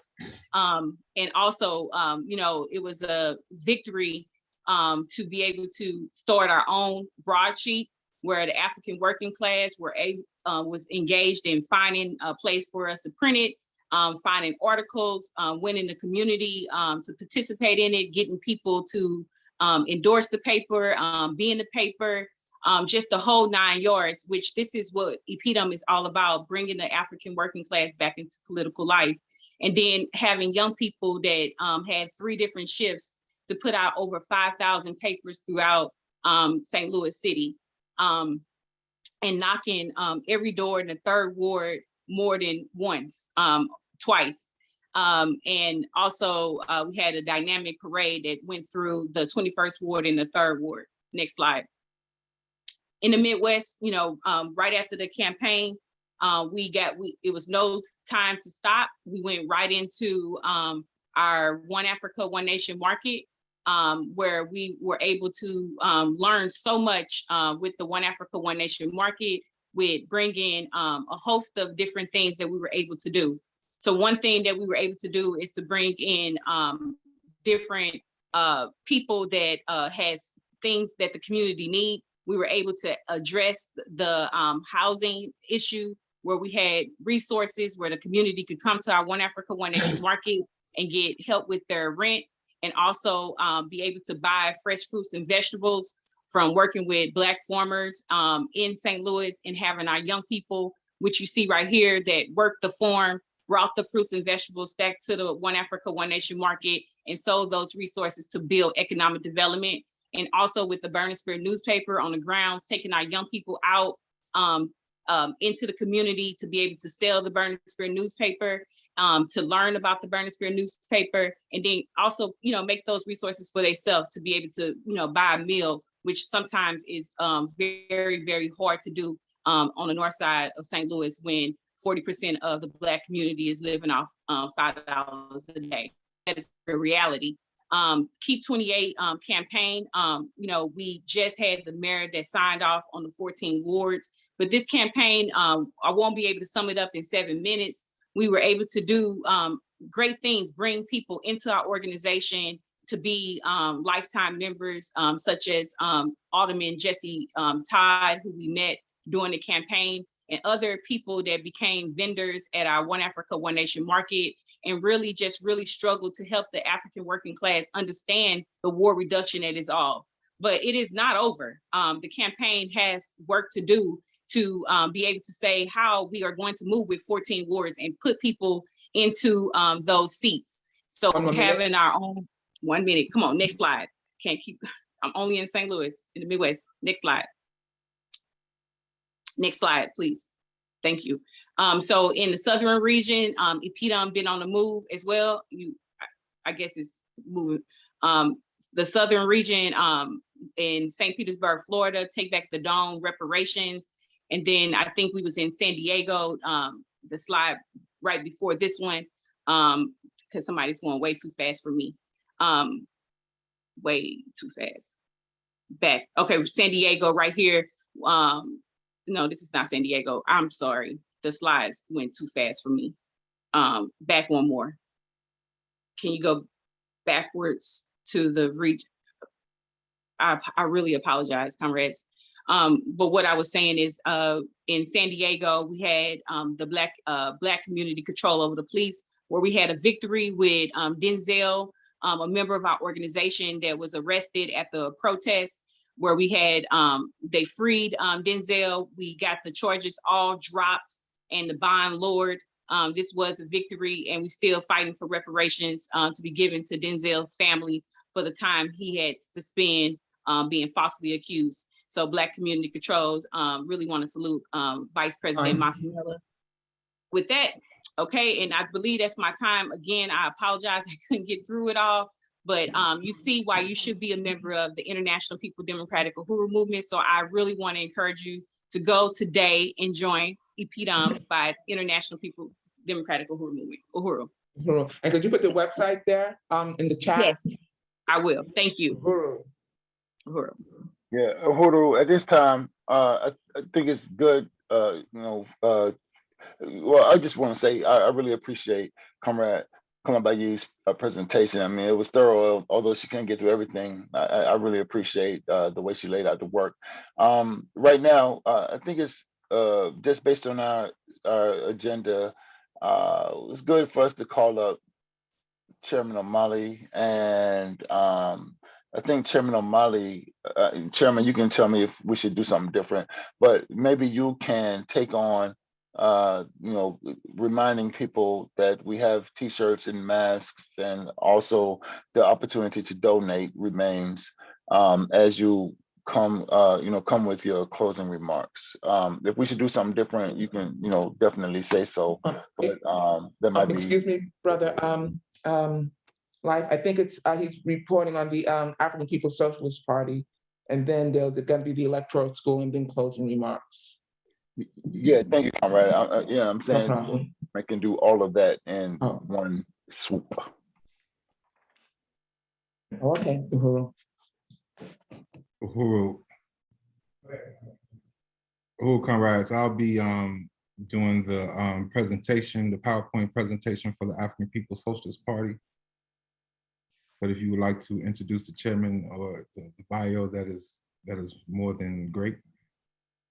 Well, I'll be closing it out. I mean, okay. I'll read yours, it's fine. All right, so if you don't mind, I would like to just go ahead and start the PowerPoint presentation.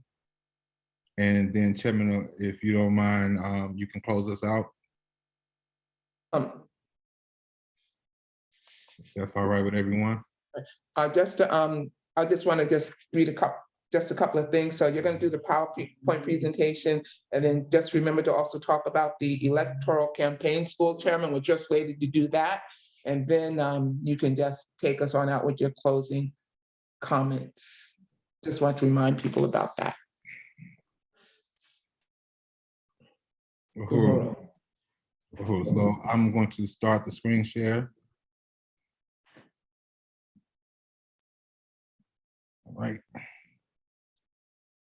All right. So first and foremost, I just want to give a salute to Chairman Omali, my leadership, and also Owners in Aid, Yeshitela, who is the deputy chair and my leadership as well of the African People's Socialist Party.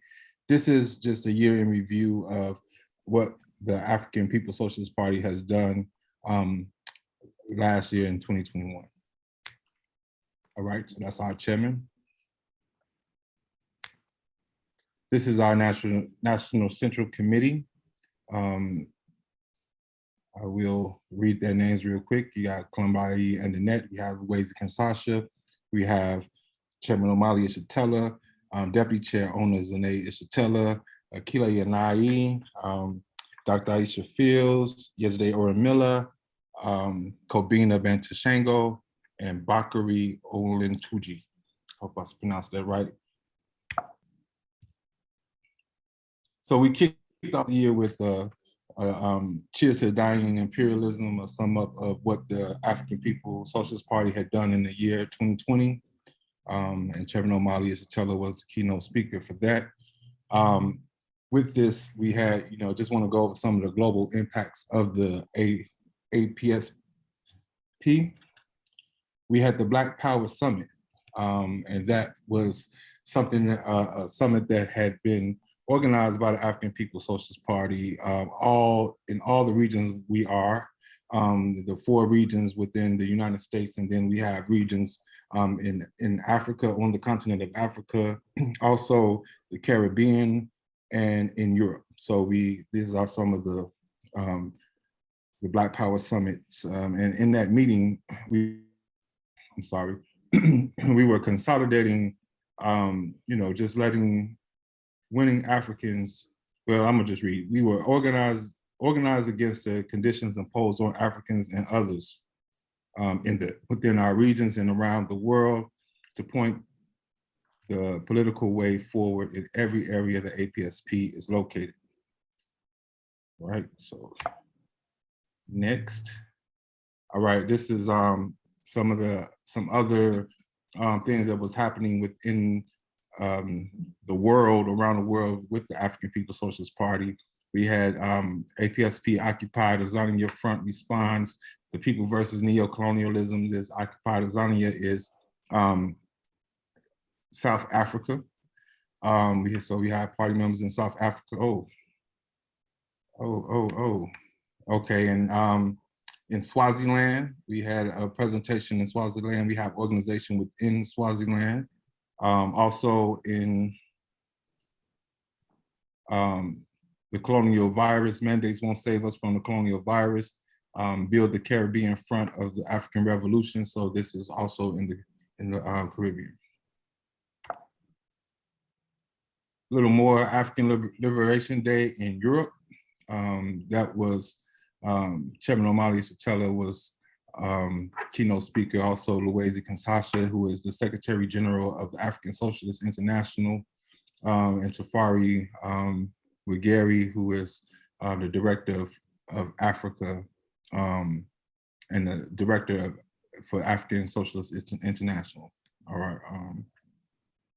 We had a garment factory contest for naming of a garment factory within Occupy Tanzania. That was, the party is responsible for. Also, Make Belgium Pay Reparations is something that a webinar that was held from the African Socialist International keynote speaker, Chairman Omali Yeshitela and Wazy Kansasha. And also Penny Hess, who is chairwoman of the African People's Solidarity Committee. A little more things around the world. So some of this, I think this is French. And this is, I can't read this. I don't know nothing, but this is some of the other things that's going on. And again, African internationalists. We are African internationalists, so we have an international understanding of the world, and our goal is, as members of the party, to complete the worldwide revolution and free all Africans around the globe from colonial domination.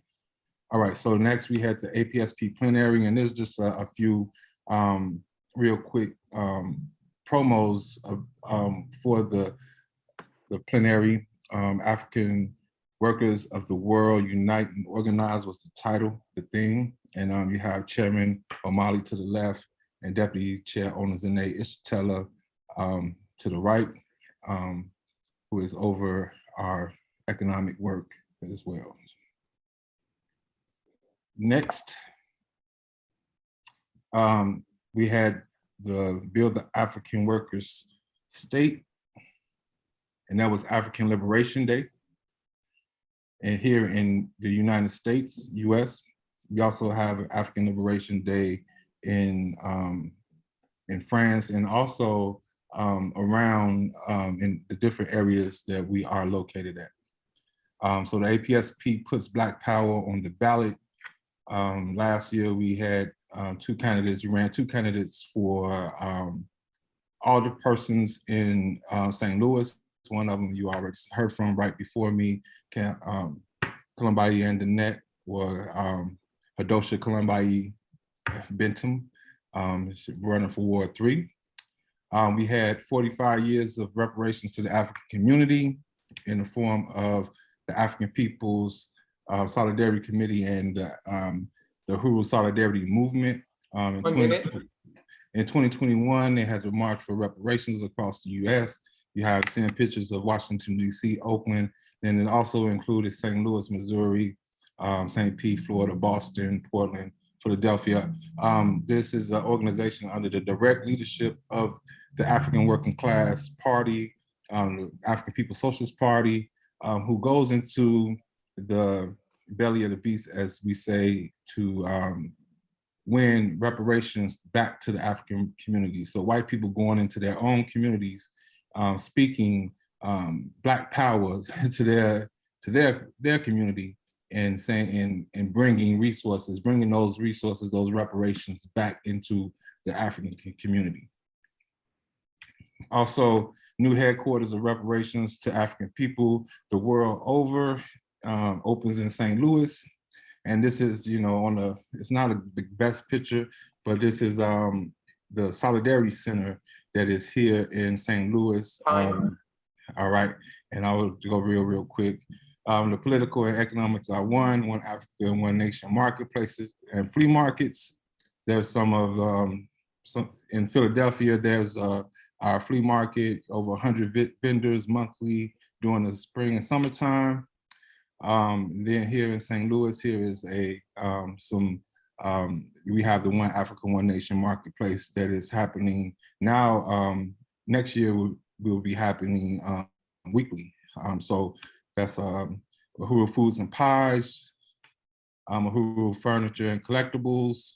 And so I'm gonna just leave it at that. And then just some of our webinars that we've had throughout the year. Just, so much going on. So for the sake of time, I'll just end it there. Uhuru.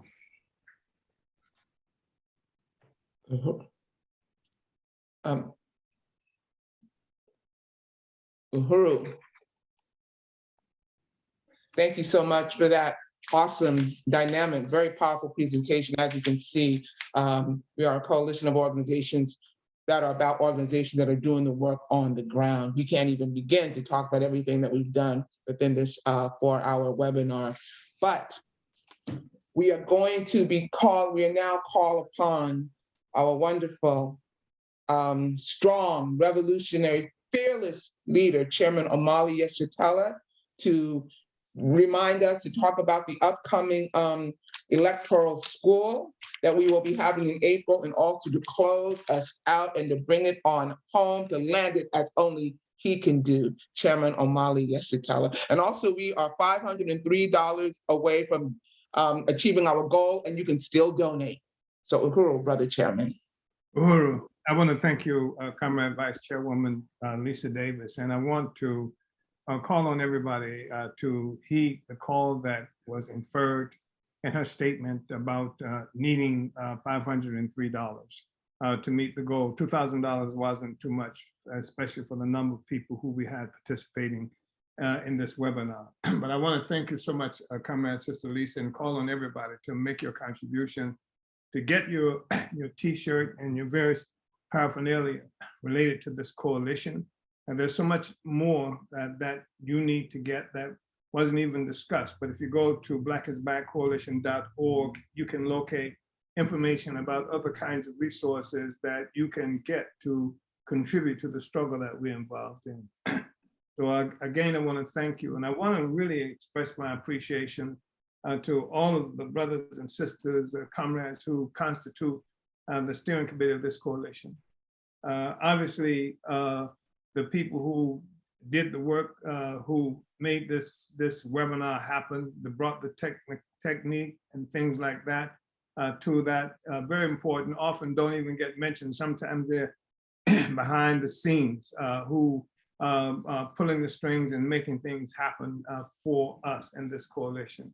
That's usually we characterize that as the coordinating committee, who also function as part of the steering committee, but they are responsible for the day-to-day work, the technical stuff that we do, just as what we've done.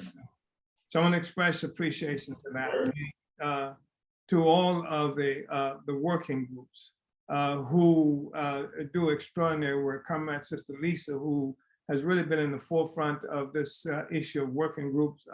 In fact, she came into the coalition specifically for the purpose, I think this was 2012 or 2013, we were in Newark with our conference, and she came into the coalition specifically having taken on the mission to do the health working group, and that's been extraordinary. Everybody has had the benefit of her participation. Then there are other working groups, the political prisoner working group. We don't have to say just how significant that is. We've watched these murderers, these assassins that run this government and the various state institutions, colonial state institutions of this government, how they have held and tortured my people, your people, who have been about the emancipation of our people. And some of them have been locked up 50, 60 years and what have you, and still rotting in these cesspools that they call prisons. We have to have a strong, really visceral response to that. And I think that more and more our movement is achieving that capacity, because as one of the comrades mentioned earlier, they make every effort to disappear our political prisoners, and then to liquidate the issue that there's anything legitimate about the question of a political prisoner in the US that is the beacon of democracy and what have you. But that is fracturing, that understanding of what the US is fracturing. I mean, people, whatever else they want to believe, they saw what happened on January 6th at the Capitol building, where the attempt was made to overthrow the government. And they saw the thousands of protests and demonstrations that happened inside this country, especially subsequent to the murder of George Floyd, the rash of demonstrations, mobilizations. All of this is pushing to the surface the actual content of this so-called American democracy. It is American democracy that rests on a foundation of colonialism. Because if you look at democracy, you're simply talking about a form of the state. It doesn't say anything about the content of the society itself. It's a form of the state. It is the government, it is the police, it is the jails, it is the court system. This is the state. And the state, sometimes you can call it a democratic state, you can call it an apartheid state, you can call it any number, you can call it a fascist state. But all of those states rest upon the foundation of our oppression, our colonialism. And that's the thing that we are more and more conscious of, and more people are able to look and understand the question of political prisoners, that the United States is not what it says it is. Nobody in the world will allow the United States to say what it is. In fact, this year in Germany, there's an annual meeting in Germany that is referred to as the Munich Security Council, and hundreds of government officials and state officials and things like that participate on a regular basis, and they are tussling with a determination, a characterization of the state of affairs for white power in the world as an approaching a state of Westlessness. And of course, they define the West as portions of Europe that have been a part of the colonial process, colonizing peoples in the world. So it's a new day. And the political prisoner question is extremely important. That's why it's so important, the work that's being done by this working group. the working group that's associated with the question of reparations. We've been dealing with this question for a very long time. In fact, our last name is Reparations. And that working group is something we've been fleshing out for a while. The first, one of the first leaders, the founding members of the coalition was a woman named Dorothy Lewis, who was an extraordinary force working around the issues of reparations. In fact, she was the first chairwoman of an organization that we built in 1982. That was called the African National Reparations Organization. Of course, she's passed since then. The point is that we've always understood the significance of reparations. And now we have, it's gone through a history that's never really developed the committee. And Daoud, Comrade Daoud, who we heard from earlier, has assumed responsibility of chairing the reparations working group. And that's important because we want to keep the question of reparations in front of our people all the time. So I wanted to acknowledge those forces and everything that you brought and that you do bring to this process. And I want to also say something about the Black is Back Coalition for Social Justice, Peace and Reparations started 6 years ago, an electoral campaign school. And we did this because we want to deny a monopoly on the electoral process by the African petty bourgeois neo-colonial forces who usually occupy that space. And we want to also help people navigate this whole electoral process. That's one of the reasons Comrade Reverend Ed Pinkney came into it. You heard Comrade Zaki Baruti, who does tremendous amount of electoral work all the time, but he was egging Comrade Pinkney on about a recall for somebody who's a traitor in our communities who we elected. Well, Reverend Pinkney has come into the electoral, this process of the coalition being a specialist on recall. And he mentioned that he was so good at it that they put him in jail out of Benton Harbor because he succeeded in developing a reparations, a recall campaign that disrupted a candidate of one of the major corporations there. So this is an important work, and this is the part of the leadership organization of the Black is Back Coalition for Social Justice, Peace and Reparations. And the electoral campaign school is one thing that we do, again, to destroy the monopoly of the African petty bourgeoisie in this process, because it is through elections, generally speaking, or mostly I should say, that the white power exercises indirect rule or what is called neo-colonialism in our communities. It is through elections that we see the rise of white power in blackface. And that's the thing that we need to be able to take on and contend with. And that's why we teach how to understand the electoral process and how to participate in the electoral process. And some of the people who in this meeting today, including Comrade Zaki, including Comrade Khalid, Rahim, have participated regularly, including Comrade Ajamu Baraka, and most of the people who constitute a part of the steering committee have participated regularly in this electoral campaign school. And we think it's important to do that. It shouldn't be possible for some sellout, some lick spittle, to run for office and then to come up with all kinds of extraordinary anti-African solutions or sellout kinds of solutions for our problems and not be content, not have a contest in that arena, in that electoral arena.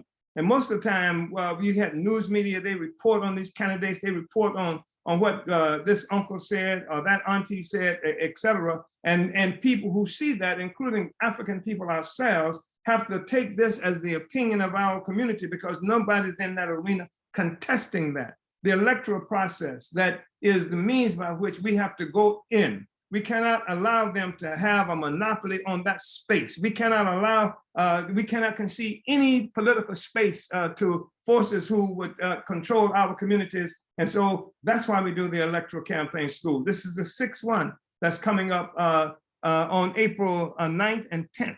April 9th and 10th. And so we're calling on everybody here to participate.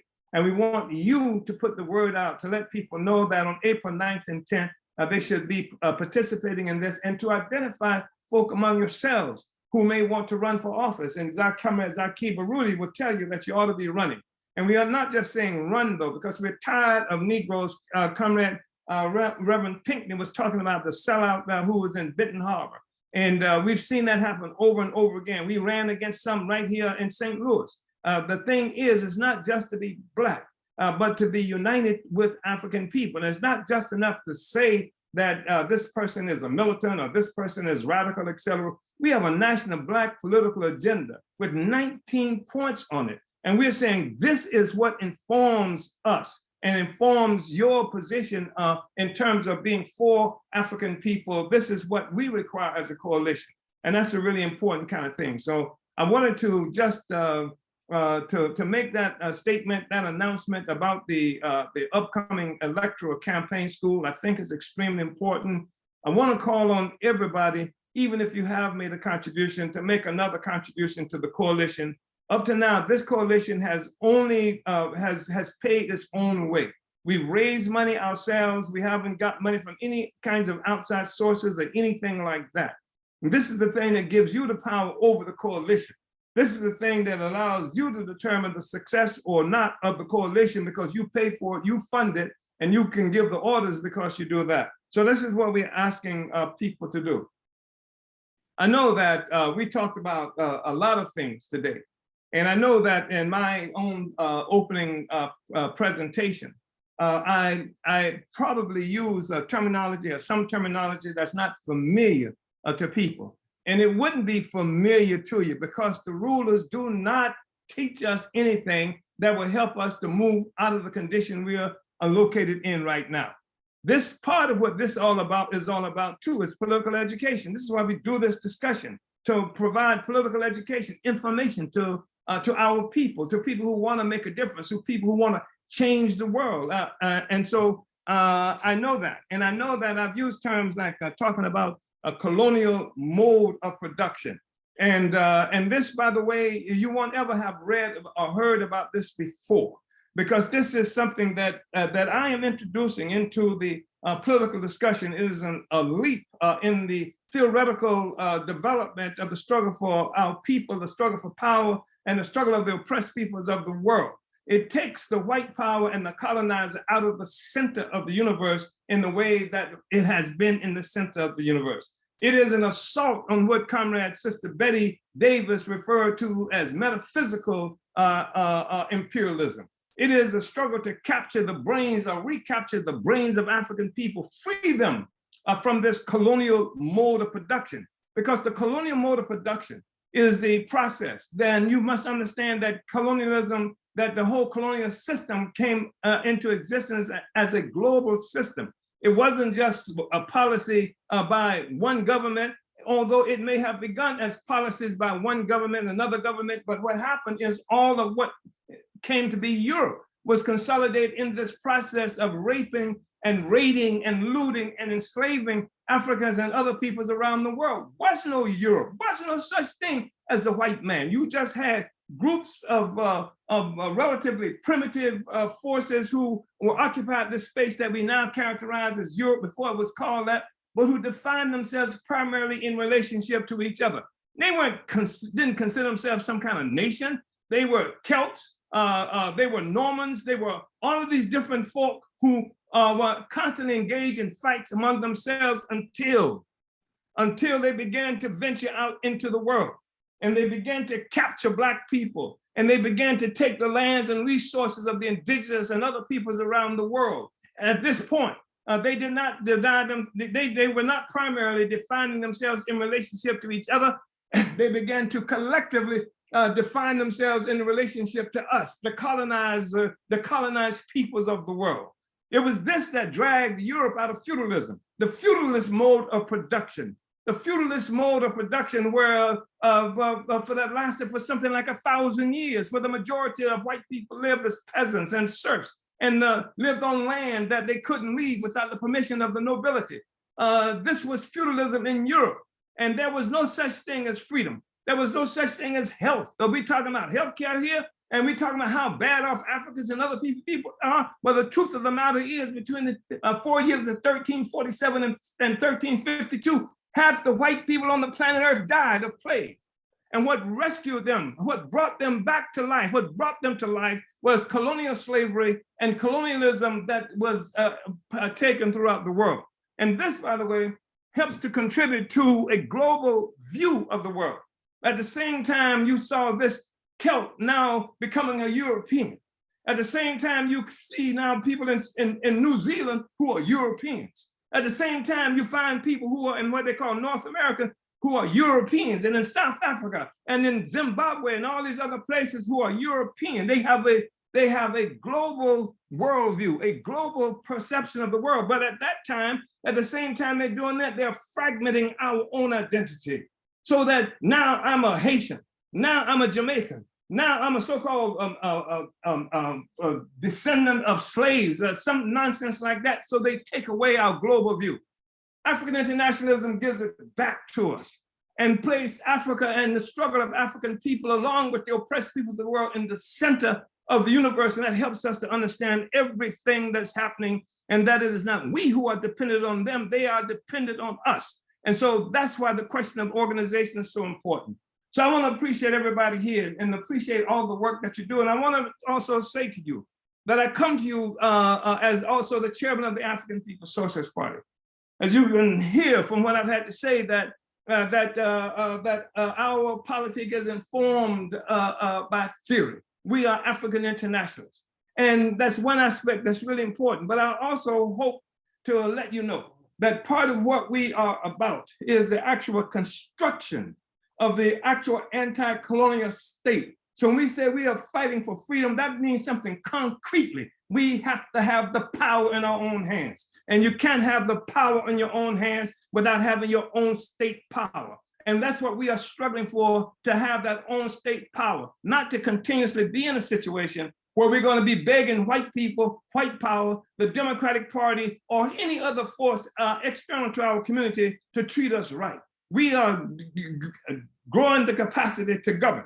And I intend to be a part of a governing instrument of our people. So that's what it is that we're fighting for. And that's the thing that makes sense. And I believe that's what makes the coalition so critical, because it contributes to the consolidation of all of the work that Africans are doing in the interest of self-determination, self-reliance. It gives us the ability to have a coherent message, a coherent voice, and it allows us to say that they were wrong when they destroyed the Black revolution of the 1960s, when they crushed it militarily, that Fred Hampton was right. You can kill a revolutionary, but you can't kill the revolution.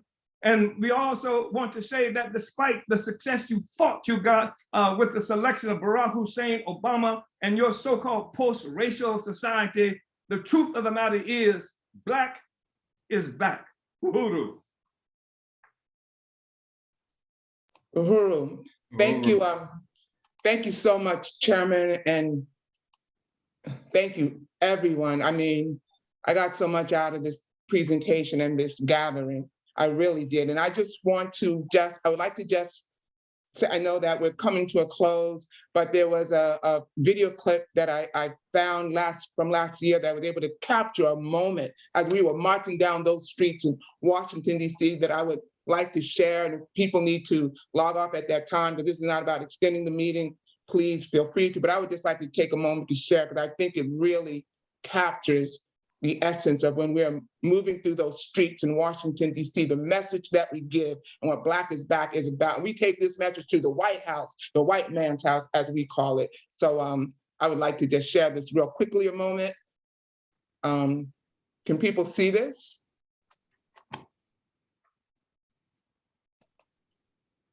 Yes. Police are in this country that was killing the Black people that he can say Black Lives Matter about. We say Black power matters. We are tired of a situation where a group of people in our communities After the US government assassinated and murders our leaders, like Malcolm X, like Martin Luther King, like members of the Black Panther Party, like a co-founder of the African People's Socialist Party, they murder our people who were fighting against colonial domination. Colonialism is a domination by a foreign and alien power, and that's what black people suffer from. But they got African people tricked, so that you, instead of fighting to free yourself from foreign and alien power, they got you involved in a struggle against racism to try to make the white people like you. Well, we understand that you know how to make white people like us. You learn that power is a magnificent aphrodisiac. If you want somebody to like you, you get the power. They'll learn to like you.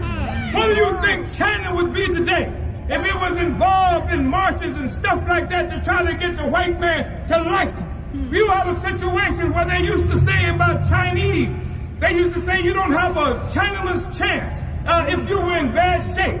They don't say that anymore because, as Malcolm X said, the Chinese got more chances than most of us. And they didn't get it by getting an enemy to like them. They got it by fighting and organizing for power. Power to the people.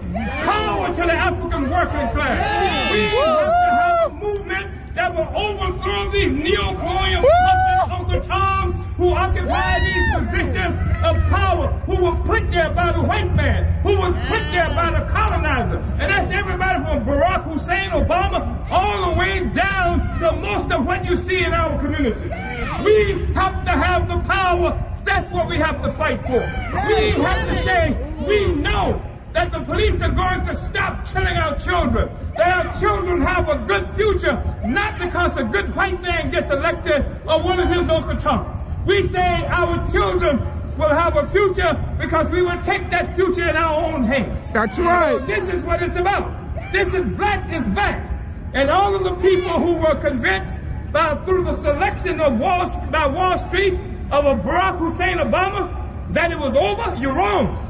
Everybody who thought that you were successful when you killed Fred Hampton, when you killed Malcolm X, when you killed Martin Luther King, you're wrong. Black is back. Black is back. Uhuru! Uhuru!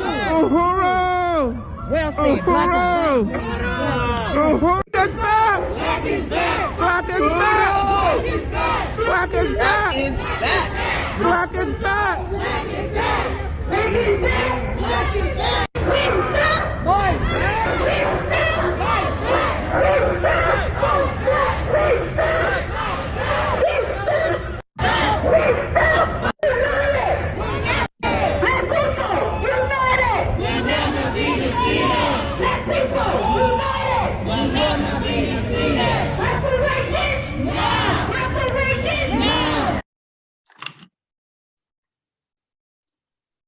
Just want to close us out with that. Wow. Uhuru! Uhuru! Uhuru! Black is back! Black is back. Go out and fight. I'm ready for the revolution right now.